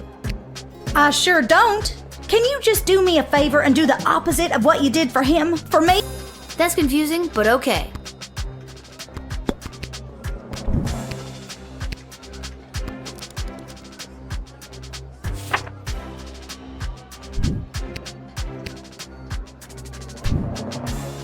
Now, I'm not doing this because I drafted Elmer John and I'm trying to keep you apart.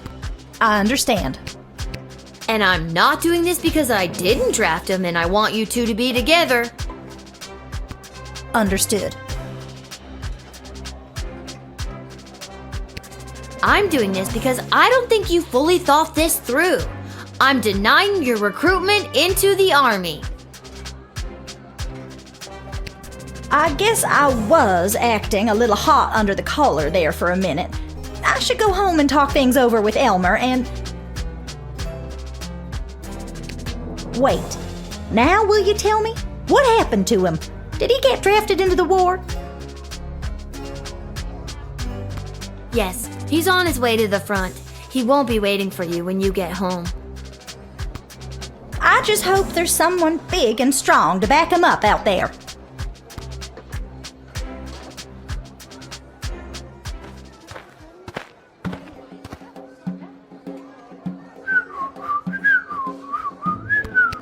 Oh, hello, Lil! Isn't it an absolutely beautiful day? Sun's shining, birds chirping. Why, a gobbo could almost sing about it.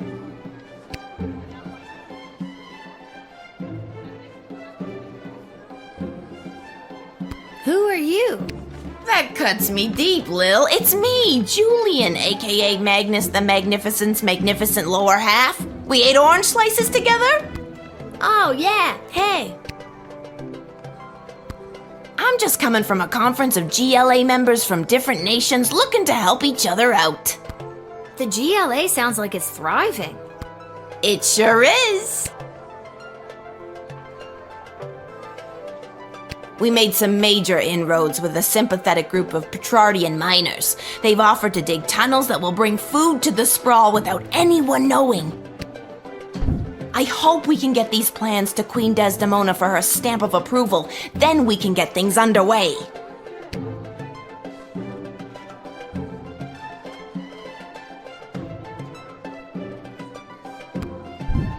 You should take these to the Queen. I'm on my way there now. I can't believe I didn't tell you. Big updates from the GLA. Queen Desdemona and her goblin lover, Chuck, have implemented all these different programs for non-humans. It's a great day to be a goblin. And Gary is learning to become a mage. I think he got a bit carried away playing Magnus the Magnificent. I knew Desi would get it done. Desi? Desi. Queen Desdemona. I'm trying to make it a thing. Try to keep up.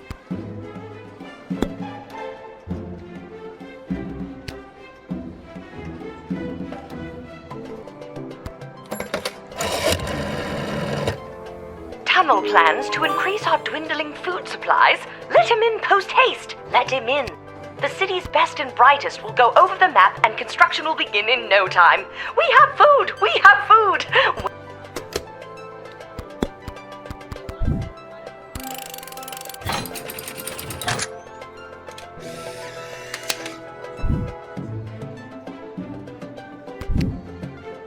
Lil, it is always a pleasure. Julian, I hope you have a fantastic day. Do you really mean that?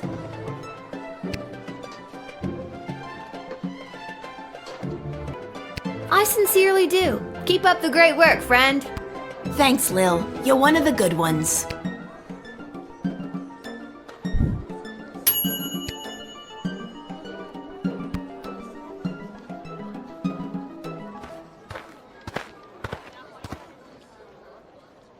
Hey, Lil. Listen, I wanted to say I know things must be tough for you with Hamish out on the front lines and...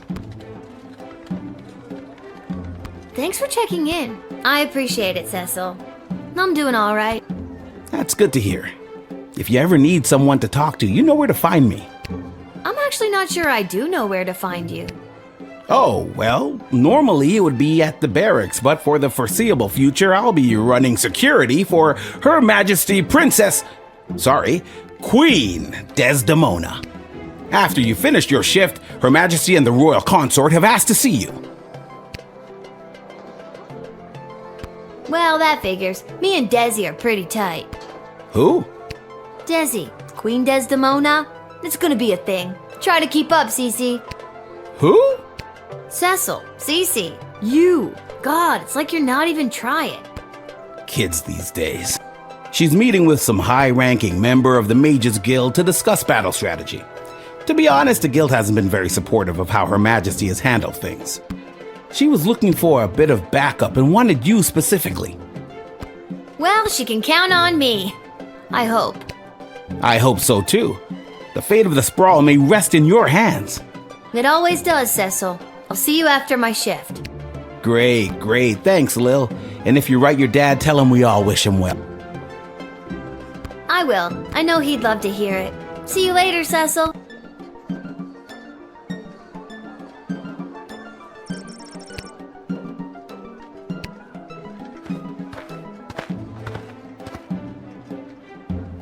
You must help us, child.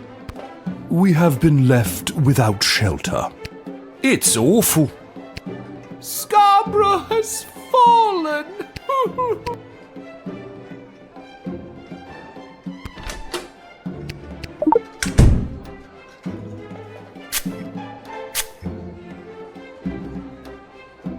I still miss my beloved Sprankles. Boo-hoo! I've been doing my best not to fantasize about poisoning my employer lately. must not confess crimes, must resist child's powerful spray. Gah. Excuse me, what?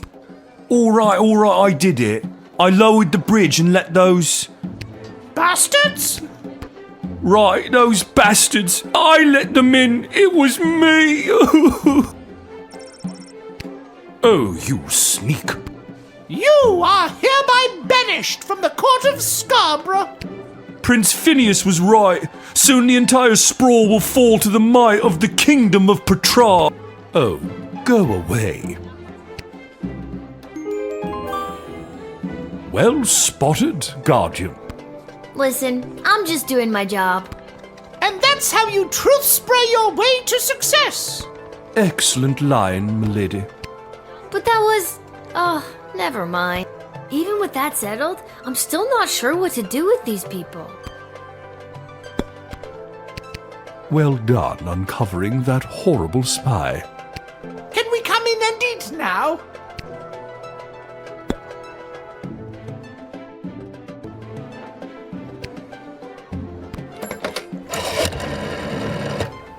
I spent a summer growing up in Scarborough. What happened there is a crying shame. While our food supplies remain dangerously low, with the tunnel operation unlocked thanks to you, we should just be able to feed everyone, including these refugees. You may let them in.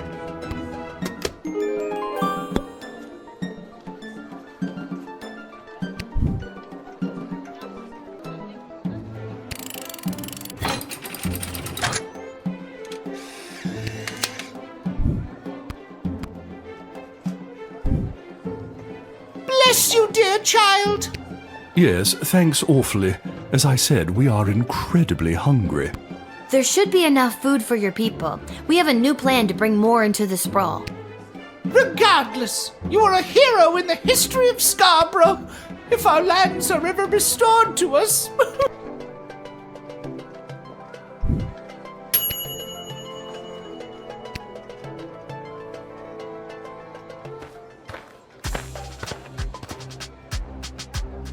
Where do I enlist? You're there. Here. Then what are you waiting for? Sign me up already. The name is Boss. I heard that lily-livered runt Elmer John came by this way, and I want to catch up with him so I can smash his head like a jug. You're just the kind of guy we're looking for, but I'll need more than just a first name to sign you up. Houlihan. Okay, Bosco Houlihan. And last thing, why do you want to smash Elmer's head like a jug? Because he's a fool. I trust it's common practice to go around smashing people's heads like jugs where you're from? Only if they're dumb enough to run away from a quality dame like Glory Ann.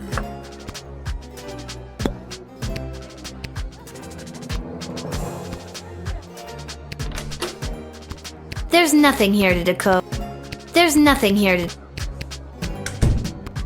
So to be clear, you're mad that he ran away from Glory Ann? Yes.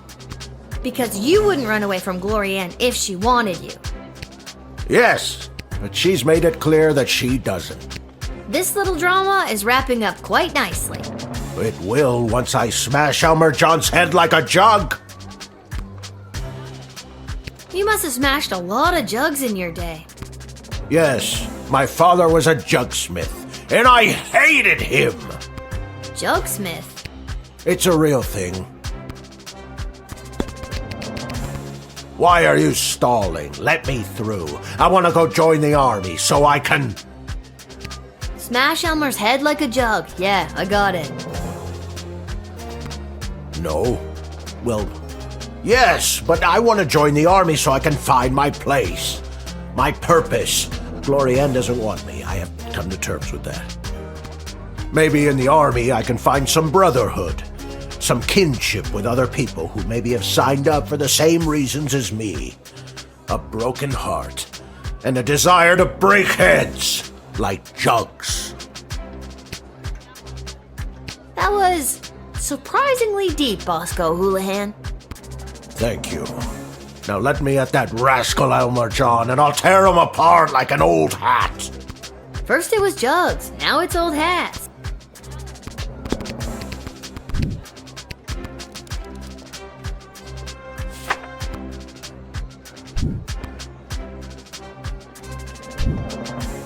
Listen, Buster, we need you. My name is Bosco, I know. but... Listen, Bosco, we need you. Okay, good. Look out, Elmer John. I'm coming to smash your head like a jug.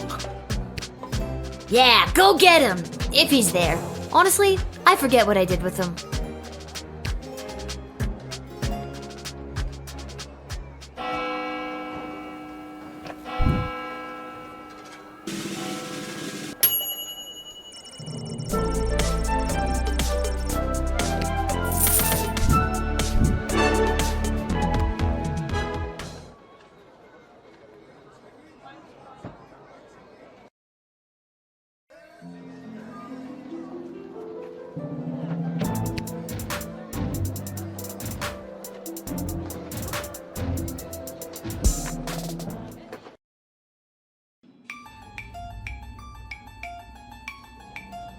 Which is exactly why we must start using them immediately.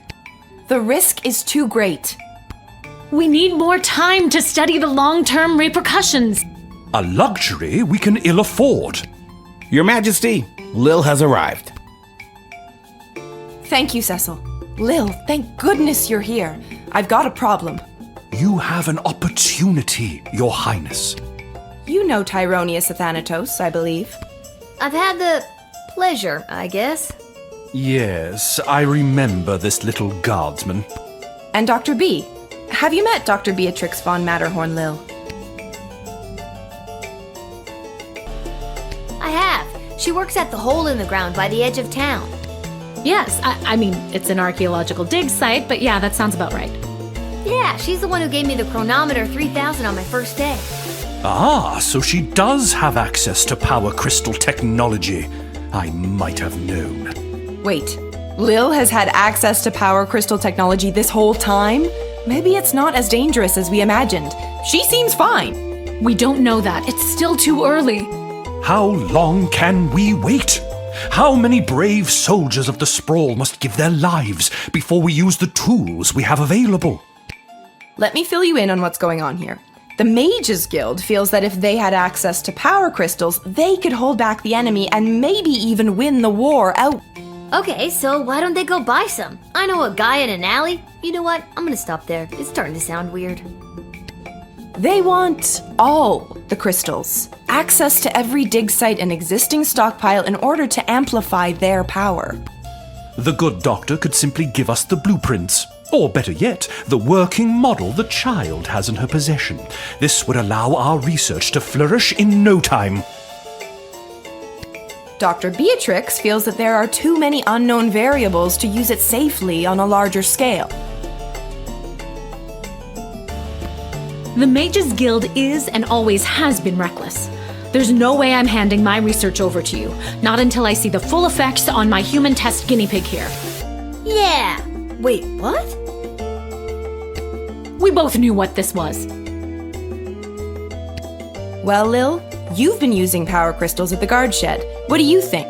Are they too dangerous?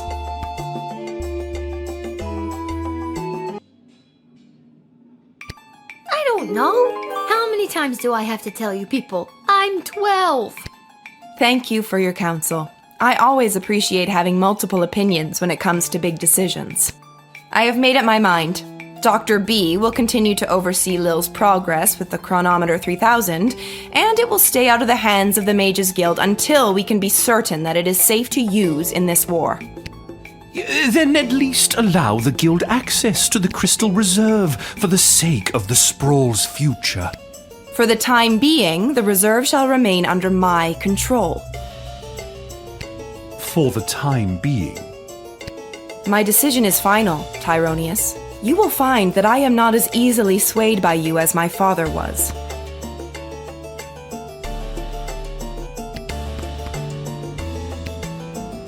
Hey, you spoke well today, Lil. One more message for you today. I was instructed to tell you to head over to Malcolm's to meet the advisors. Good luck.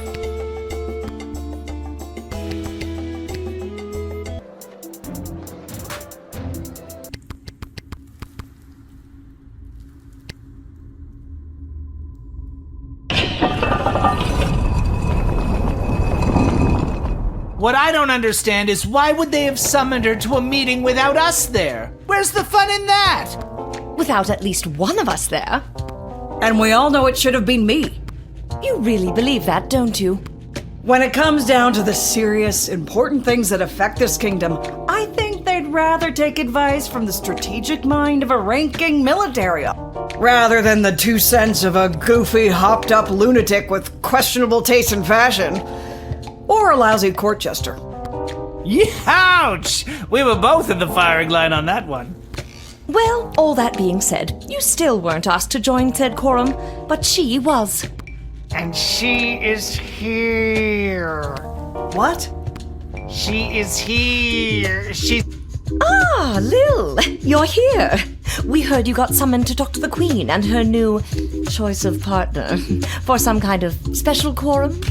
How was it? Was it boring? What kind of boring things did they talk about while you were there? Tell us.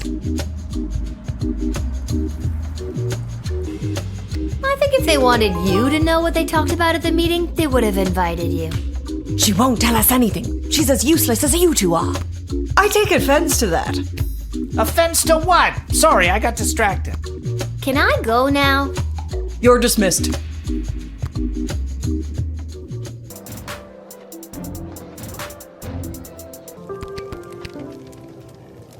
Lil, how goes the Battle of the Southern Gate? Same old. How are things around here holding up? Great! Business is better than ever. Something about war and the idea of impending doom really gets people out to the bar. That's good? You bet it is! If this keeps up, we'll finally be able to get this place up to code. Then we can get rid of the rats. We don't have rats! I mean, we do, but technically they have us. Turns out they own the building and we just rent from them. But if we make enough money, we can buy out from under them. As far as landlords go, they aren't the worst. I could do without all the hissing. Hey, that reminds me. Lil, you got a letter in the mail. How did that Never mind. A letter? From who? From Hamish. A letter from Dad? Gimme! Hey, Sweet Pea. How's everything back home? I'm doing okay here. I've gotten to know a lot of the guys. Then when they don't come back from battle, I get the chance to get to know a few more. I miss you. I know you might be scared right now, but don't be. It'll take tougher stuff than this little war to do in your old dad. Please let me know that you're all right. Or even if you're not. I need to hear how you're doing. I love you, Lil. Dad.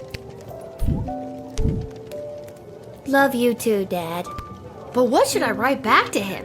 If I tell him things are tough here, he might worry and get distracted in battle. But if I tell him I'm doing well, he might feel like I don't need him and then get distracted in battle. He's easily distracted. Oh boy, neither answer seems right. Are you talking to me? No.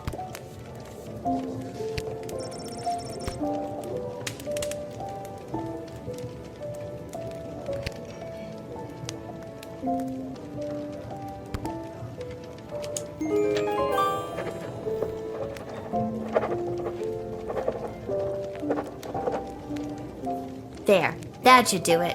Hey Arda, mind making sure this gets to where it needs to go? Sure thing, Lil.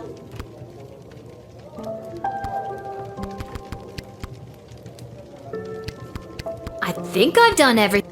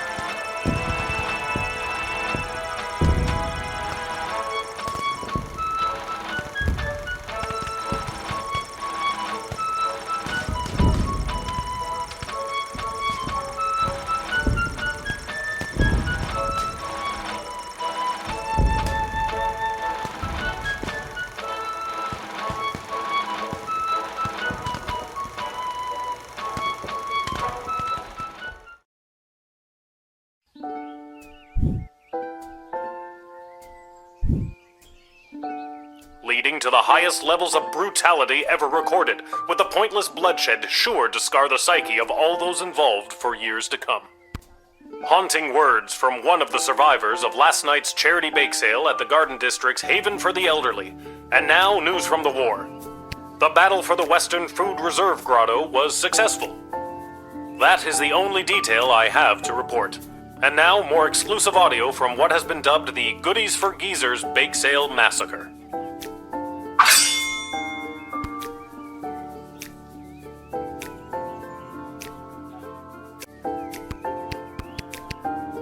Hey, a letter arrived from Dad. Dear Lil, thanks for writing back. Your letter really made my day. Hearing you and everyone back home are doing so well made me sleep easy. So easy, in fact, that I missed the morning bugle and was late for roll call. Boy, was I in trouble. And because I wasn't there, I got stuck with mechanic duty for the next big battle. They say this time it'll be fought in the air, and it's my job to help repair the planes. Don't tell anyone, but I really don't know what I'm doing. But your grandfather on your mother's side was a master mechanic, and I'll always remember the words he said to me on my wedding day. If your wife doesn't find you handsome, she better find you handy. So I guess if I investigate each aircraft that comes my way, I'm sure I'll find something to fix, and then help win the battle. Thanks, Granddad. That goes for you too. If you draft any would-be airmen, make sure there isn't anything on their end that needs fixing first. Anyways, I better go. Draw me a line again, will ya? But this time, maybe don't write such good news. If I get in trouble one more time, who knows what'll happen? Sincerely, Dad. I'm so glad he's okay. I'll write him another letter tonight.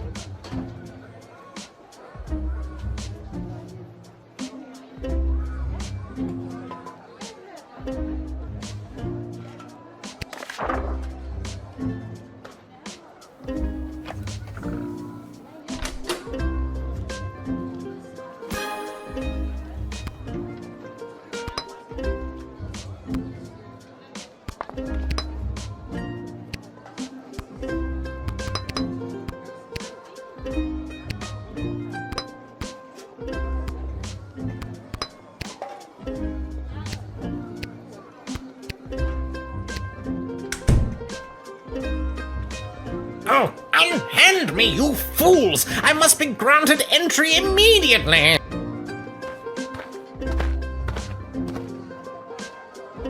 Hear ye, hear ye! I have come to relay the terms of the immediate and unconditional surrender of the sprawl to the Kingdom of Petrod, as dictated by His Royal Highness Prince Phineas Pomp, heir to the throne of Petrod!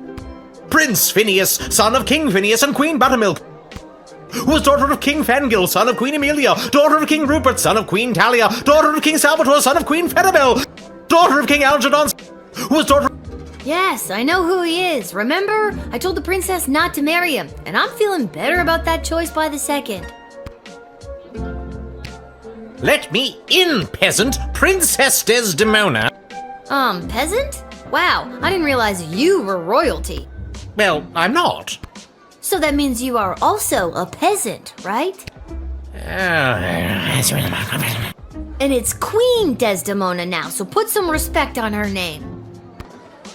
Very well. Let me in, person of equal social standing. Queen Desdemona will want to hear what I have to say. This guy comes from a hostile enemy nation. I'm not sure I'm buying what he's selling. I don't think you were talking to me, but you're wrong. I'm selling the straight goods.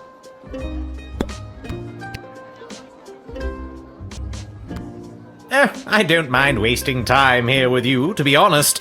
Things back in Petrod are, in a word, bleak. Bleak, you say? Yes, quite bleak indeed. Supplies are in short, supply, and morale is at an all-time low. This war has taken a toll on the spirit of all Petrardians. That is why I really think it best that I speak with Her Majesty in private. Even if I'm not a big fan of Prince Phineas, it sounds like a lot of innocent people are suffering because of this war. Indeed, they are.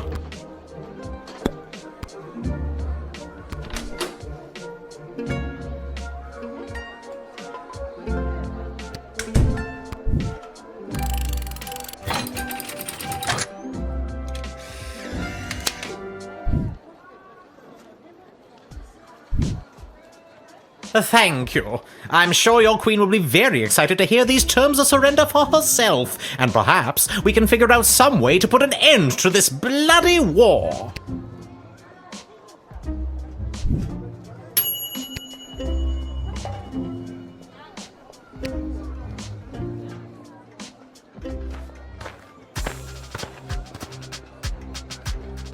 Ahoy, child manning the gate!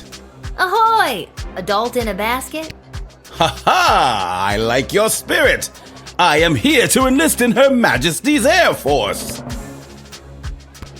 Once inflated, my grand contraption shall sail high above the clouds! First I will destroy the enemy air force, and then it will take me no time at all to traverse the entire world at that altitude!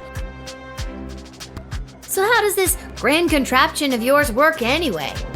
When inflated to almost bursting, this ball will carry me up into the sky, keeping myself inside this wicker basket aloft. Simple science. I feel like you're missing some steps.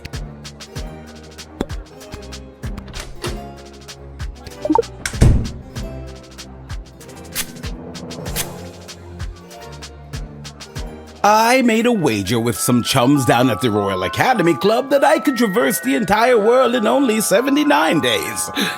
Fools.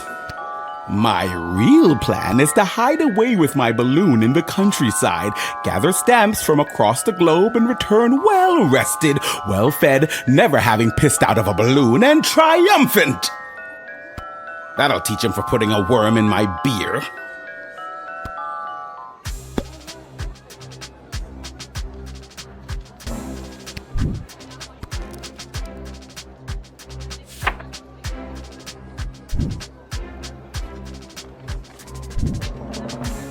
Alas, now I will never prove myself to those bastards at the Royal Academy Club who doubted me. Instead of glory in the air, I shall retire to the countryside. Perhaps if I lay low and gather stamps from across the globe, I can convince them that I did in fact make my grand journey and traveled around the world in 79 days. Good luck on your weird side quest.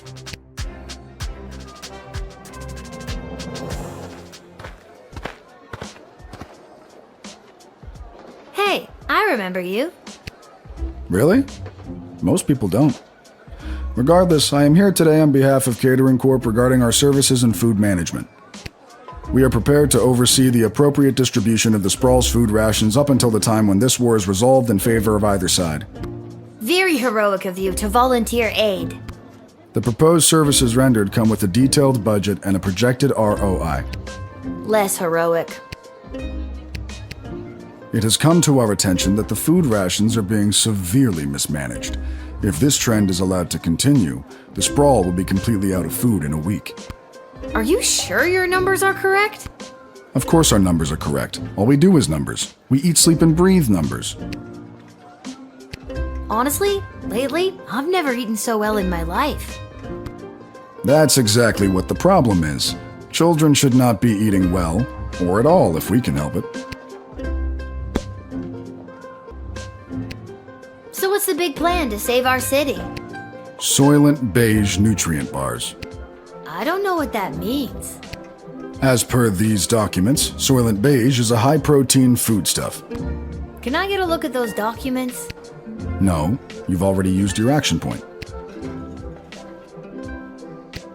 You don't even know what's on them, do you? Of course I do. I drafted these plans myself. It's composed of intense legalese and bureaucratic jargon that I doubt you'd understand. But you could just tell me if you wanted to, right? Right. but I do not.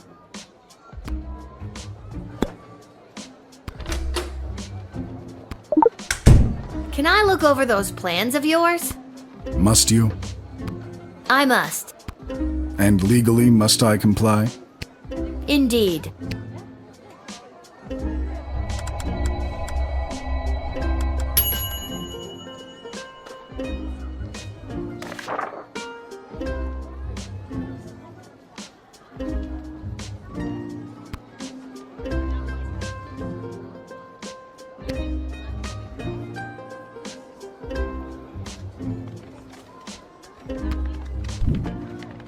Collected and repurposed into Soylent Beige nutrient bars? Oh my god! I've got to tell everybody! Soylent Beige is... Not just people, it could be goblins or ogres as well.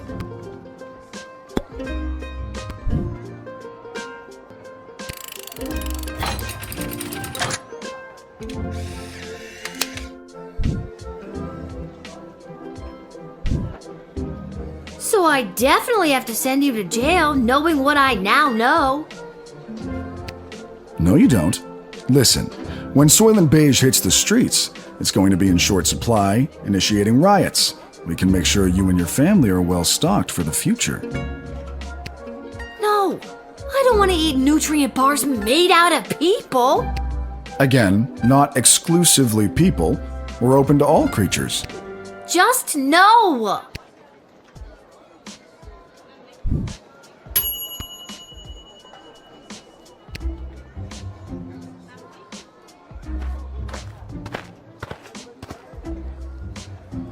What's the holdup? I figured most of you Guardian Defender types would be out fighting on the front lines. Let's move it along. I got a Goblin Ball match to set up. And you are? Albert St. Lush, manager of the Sprawl Brawlers. I didn't think any more home games were being played this season. You know, because of the siege of the Sprawl, the threat of invasion, and the ongoing war that could destroy us all. Yeah. Let me in and I'll make sure we get one last game. Boy, mister, I'm sure glad that you've got your priorities straight. She's talking sense all of a sudden. I was being very sarcastic. I can't believe you didn't pick up on that.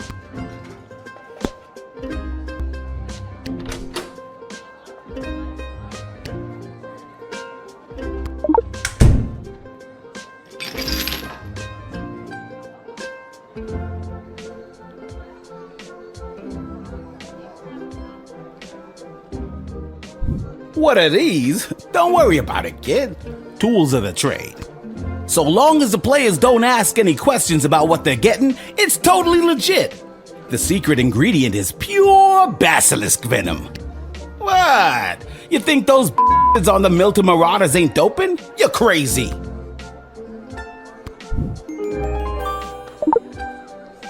Well, there ain't no way I'm gonna win with these bombs now. Okay, I've gotta know. How are you gonna field a team for a Goblin Ball match?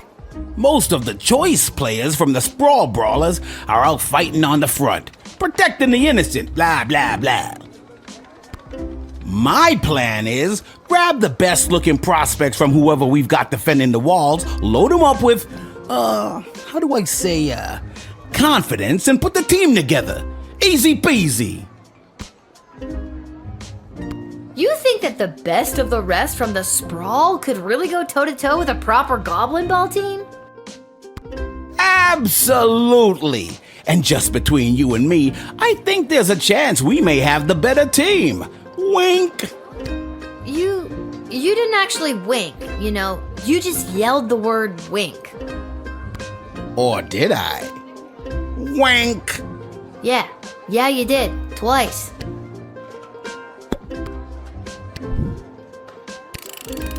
Look, can I level with you?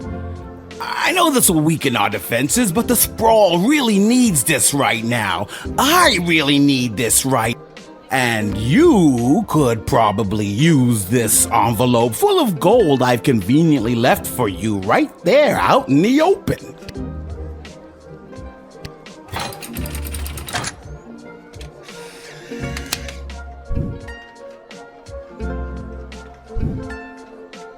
You never did like Goblin Ball, did you?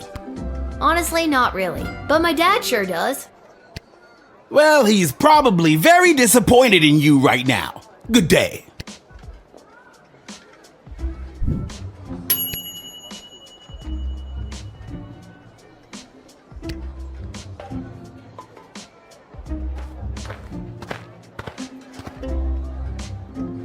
Echo! Echo! Oh my god, what a lame joke. What is? That your name is Echo and... Echo! I hate myself.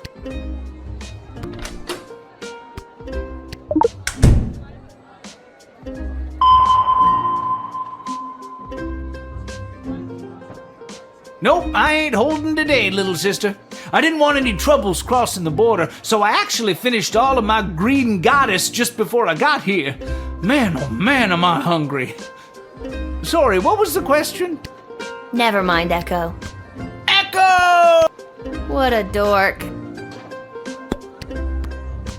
What do you want, Echo? And don't you dare say Echo again. All right, little sister. Chill out. What are you doing here? The Mages Guild are all gathering in the sprawl to discuss our place in the war efforts. Been a long time since we've all been summoned together like this. Who summoned you? The High Council of the Mages Guild summoned their membership by sending a glowing green light into the sky. A sort of signal that tells us we're all needed. I get it. The mage signal. Good thing you were looking up. You're telling me? The reason I founded the Mages Guild was so that we wouldn't have to all gather together this way. It was a set of guiding principles that all mages would adhere to, so if you knew a mage, you knew what to expect. Kept people from fearing us. Now it looks like some mages want people to fear us. It won't end well.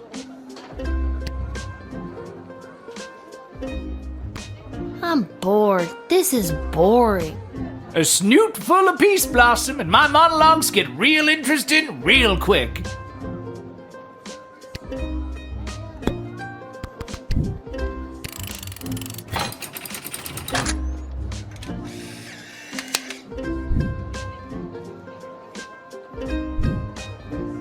Thanks, Lil. I better get to the Mages Guild. But first, I may stop by the Twisted Sister and grab some grub. Man, have I got a case of the munchies.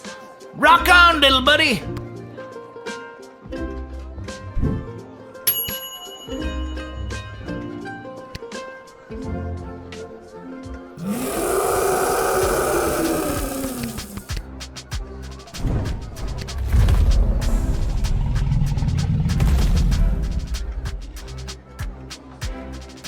Whoa! Stand down, Peaches. It's all right.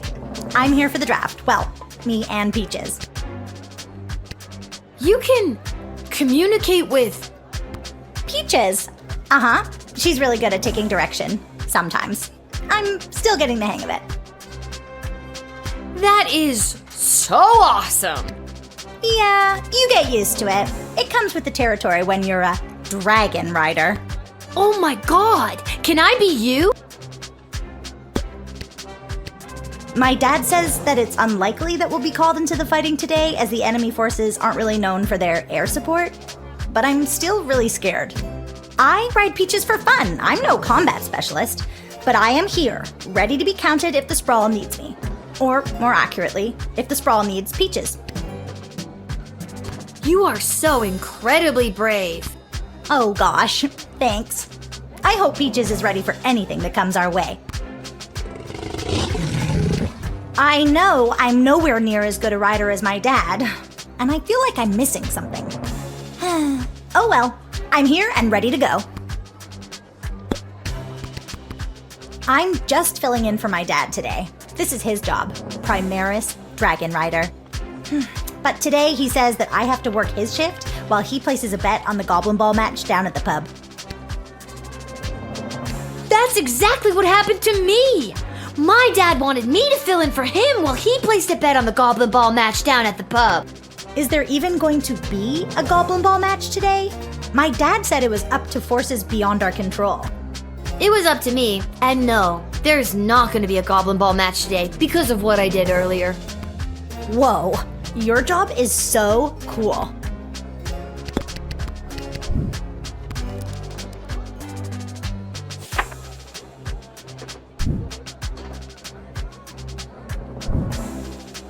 Alright, kid, I think you'll be a welcome addition to the Sprawl's forces. Really? Absolutely. It's something about your character, your moxie, your... Giant intimidating dragon. That I control with my little tin whistle.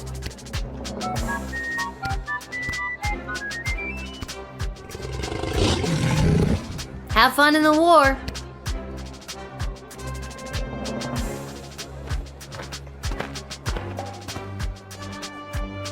Attention!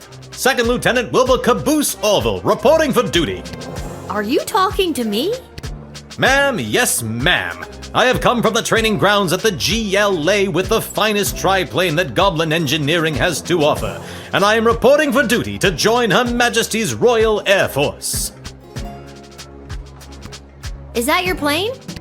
Yes, ma'am, indeed it is. A SOP with Gobbo of primo make and model. As I said, the finest that Goblin Engineering has to offer. Sure. What's her name? I call her the Green Baron. Huh. I don't know much about planes, but that one kinda looks like a lemon. I assure you the Green Baron is no lemon. In fact, I'd say it's lemonade. I'm not sure if that's better.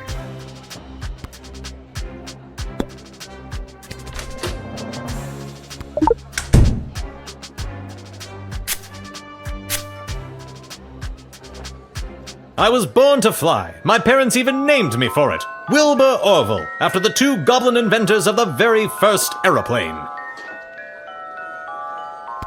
But it was the day I got my call sign at Top Cannon Academy that I was positive that this was the life for me. Of course, caboose wouldn't have been my first choice, but as you can see, I do have a rather juicy posterior, if I do say so myself.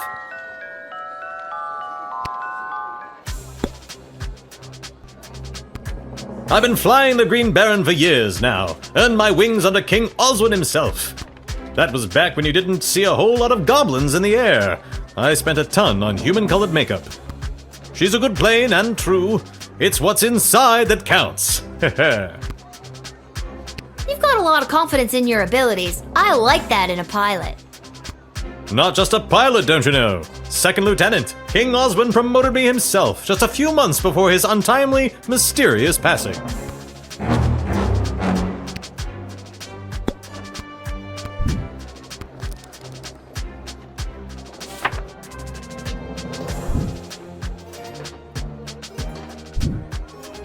All right, Second Lieutenant, head in and report for duty. And with that, I make for the skies. Tonight, look to the horizon. If you see a large flash followed by a giant boom, you'll know I've hit an inside the park home run. Ha ha ha! Wink.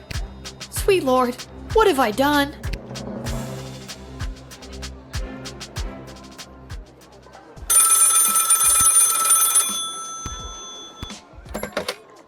Go for Lil.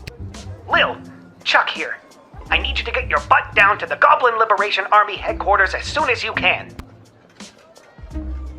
Sorry, LeChuck? I think you're in the wrong game. No! Jeez, it's a little late for you to still not know the key characters around here. I'm just Chuck. I led the non-human protest movement, disrupted the royal wedding, may have contributed to the state of war we are all now living under. You'll have to be more specific. I married the princess, or I guess queen. Oh, that Chuck. She has me deploying various non-human agents, groups, and creatures to help with the war effort. And we... like a mole. Not like a mole person. Well, I guess it could be a mole person. We're really not sure at this point. Can you come down to the GLA headquarters and help me sort this out? I'll be there as soon as I'm done my shift. Thanks, Lil. I'm sure you can help us identify the traitor in our midst. Yep, sounds like something I'd be expected to do.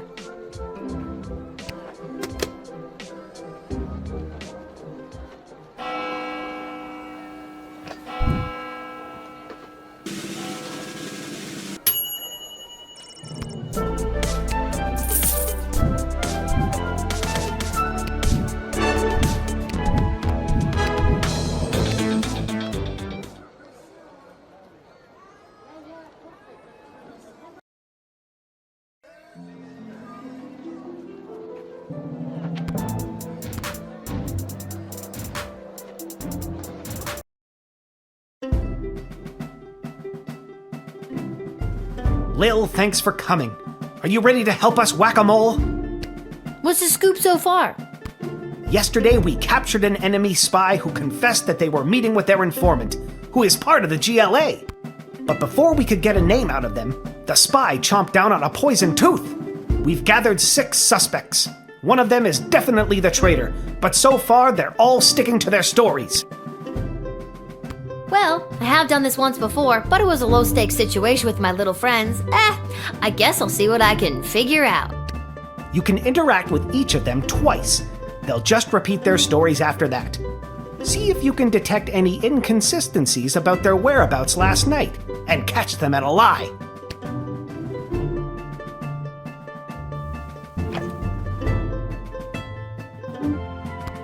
Last night, I was here with Chuck organizing flyers for the war rally.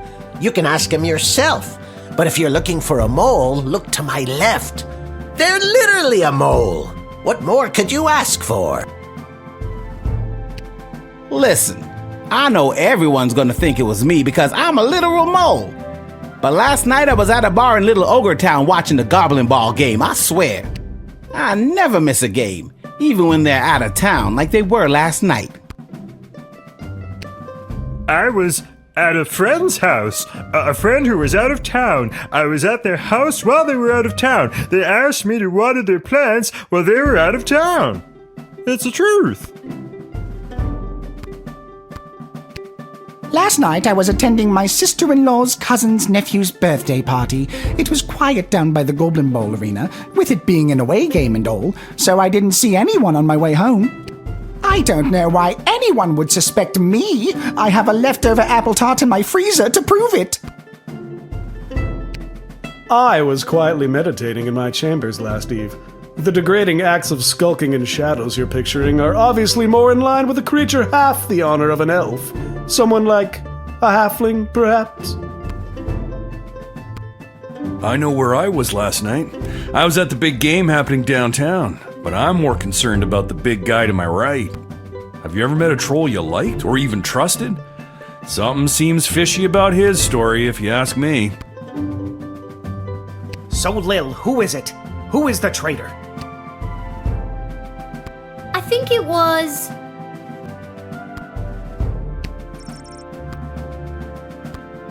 the Cyclops. What? Why me?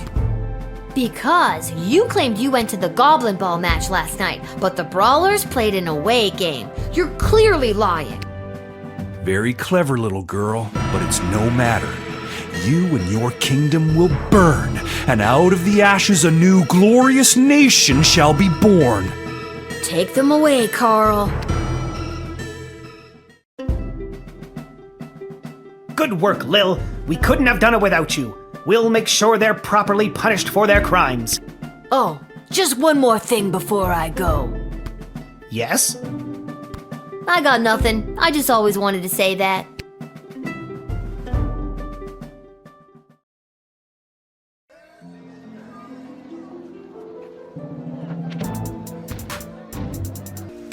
Lil, how are you holding up? Not too many game overs today, Garbs. I'm not really sure what that means, but maybe I've got something for it.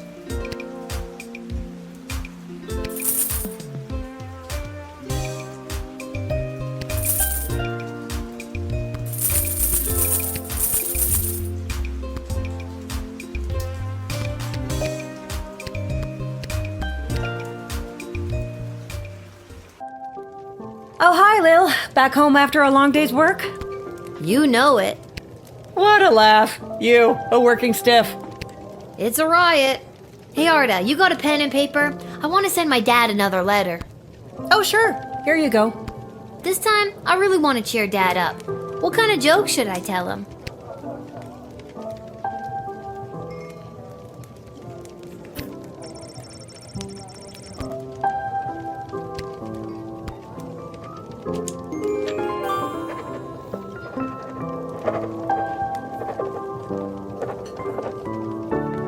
That should put a smile on his face. Thanks, Arda. Can you send it for me? My pleasure. I know how much your dad loves to hear from you.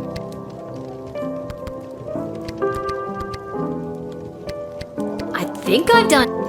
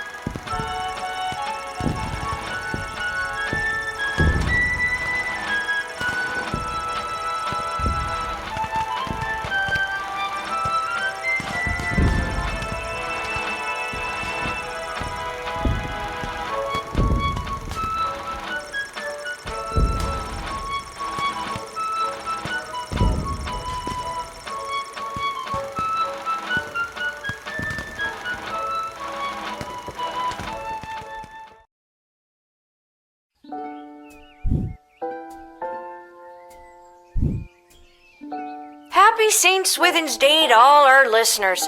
We're here live down at the parade where St. Swithin himself is set to make an appearance any minute now.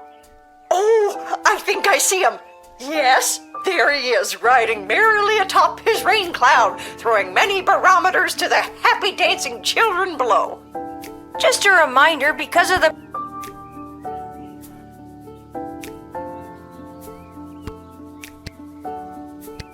Huh. I guess there's no letter from Dad today because of the holiday. I hope he's doing okay.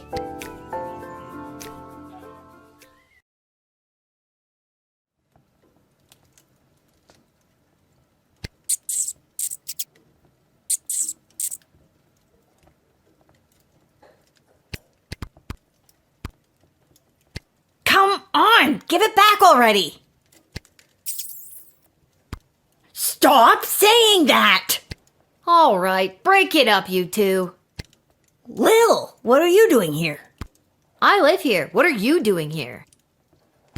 I work here. I got a job getting rid of the rats. There's a lot of rats in here, Lamont. I'm not very good at it. These rats are pretty smart.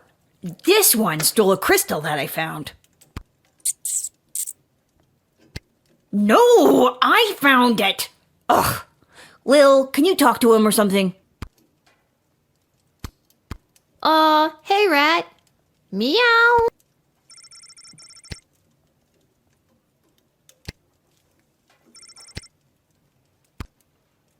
Hey, he gave it back. Thanks, Lil. Now, shoo, get out of here. Okay, geez. I have to go to work anyways. No, not you. The rat. Can you tell Isla and Simon that I won't be able to meet up with them? I have to clear all these rats before this place opens tonight. You might as well take this crystal.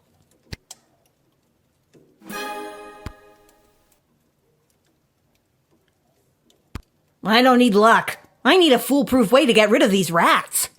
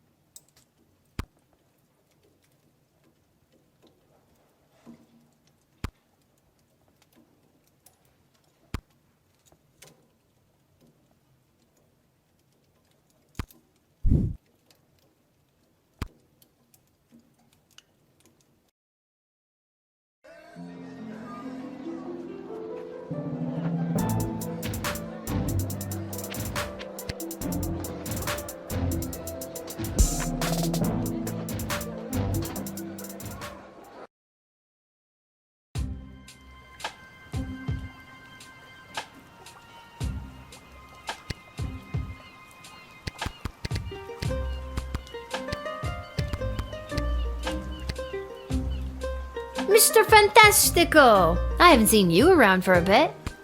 My journey for the most fantastic hat took me to the countryside, where I was drafted into the war. Well, that sucks. But you're back now. Does that mean my dad is back too? Unfortunately, your father remains at the front lines. I, however, got sent home for wearing too many fantastic hats. Apparently, it was alerting the enemy to our presence. Well, I'm happy you're home, and that you got to try on some fantastic hats. But they were not fantastic enough. My journey, it continues. Also, your father gave me this letter to give to you. A letter from Dad.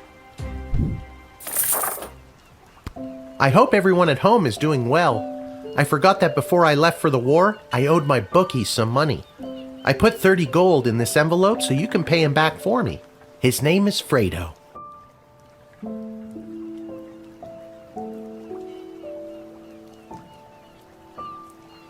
This war is tough, but they say there will be a ceasefire on St. Swithin's Day, so that's something to look forward to. But what's really keeping me going through the darkest moments is the thought of getting back to you. I love you, Lil. Please write back soon. Love, Dad.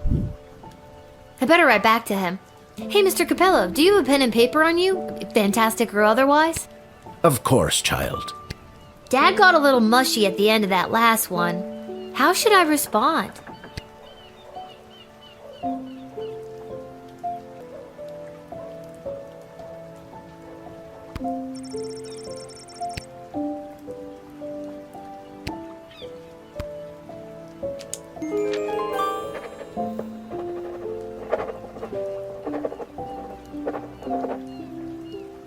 Hey, Mr. Capello, do you think you could mail this letter for me, fantastically or otherwise?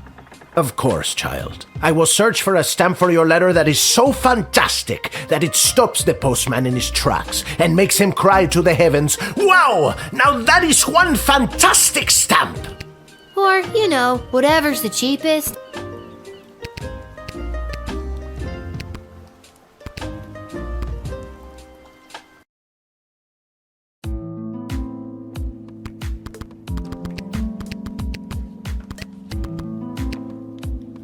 it's good that you're here. Wait, tell me, are we having this conversation for the first time? Second? Are we stuck in a loop? We are totally stuck in a time loop, and the only way for us to break out of it is if you tell me your deepest, darkest secret. Be serious. These are dark times. Fine. I don't mess with the chronometer after hours. I'm frightened enough of being sent back in time or forward in space or whatever, using it at the guard shed. I'm glad to hear it. The readings I've been receiving from the device have been outside of my comfort zone. Not to mention the fact that those mages seem hell-bent on manufacturing another one. What is with those mages?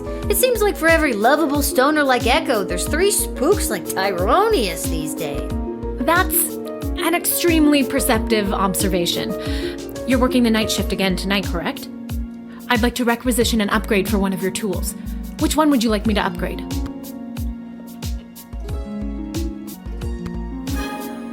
It is done. Gee, thanks. That's awesome. I just hope it's not too little too late considering what we're up against. Okay, drama queen. Keep that plucky fighting spirit about you. You'll need it. You're proving my point. Goodbye, Lil. Goodbye.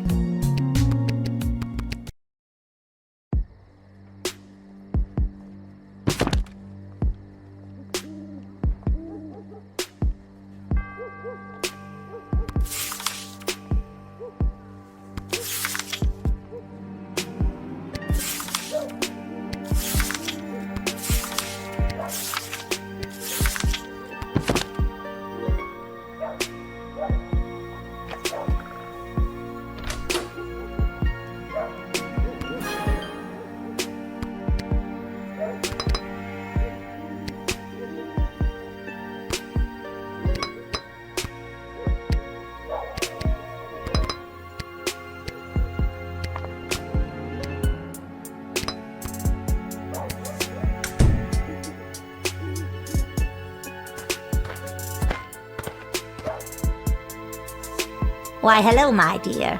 I'm just coming home from a long night tending the apple orchards. It's almost harvest season, and it couldn't come at a better time with the food shortage. Will you let me pass? I've got the first apples of what looks to be a very fruitful harvest. Tee-hee! Just a little gardening humor, dear.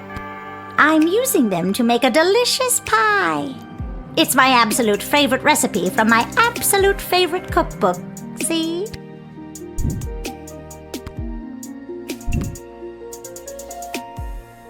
I don't see how it could be a fruitful harvest this year. There's a war raging outside our walls. That can't have a positive impact on the orchards. No, dear, you're right. The orchards were a bit sad. But still, a few good apples, and we should be able to make pies for every grown-up in the sprawl.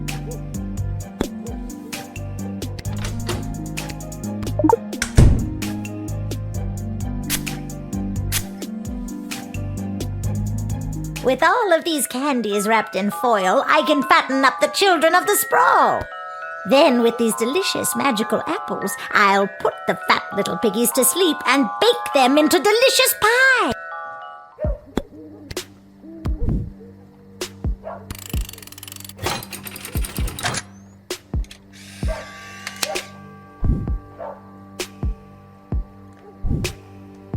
But my plans! My glorious, glorious plans! And my delicious pie!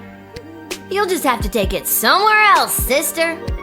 All right, but before I go, I'll share a secret with you. This is no ordinary apple. It's a magic wishing apple. Wishing apple? Yes, one bite and all your wishes come true. Would you like to take it? No thanks. I've got this thing about taking food from strangers. What a clever little girl you are.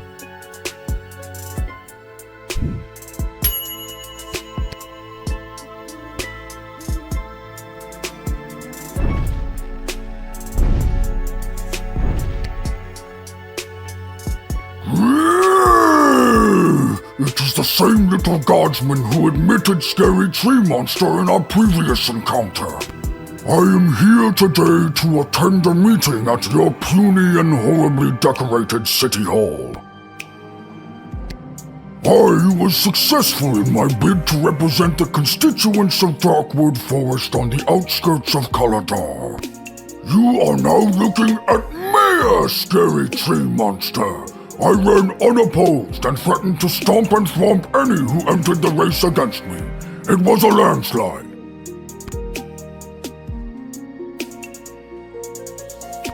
Not sure I like the idea of threatening any who oppose you with violence. I may be a kid, but I don't think that's how democracy is supposed to work. Oh, sure. Nobody likes stomping and thwomping, but without it, how would anything get done? Open and honest communication built on trust and mutual respect? You don't know politics.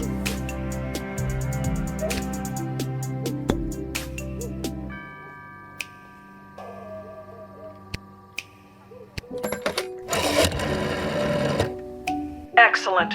Mayor Scary Tree Monster will be an absolute asset in aiding our defenses at home. The mayor here should serve as an effective deterrent. His ability to both stomp and thwomp are the stuff of legend. Well done, Guardsman. Admit Mayor Scary Tree Monster without delay, for the sake of the Sprawl's defenses.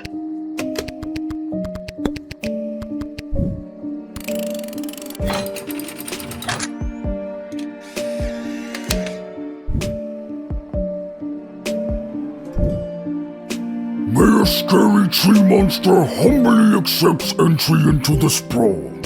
Oh, well, that's very nice to hear. Lieutenant Stryker promised the opportunity to stomp and thwomp any enemy who may come near. Stomp and thwomp!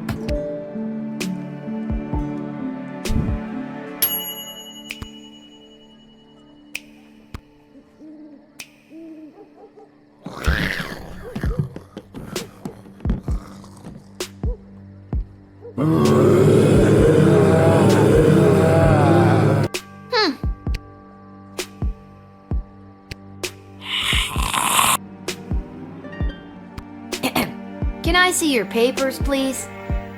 I didn't think that would work.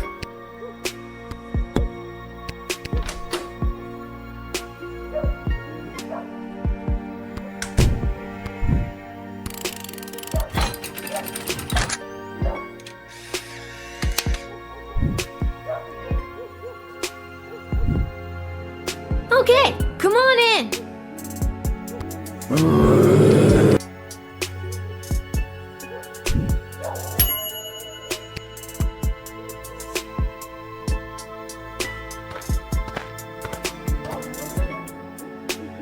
Oh, hi. You must be Lil. I was told to come to these gates so that I could be looked after by you. I'll be heading in now unless you need something else from me. So, who told you to come see me? Aw, geez. It's kind of a top secret project I'm working on. I don't think I should say much more about it. It's on the up and up, but I'm afraid it's also pretty hush-hush. Top secret? Whoa! And they sent you straight to me, eh? Yep, that sounds about right. I'm kind of the best guardsman on the force these days. That's not what I was told. What were you told? I was told that you were trustworthy if a bit... Well, that's not important. I was told you were trustworthy. Wait a minute. Didn't I see you at the GLA? The whole traitor in our midst thing? Yep, that was me. I always seem to get pulled into those lineups. One of the downsides of being a mole person.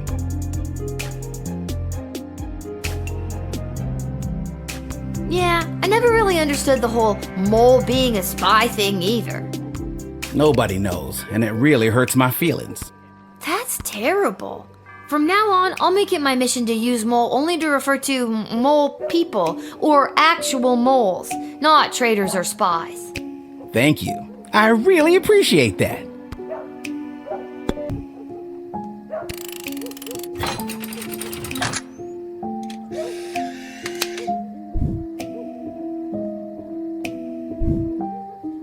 I'll be off to take care of this top secret assignment. Thanks, kid. I knew I was right to come to your gate.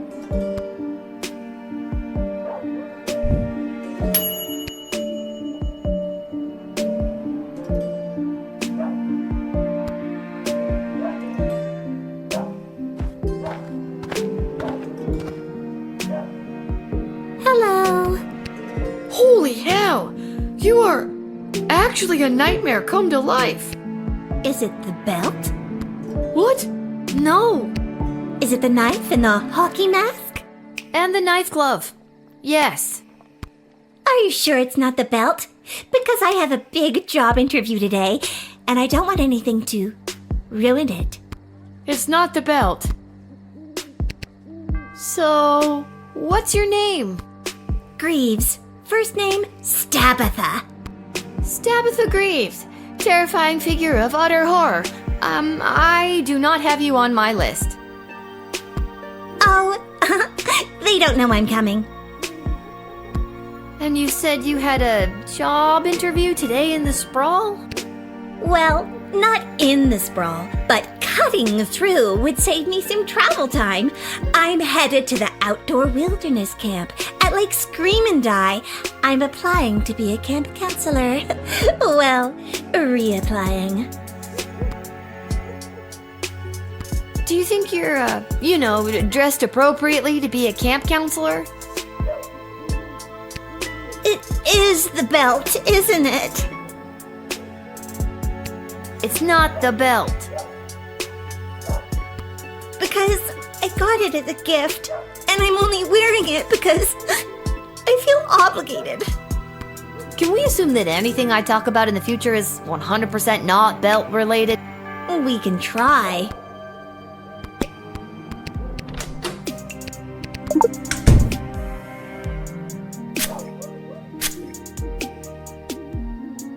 That night I died in the woods, a demonic spirit of vengeance possessed my shattered heart and brought my twisted corpse back to life.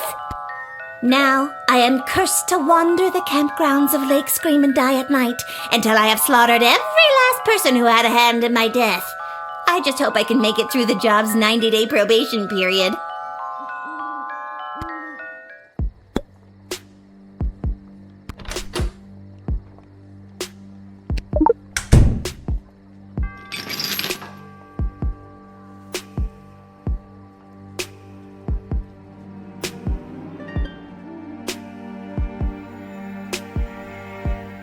Yep, there's your problem right there. Looks like you got a demonic hex on your heart.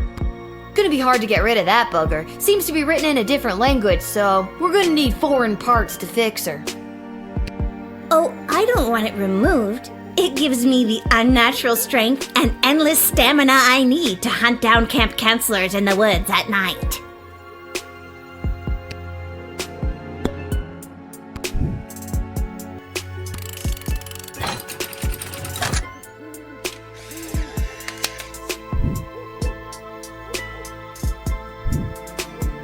Now, Stabitha, promise you're not gonna murder me. I can't promise that. But I'm not gonna let you in. I understand. You're just doing your job. I guess I'm taking the long way to Lake Scream and Die. If I don't get the job because I was running late, I'll come back and tell you all about it. Oh God, what have I done?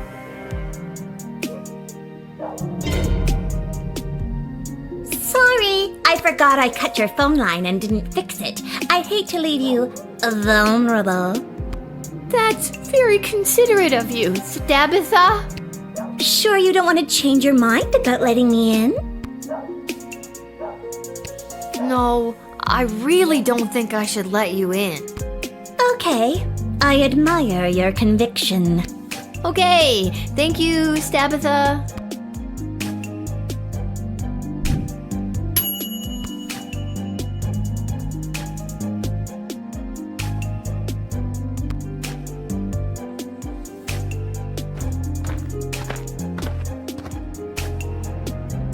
We got a call there may or may not be something strange going on in your general vicinity.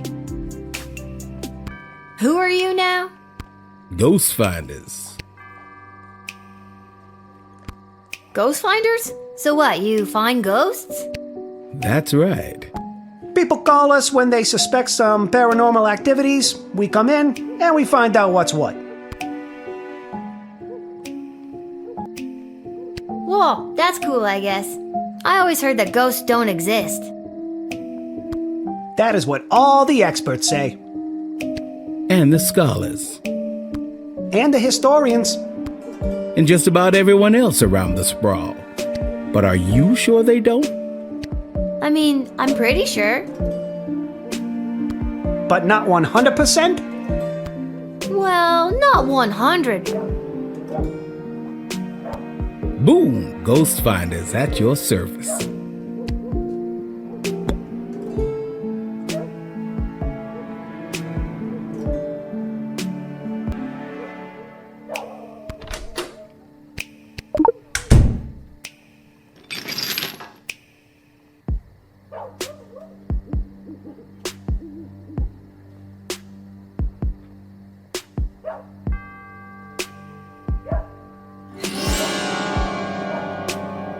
Oh my god! There's a ghost right behind you! Nice try, kid. You gotta wake up pretty early to get the jump on the ghost finders. Take a look for yourself if you don't believe me! Oh my god! A ghost! Ah! Let's get out of here! My hour is almost come. Alas, poor ghost. Pity me not, but lend thy serious hearing, revenge my foul and most unnatural murder. Murder? Who done it? That villainous mage Tyronius Athanatos. How? With juice of cursed Hebenon in a vial, and in the porches of mine ears did pour the leprous distilment. He poured poison in your ear? That's a really weird way to kill someone. Remember me!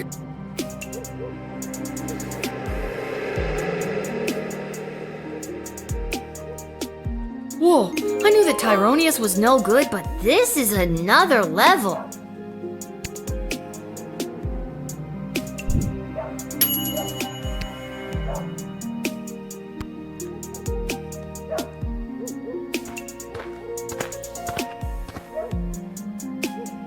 It is imperative that you invite me in! The sun is coming up!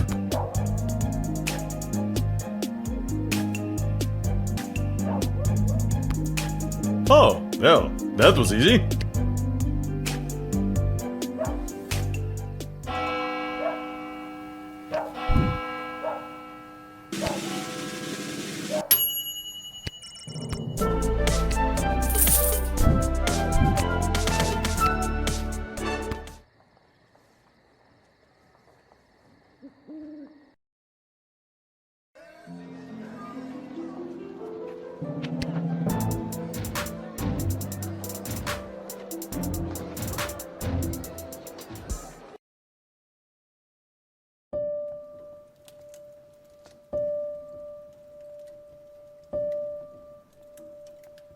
Let me guess, we're finally gonna have the best friend taco party I've been dreaming about since level 5.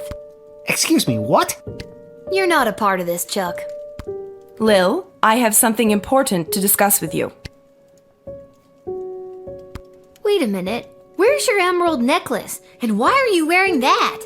That's just like the one that creepy Tyronius had. It was a gift from Tyronius on behalf of the Mages Guild, to keep me safe. Tyronius has been giving me big bad guy energy since level 1. I would ditch that amulet immediately. That is for me to decide. Lil, I have something I need to tell you. Desi, I know we talked about this, but are you sure? Lil's done a lot for us. I am not having this conversation again. It is entirely inappropriate what you've been put through. That is why tomorrow will be your last guard shift. This is what I've been saying. But, we're at war. I've been doing a good job, I think. I feel like in lots of little ways I've been, I don't know, changing the course of fate.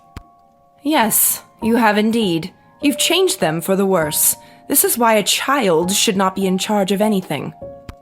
Desi, sure, she's a kid. And no, it's probably not fair. But she's proven she's more than meets the eye plenty of times. You were the reason I asked her to uncover the spy in the GLA. True as that may be, it's time she was relieved of her duty. Where is all of this coming from? I thought we were, friends. Friends? With you? Someone who has been acting in her own self-interest against the crown? Tyronius has told me the true nature of your character. Tyronius? He's nuts, and he gives off real main villain energy. Why would you believe anything that creepy ghoul factory has to say? Because he has accepted the role as my advisor. He's your fourth advisor? Fourth, and perhaps only, if the other three remain so utterly useless. You're gonna fire Stryker?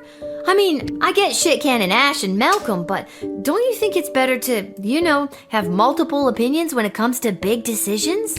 Not anymore. And neither does Tyronius. He also thinks it is time for this little game to be over. These don't sound like your words. She's right, honey. They don't. Listen to me. I have made my decision. Tomorrow will be your final shift. We will not suffer those who speak against the Queen of the Sprawl. Desdemona, listen to yourself. I will not be spoken to like that by a filthy... I'm sorry. I'm under so much pressure. I need to lie down. I don't feel quite like myself right now. Lil, I'm sorry, but it's almost time for the end. Chuck, take me home. This doesn't make any sense. I have worked my ass off for you and the Bloody Sprawl, not to mention the idiot triplet advisors, and now you're following that Tyronius asshole's advice? Fine, I quit. You can't quit. You were already relieved of duty. This sucks. I'm sorry, Lil. I'll try to talk to her. Good night.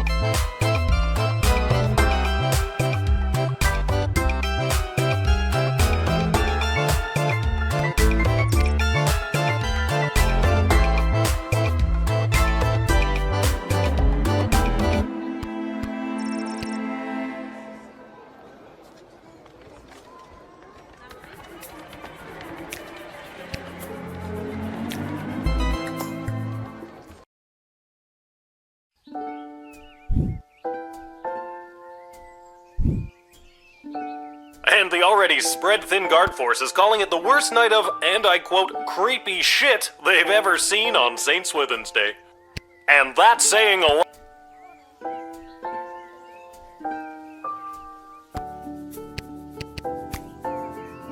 Hey, a letter arrived from Dad. Dear Lil, I haven't received your last letter yet. I really could have used the pick-me-up. Things are getting really hectic here. Everyone is busy getting ready for the upcoming naval battle. Even though I don't have any training at all, I'm getting stationed on one of the attack boats on the front lines. But don't worry, I overheard the Admiral say that there may be a plan brewing to unleash a ferocious sea monster, if they can find one. But they'll have to make sure there aren't allies in the water when they do. So that sounds like a plan, right? I don't really know what's in store for me, but I'm doing my very best so I can get home, and we can finally get our lives back on the right track. Wish me luck. I think I'll need it this time. Love, Dad. I guess all the fighting has disrupted the postal service? Oh, the humanity!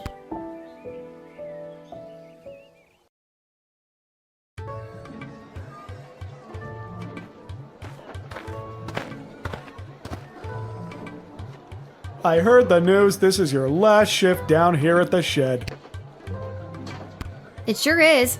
I may not always get 4 stars, but I think I've been pulling my weight around here. Seems pretty weird to pull me off duty, just as everything seems to be at an all-time level of terrible. Speaking of things being terrible, let's make sure you're all stocked up for your shift.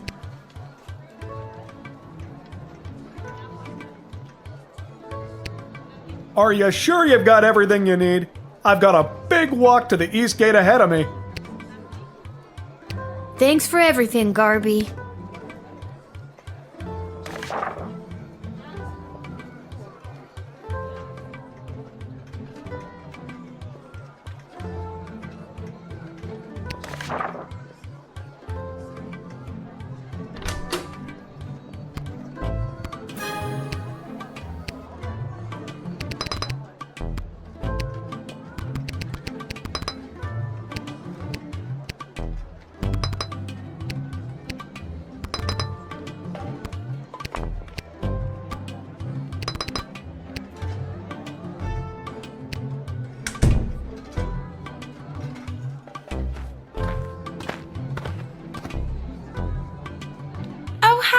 It's me, Kelly. I remember you from the wedding. You didn't want Monty's soup. Can't blame you. If I didn't work there, I wouldn't want it either. I've got a wagon full of food for my boss to help with the whole people dying of starvation thing.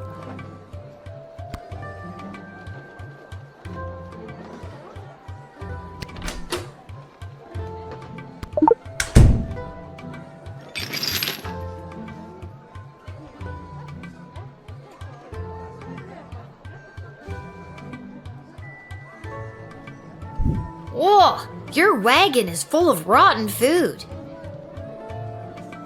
Well, it wasn't rotten when I picked it up 2 weeks ago. That's really not great.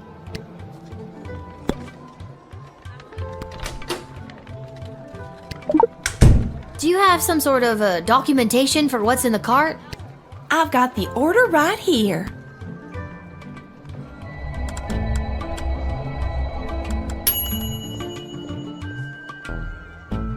This list says the food items shouldn't be left out in the sun or pulled around in a hot wagon for more than a week. How long did you say your journey was? 2 weeks. Would have been 3 days if I didn't wear these heels. That's really not great. Yeah, but they were on sale.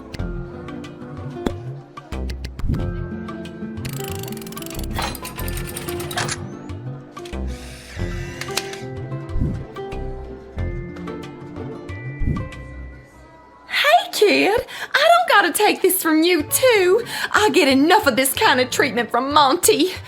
You want to deal with this food, then do it. I'm out of here.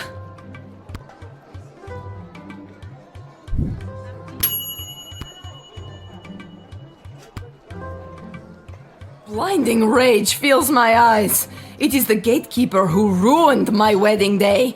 How have you, honorless child, been allowed to keep such an important position? Thank the walls of your shed for protecting you from the taste of my blade, if I still had it. Kapla! Despite my blood feud with you, Guardian, it does not please me that the Sprawl has been so brutally punished by the Kingdom of Petrard. This war has been conducted most dishonorably by those pathetic Petrardians, and your city has been ruined, much in the same way as you ruined my wedding. I doubt you could even help us if you wanted to. Marvog is no match for the might of the Kingdom of Petrard. You are attempting to use tricky reverse psychology against me. It will fail. That's what Prince Phineas said too. He figured you'd be too dumb to understand what it was. He said that? Too dumb, eh? Well, I will destroy the Kingdom of Petrard myself!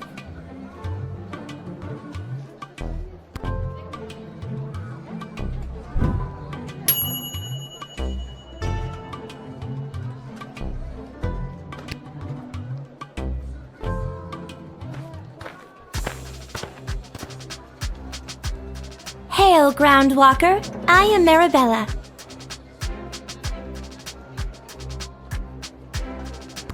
Hi, I'm Lil. Anything else? I don't know. I've never been above water before. You lead the way.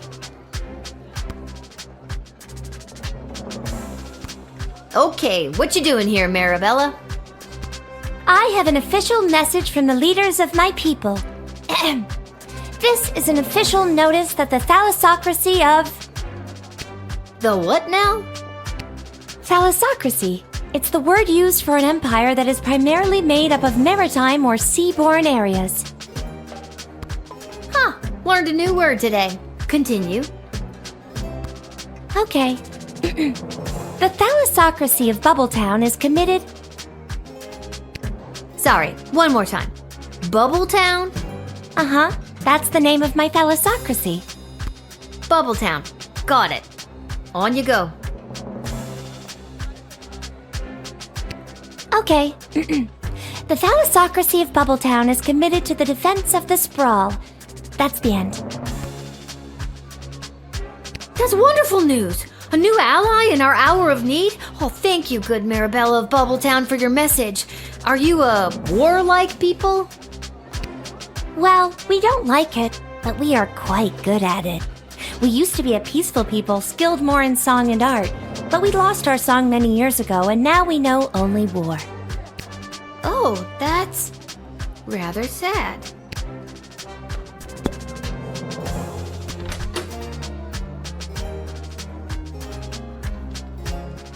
I don't think I can use this right now. Yeah!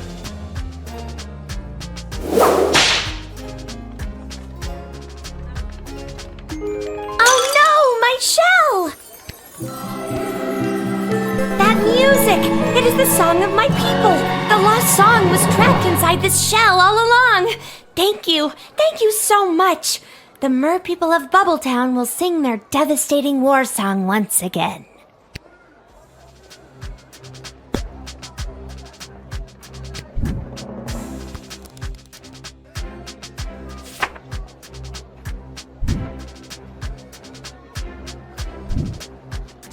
All right, Marabella, get in there and sing your heart out. You're officially drafted. Thank you, Lil, and thank you for helping me find my song. And with that song in my heart, I will rip out the enemy's heart and feel their warm blood fall upon my scaled body. You do you, Marabella.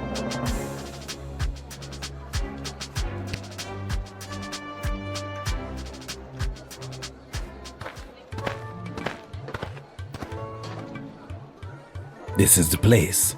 I got the call. I'm a mercenary. Your move, kid.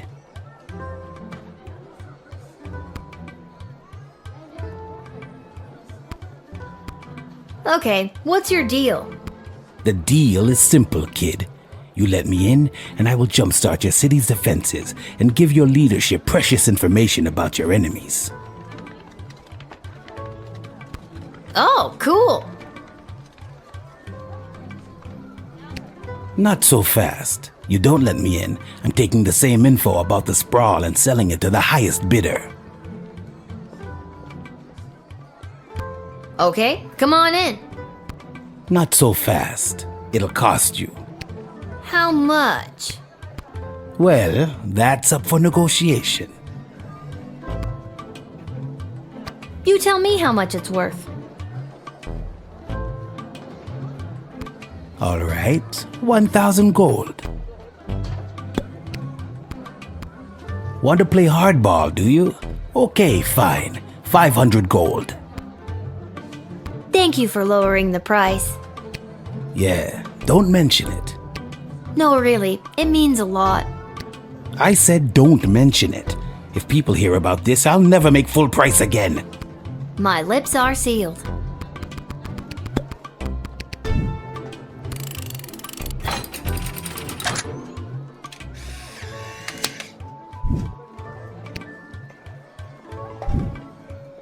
I'll assist your city with its defenses and provide enemy intel for the agreed upon price of 500 gold. Here, take this contract to the castle. They'll settle up with you. A pleasure doing business with you, kid.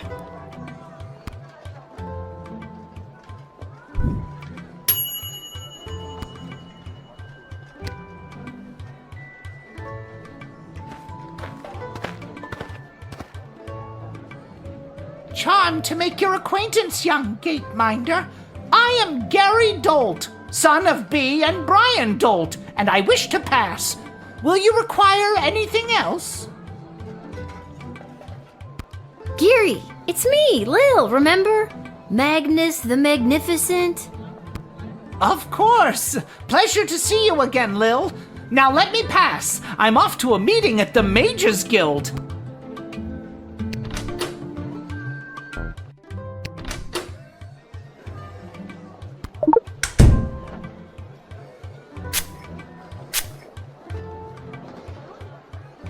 I've been summoned to the side of my mentor, the powerful master Tyronius Athanatos. He is pushing the Mages Guild toward what he has dubbed a grand realignment, putting mages at their proper place in the center of power. If I play my cards right, I could end up being Tyronius's right-hand goblin. Any day now, we will rise again. I don't know if you heard, but I'm well on my way to becoming a full-fledged mage, a card-carrying member of the guild. Heading in right now to meet with my tutor, Master Tyronius Athanatos. He's not much for having a laugh, but I've learned so much from him. I didn't know that you had any magical abilities at all. Didn't seem like you did last time we met anyway. Well, I'm just a late bloomer. Master Tyronius has told me that I show great potential as a student, or apprentice, as we are called in the guild.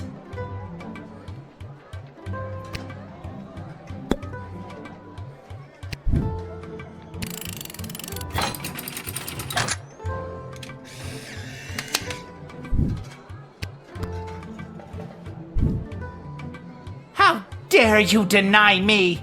Me, a powerful new member of the Mages Guild! Just wait until Master Tyronius hears about how you've treated his soon-to-be right-hand goblin. You will regret this, Lil, you pathetic little smaggle!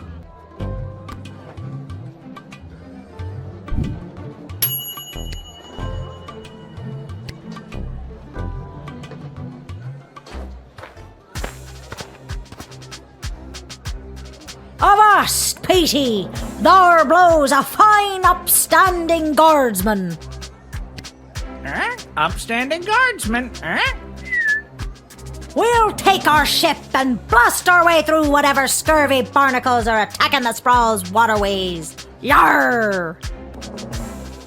So, you're saying you'd like to be drafted? Aye, that's a much more concise way to say it, yar.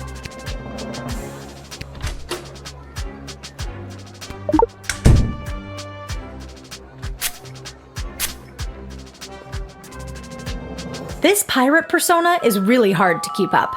And when the parents come to the ship with their kids for the birthday parties, sometimes I look in the mirror and I don't know who is looking back at me.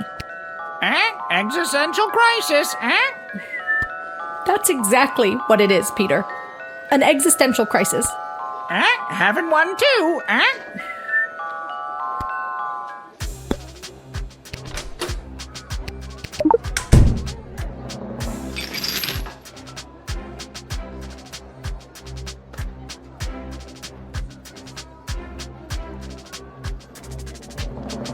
This is a standard keg of our IPA. Has lots of big, punchy hops and a refreshing grapefruit note to help balance it out.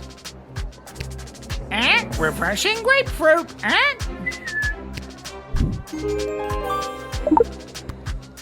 We call it grog, because, you know, pirates. Yar!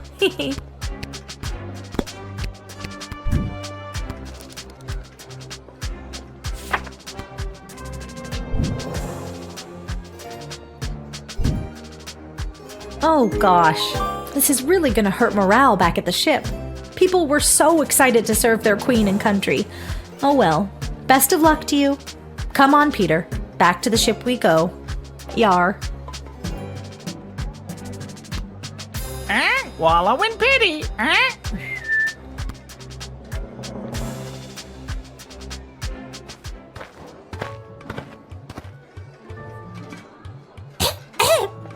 Hello, I'm here to join my family in the refugee camp at the docks. Aww.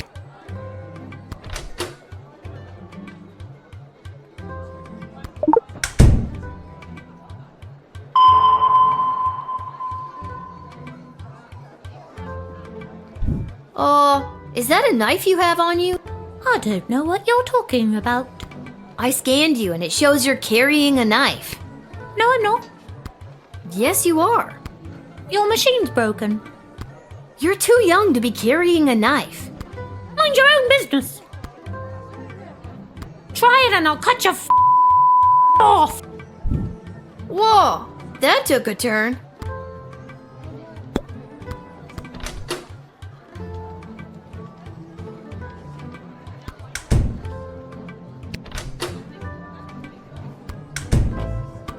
What's your name, little buddy?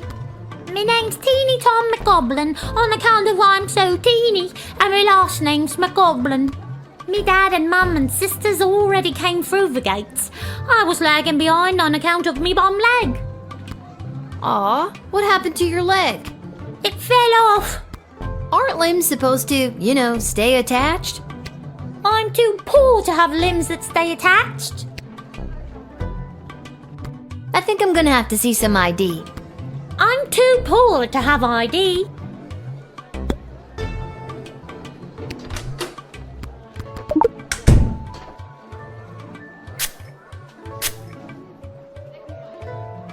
I love me dad and me mum and even me sisters so much. Sometimes I feel like I could just burst when I see them. They all treat me with such kindness and help me when it's hard for me to get around. Sometimes Dad lets me ride on his shoulders and I feel 10 feet tall. That's the truth. And I ain't hiding anything except for me knife I use for robbing elderly people. I love robbing elderly people and I won't stop. I'll never stop. It gives me a thrill like nothing else does. I'll die before I stop. No elderly person is safe from me and me robbing knife. Oh my God!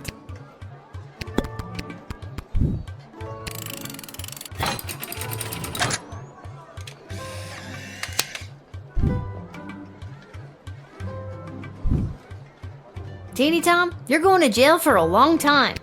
Is this because I like to rob elderly people at knife point?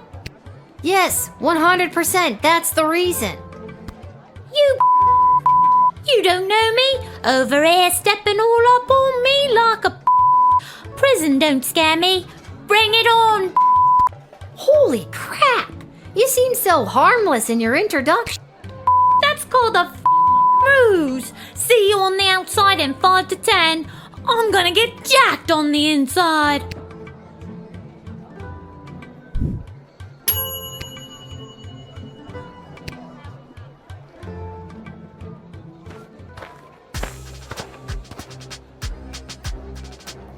Hi. Is this where to sign up for the draft? Yes, it is. Wonderful. Would you like to be drafted to fight in the war? Oh no, it's not for me.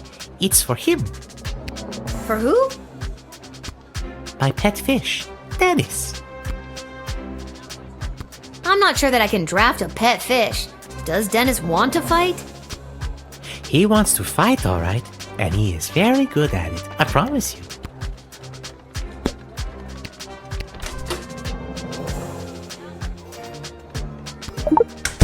This is a real stretch, but I wonder what kind of fish that is.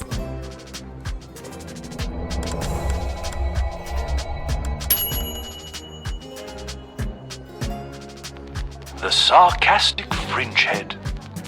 These fish are exceptionally quarrelsome, often fighting for territory or turf. With their mithril teeth and dense bone structure, they are indeed deadly sea creatures.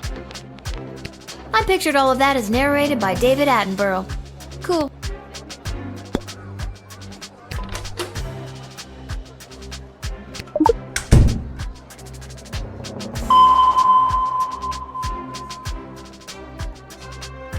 Is that fish made of metal?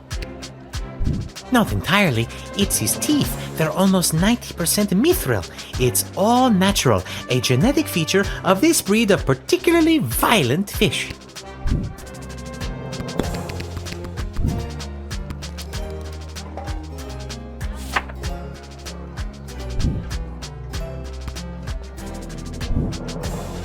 I'm sorry, I can't draft you. Not me, remember? It's for the fish. I'm sorry, I can't draft him either.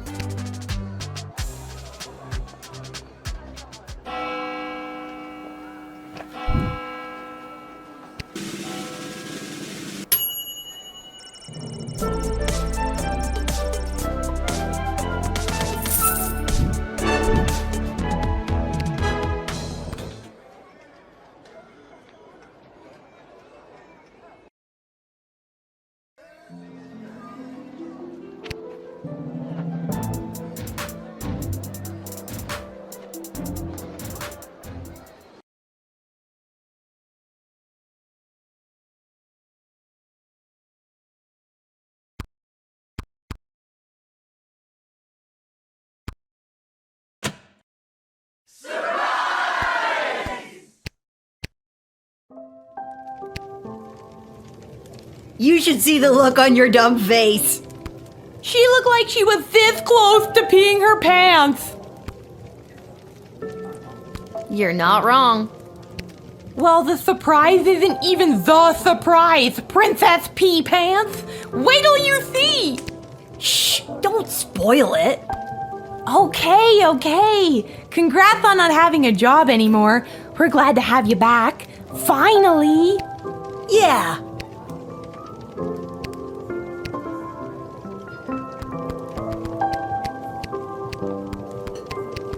Magic lovers of the sprawl, please put your hands together for the one, the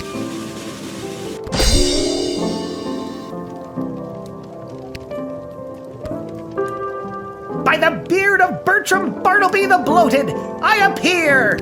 Edward, the official officiant. It's the Edward, the Great Magician again, come out of retirement to play one more preteen birthday party. How old are you today, little girl? I actually picked up a few tricks from a true blue real deal mage I met.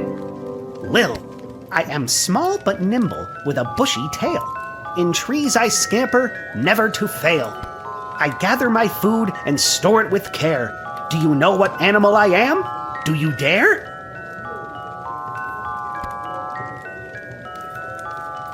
That's right, a sparrow! Ta-da! What? Sparrows don't have bushy tails, and since when do they scamper through trees? When they're not flying, of course. Yeah, okay, you got me there, the Edward. Do you have time for another? Well, I'll be here with my second trick when you're ready.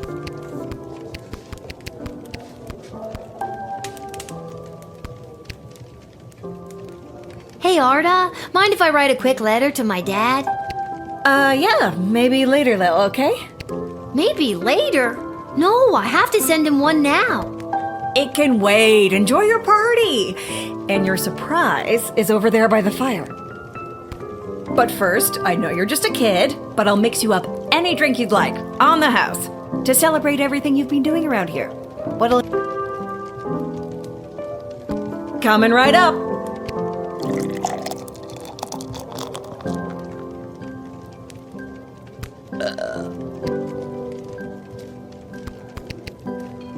I probably shouldn't leave my surprise party.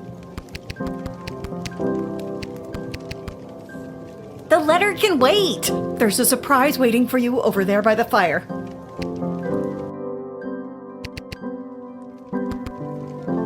I'm sure between my job at the city council and as an administrator with the Guard Corps, if the sprawl was on the verge of catastrophic collapse, from within and without, Mike Melroy would know about it. I may be baked out of my gourd, as per usual, but I'm telling you, I'm seeing bad omens everywhere. Something very bad is about to go down. Oh, Lil, congratulations! What a party! Are you having a good time? Honestly, I am. I'm really feeling the love, Echo. What's a love echo? I'm gonna miss this. I'm here to collect your badge and your gun. What badge and gun? No one gave you a badge and a gun? How the hell did you navigate your way through 11 levels without your badge and your gun? There are plenty of ways to solve a problem without a gun. But the badge, Lil, it's all in the badge. I'm gonna miss this too. The letter can wait. There's a surprise. Well, the surprise isn't even the surprise. Shh, don't spoil it. I probably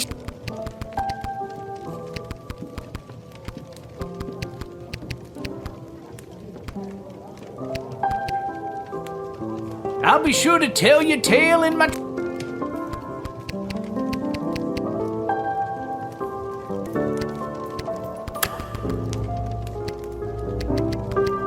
Do you have time for another? Okay. I'm small and petite, with feathers so fine.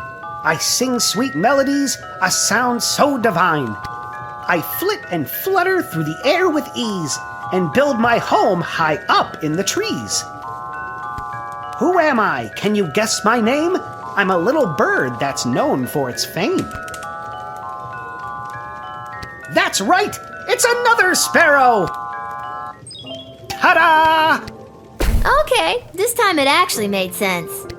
Made sense and amazed you! Honestly, that was pretty great. Thanks for being at my party, the Edward. I'm gonna miss you.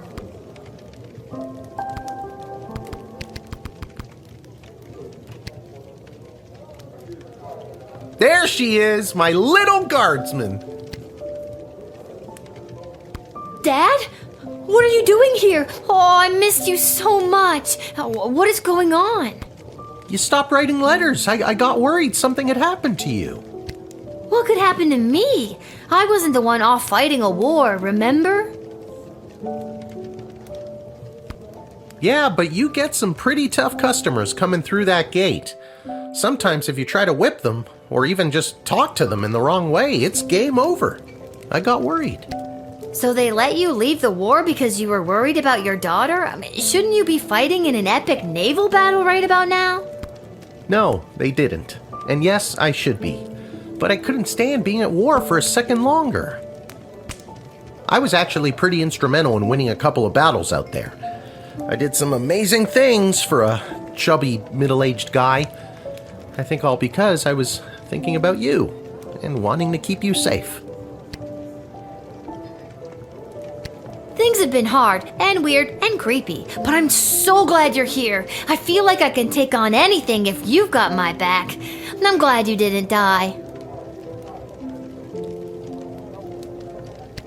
I'm glad I didn't die too. I could die any day now.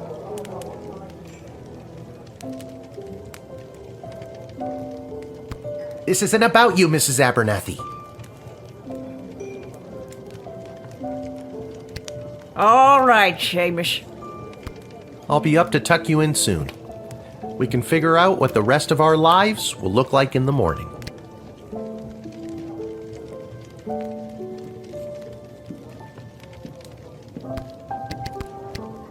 This hat, it is not as fantastic as my previous hat. What? Really? Because I have to say, that's a pretty fantastic hat. You should have seen my previous hat. Aye, my journey, it continues. There's no pleasing some people.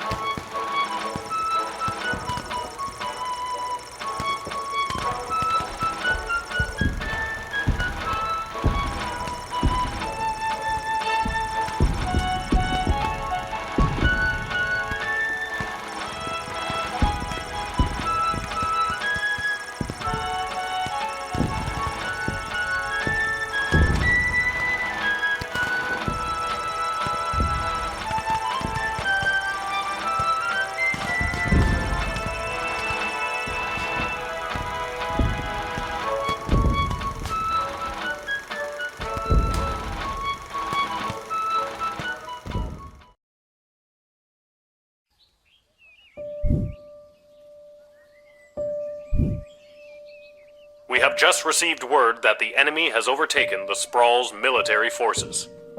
While the city's walls continue to hold, the remainder of the Petrardian forces are expected to join the siege in the coming days. This is a dark day for the Sprawl. As you can tell by my voice, this is a very serious thing I'm saying. We will be keeping this channel clear for instructions from the palace and other emergency updates.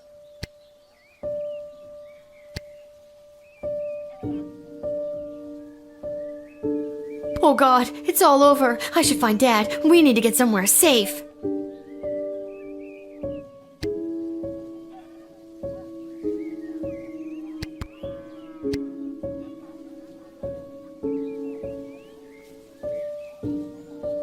Dad, I just heard the news. Oh, hello, Cecil. Welcome to my bedroom. Have you come to join us in being slaughtered by an invading army? Sorry for the intrusion, but this is official business. I was sent by Queen Desdemona herself to retrieve the Chronometer 3000 device. What does the Queen want with it? It's not my job to know. I just know that the Queen ordered me to get it from you. You mean the Queen that's definitely not acting like herself? The Queen that's almost acting like she's being mind-controlled by someone? It's not my job to know about that either. My instructions are to bring you with me to the war room if you don't comply. Then it sounds like I'm coming with you, Cece. Don't call me that. I'm coming too. I know you got fired, but does that mean I did too? Should I be at work right now? Fine. Dad, suit up. What makes you think I've got a suit? Right. Let's go.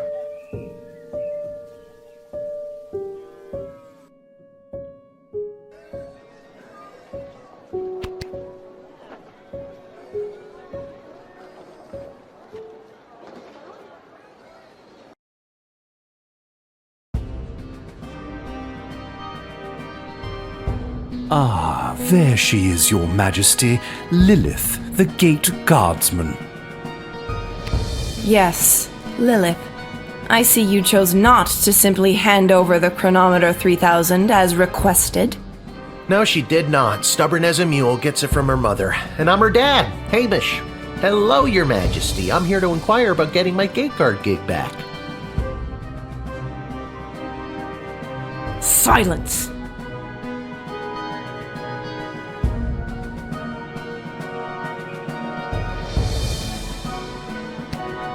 Hey, where's Stryker? And Ash and Milcom? Shouldn't they be here advising you? Her Majesty grew tired of them working in the shadows against her. By now, they should be a few miles outside of our borders, or rotting in the dungeon waiting to be hanged by their traitorous necks. I honestly forgot which lever I pulled. That's enough. Lilith, the Chronometer 3000, hand it over now.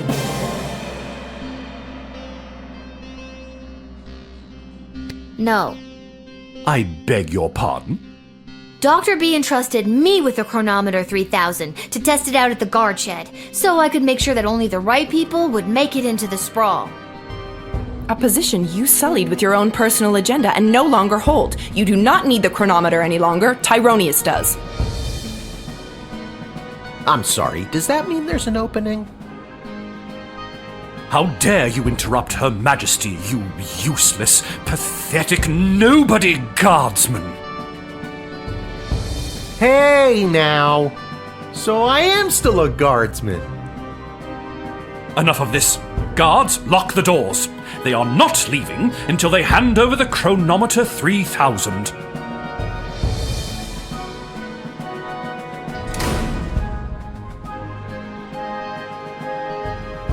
Nobody's doing anything with a chronometer until I hear from Dr. B.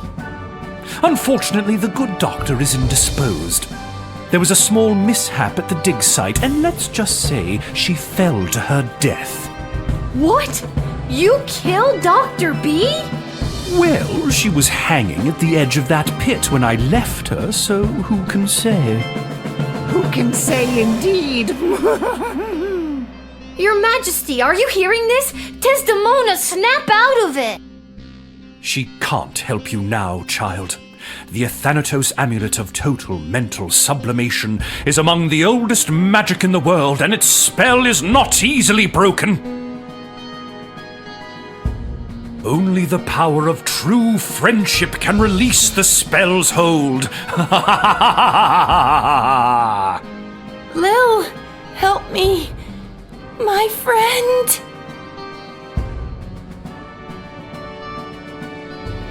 What? I didn't know you two were friends. Shit. Okay, new plan. Give me the chronometer 3000 now, or I'll kill you. Why do you even want the chronometer anyway? Why? What do you mean, why? The war is lost. Thousands of soldiers have died, and worse, those bloated Petrardians have access to the dig site.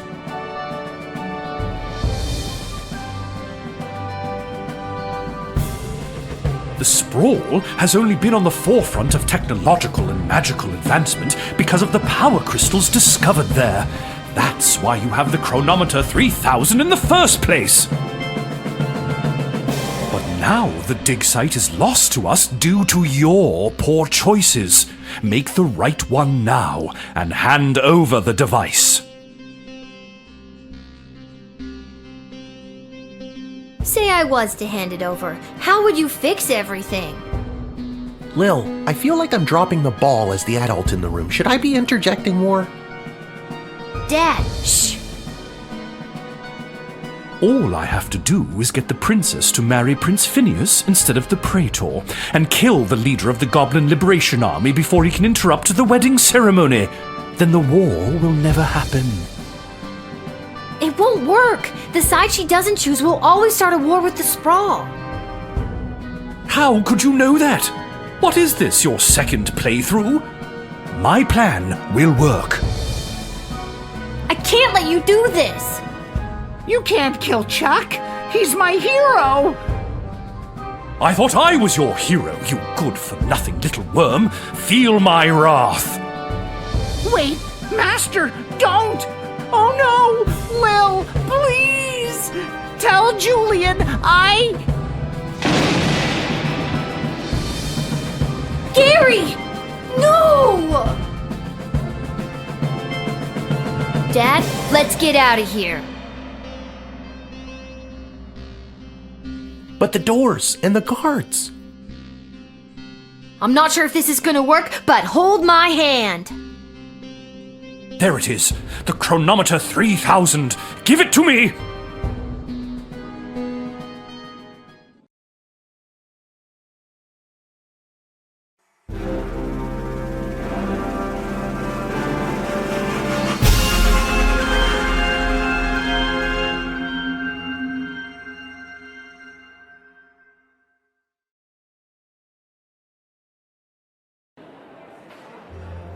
What happened? Where am I? The palace. Oh, the wedding! But it's not the same. Desdemona's gonna marry Praetor Kargan? And there's that bastard Tyronius, and he's got my chronometer. What is he gonna do? I now pronounce you married. You may now kiss. Oh my god! Dad! No! No, no, no, no, no, no, no! I've been pincushioned with arrows a few times in my day. Ugh, but this time they hit something important. To think I've lived through a whole war only to die at a wedding. Lil, I'm sorry I failed you. I love you, Lil. Dad? Don't do this to me. This can't be happening. Dad, please, come back.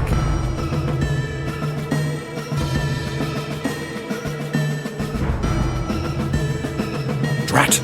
Even without that infernal goblin interfering, things still escalate. This won't do at all! Oh well, off to another timeline with more favorable variables.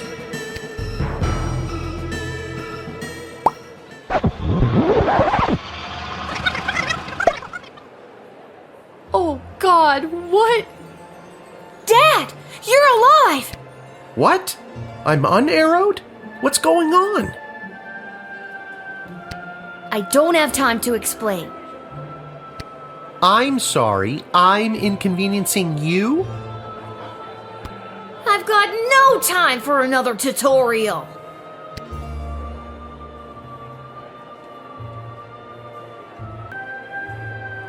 Okay, try not to get his attention, but go stand by that necromancer. Ooh, spooky. Whatever you say, kiddo.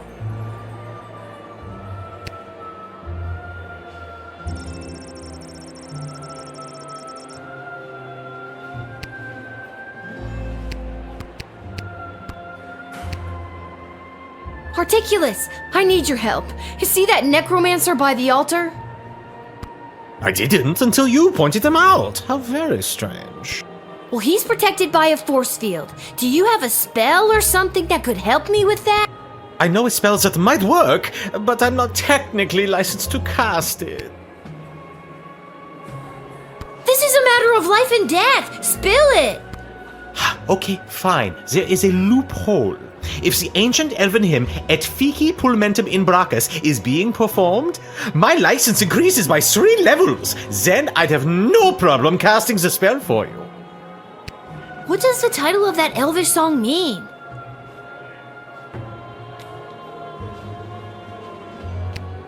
No one knows.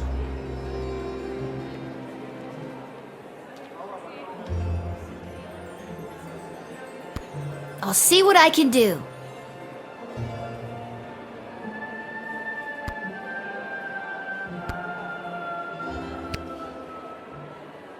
Excuse me, but do you take requests? Would you be able to sing Et Fici Pulmentum in Brachus? Ah, a true connoisseur. No problem.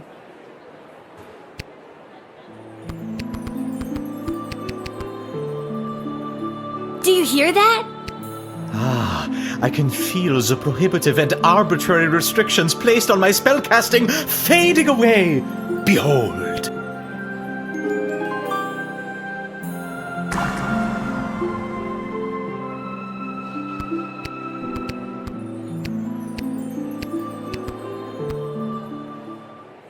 Now I've got you. Dad, give me a hand with this clown. How's this for being a useless, pathetic note? You continue to annoy me. Lightning!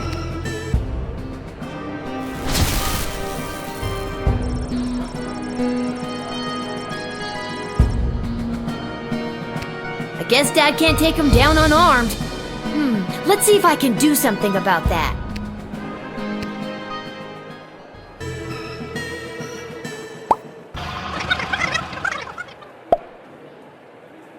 What are we doing up here? I don't have time to explain, but I need to find you a weapon, and when I give the signal, I'm gonna need you to fight somebody. No problem. I showed up pretty drunk and ready to go. Who am I fighting? See that necromancer-looking guy? That guy. Oh, that might be tough. He looks spry. I can try my best, but I'd feel better if I had some kind of weapon to protect you with. I'm on it.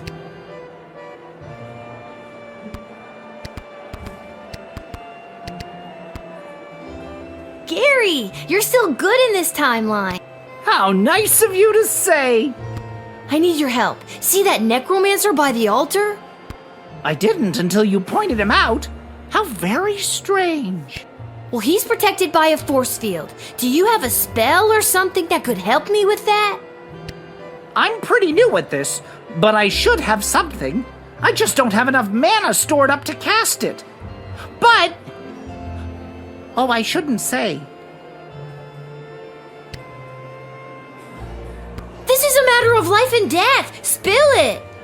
Okay, fine, but you didn't hear it from me. The secret ingredient in Monty's soup is narcotics-grade pixie dust. That's why everyone around here is so obsessed with it. It's really not all that great. And narcotics-grade pixie dust is a favorite of students at the Mages Guild because it gives them a major mana boost. Get me some soup, and I should be able to execute the spell.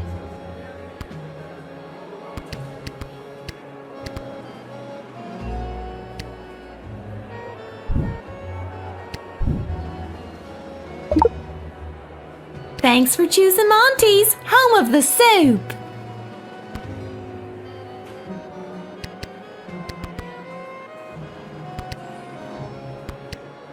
I've got it!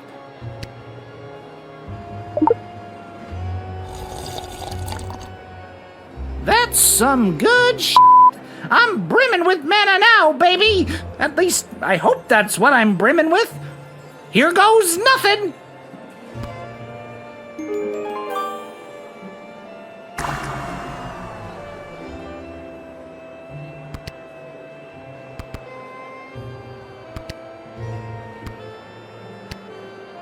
Hey, bounty hunter! Yes? Give me that blaster I know you got on ya. Why should I? I'll pay you a lot of gold. Later. Sounds good.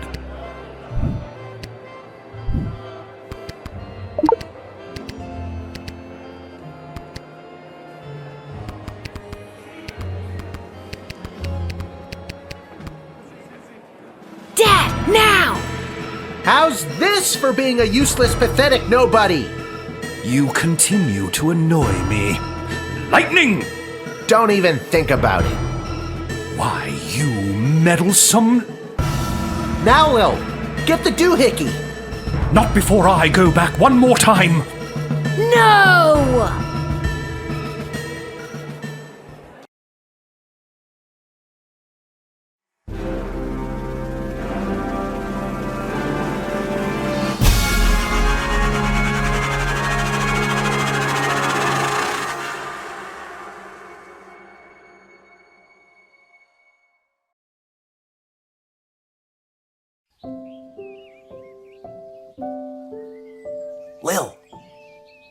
Lil! What, Dad? I just had the strangest... Wait a minute. Where am I? What happened? Do you want the long version or the short version? Don't be cute. I remember we were back in time at the royal wedding. Tyronius had the chronometer. You distracted him and I grabbed for it and... And before I could even blink, we were right back where we started, in the war room with the princess. Except Tyronius wasn't there and you were unconscious. You've been in bed for a week. You've been muttering some very strange stuff. A scary tree monster who became a mayor? Ridiculous. Tyronius wasn't there? What happened to him? And the war? And Desdemona? There's someone waiting to see you who might do a better job of filling you in than me. Hello, Lil. Desdemona? You're being mind-controlled by Tyronius. You need to listen to me. It's really me. I'm not under Tyronius' spell anymore. You're not wearing his amulet anymore. Did you know that it was allowing him to control your mind? No, I wasn't aware of that when he gave it to me. And that a spell could only be broken by true friendship, and then you started to break free because I was your true friend. So are we like besties now? Again, I don't recall any of this. As far as I remember, he tried to grab the chronometer from you, then in a flash of light, he was gone. There hasn't been a trace of him or the device since. Is there a chance he still has it? Is he back in time right now, messing things up even more? It's doubtful. From what we understand from Dr. B's notes, once a chronometer has been synced to an individual's life force, it can prove disastrous. So, Dr. B, she's really... Yes. Unfortunately, she remains dead. When you reappeared without the chronometer, we lost the ability to go back and fix things, including the terrible things I may have said or done while under his control. I'm so sorry. Can you ever forgive me? Of course I can. You weren't you. I can only imagine what it would have been like to be under that creep spell. Thank you, Lil. And can you forgive me, Your Majesty, for forgetting to tell you how grateful we are, allowing me to return to my post, and for personally taking such good care of Lil this week? Of course, Hamish. But the Sprawl is grateful to your daughter, Lil, for all she has sacrificed to save it. But the war, has it changed? Tyronius said that he was going back to kill Chuck and... Chuck is alive and well, thanks to you. And we still lost the war. But with Tyronius missing, things seem to have taken a turn for the better. We are still not out of the woods, but the worst is behind us. The Mages Guild has scattered. We discovered that some of the more loyal mages to Tyronius were supporting the enemy army with magic. But without this advantage, they were incapable of delivering a fatal blow to our fair city. The enemy is still there, just outside the walls, and months of negotiations are ahead, but hopefully I can avoid any further bloodshed. Well, that's good news at least. So, what now? What do you mean, what now? Well, do you need me to unmask a goblin spy, work the night shift, harass any of your advisors? Lil, don't you get it? It's over! You don't have to do any of that anymore. Let the grown-ups do their jobs. Besides, I don't want you to be a guardsman anymore. I'd like you to just be my friend. That sounds good to me. Join me at the palace once you're feeling up to it. I'll have the kitchen cook up some... Finally! Talk about fancy friends. She seems nice. I'd love to spend the day with you, but I've got a shift down at the guard shed. You can do whatever you want. Chill. Go play. Have that childhood you keep talking about. Or, join me for another shift. Well, one more shift couldn't hurt, could it?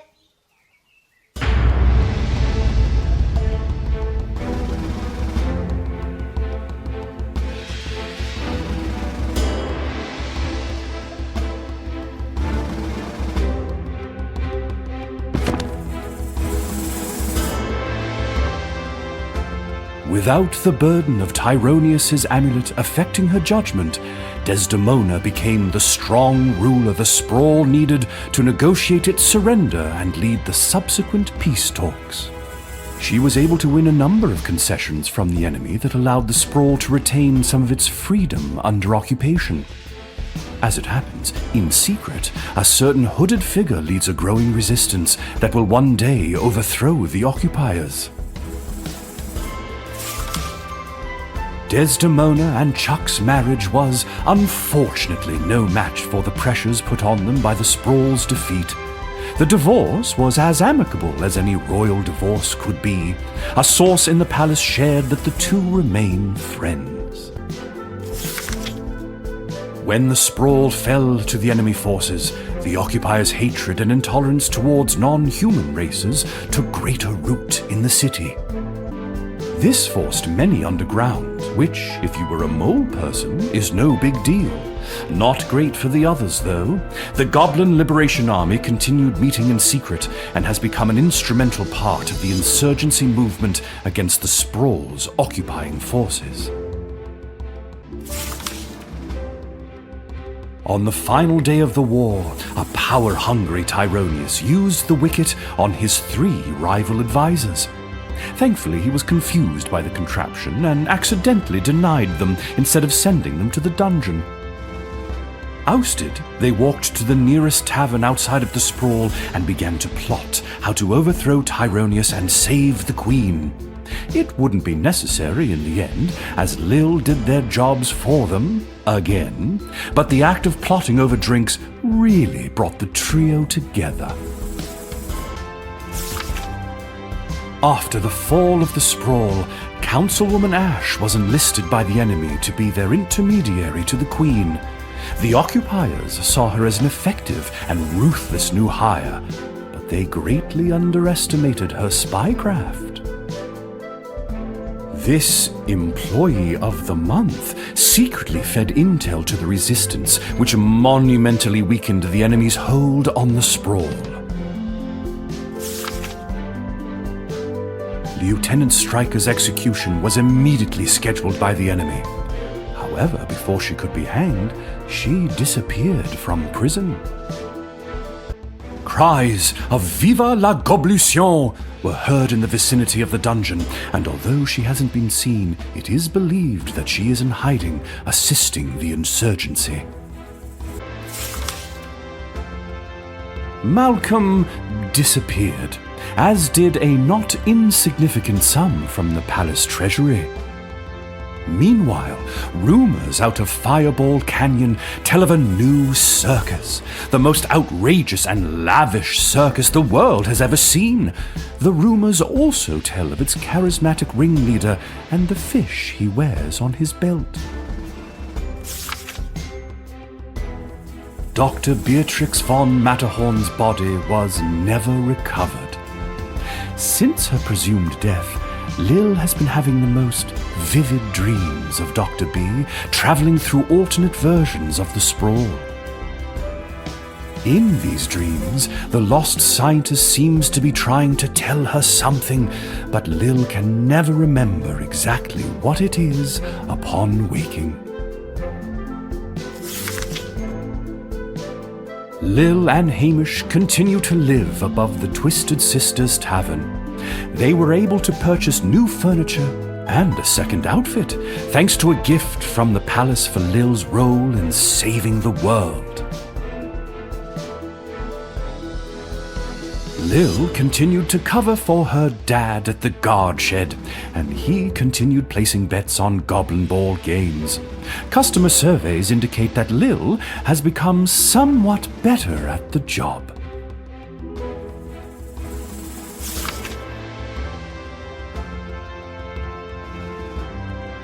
What about old Echo the Wanderer, you ask? Well, that's me! I'll continue to chronicle the happenings of the sprawl, from the migration of the birds to the illegal fish fights down at the docks. So remember, when you get a snoot full of pungent peace blossom in your nose, I'll be there. When you overorder pizza at your place of business and people are invited to take some home, I'll be there. And when the next calamity threatens the lives of the good people of the sprawl, I'll be there.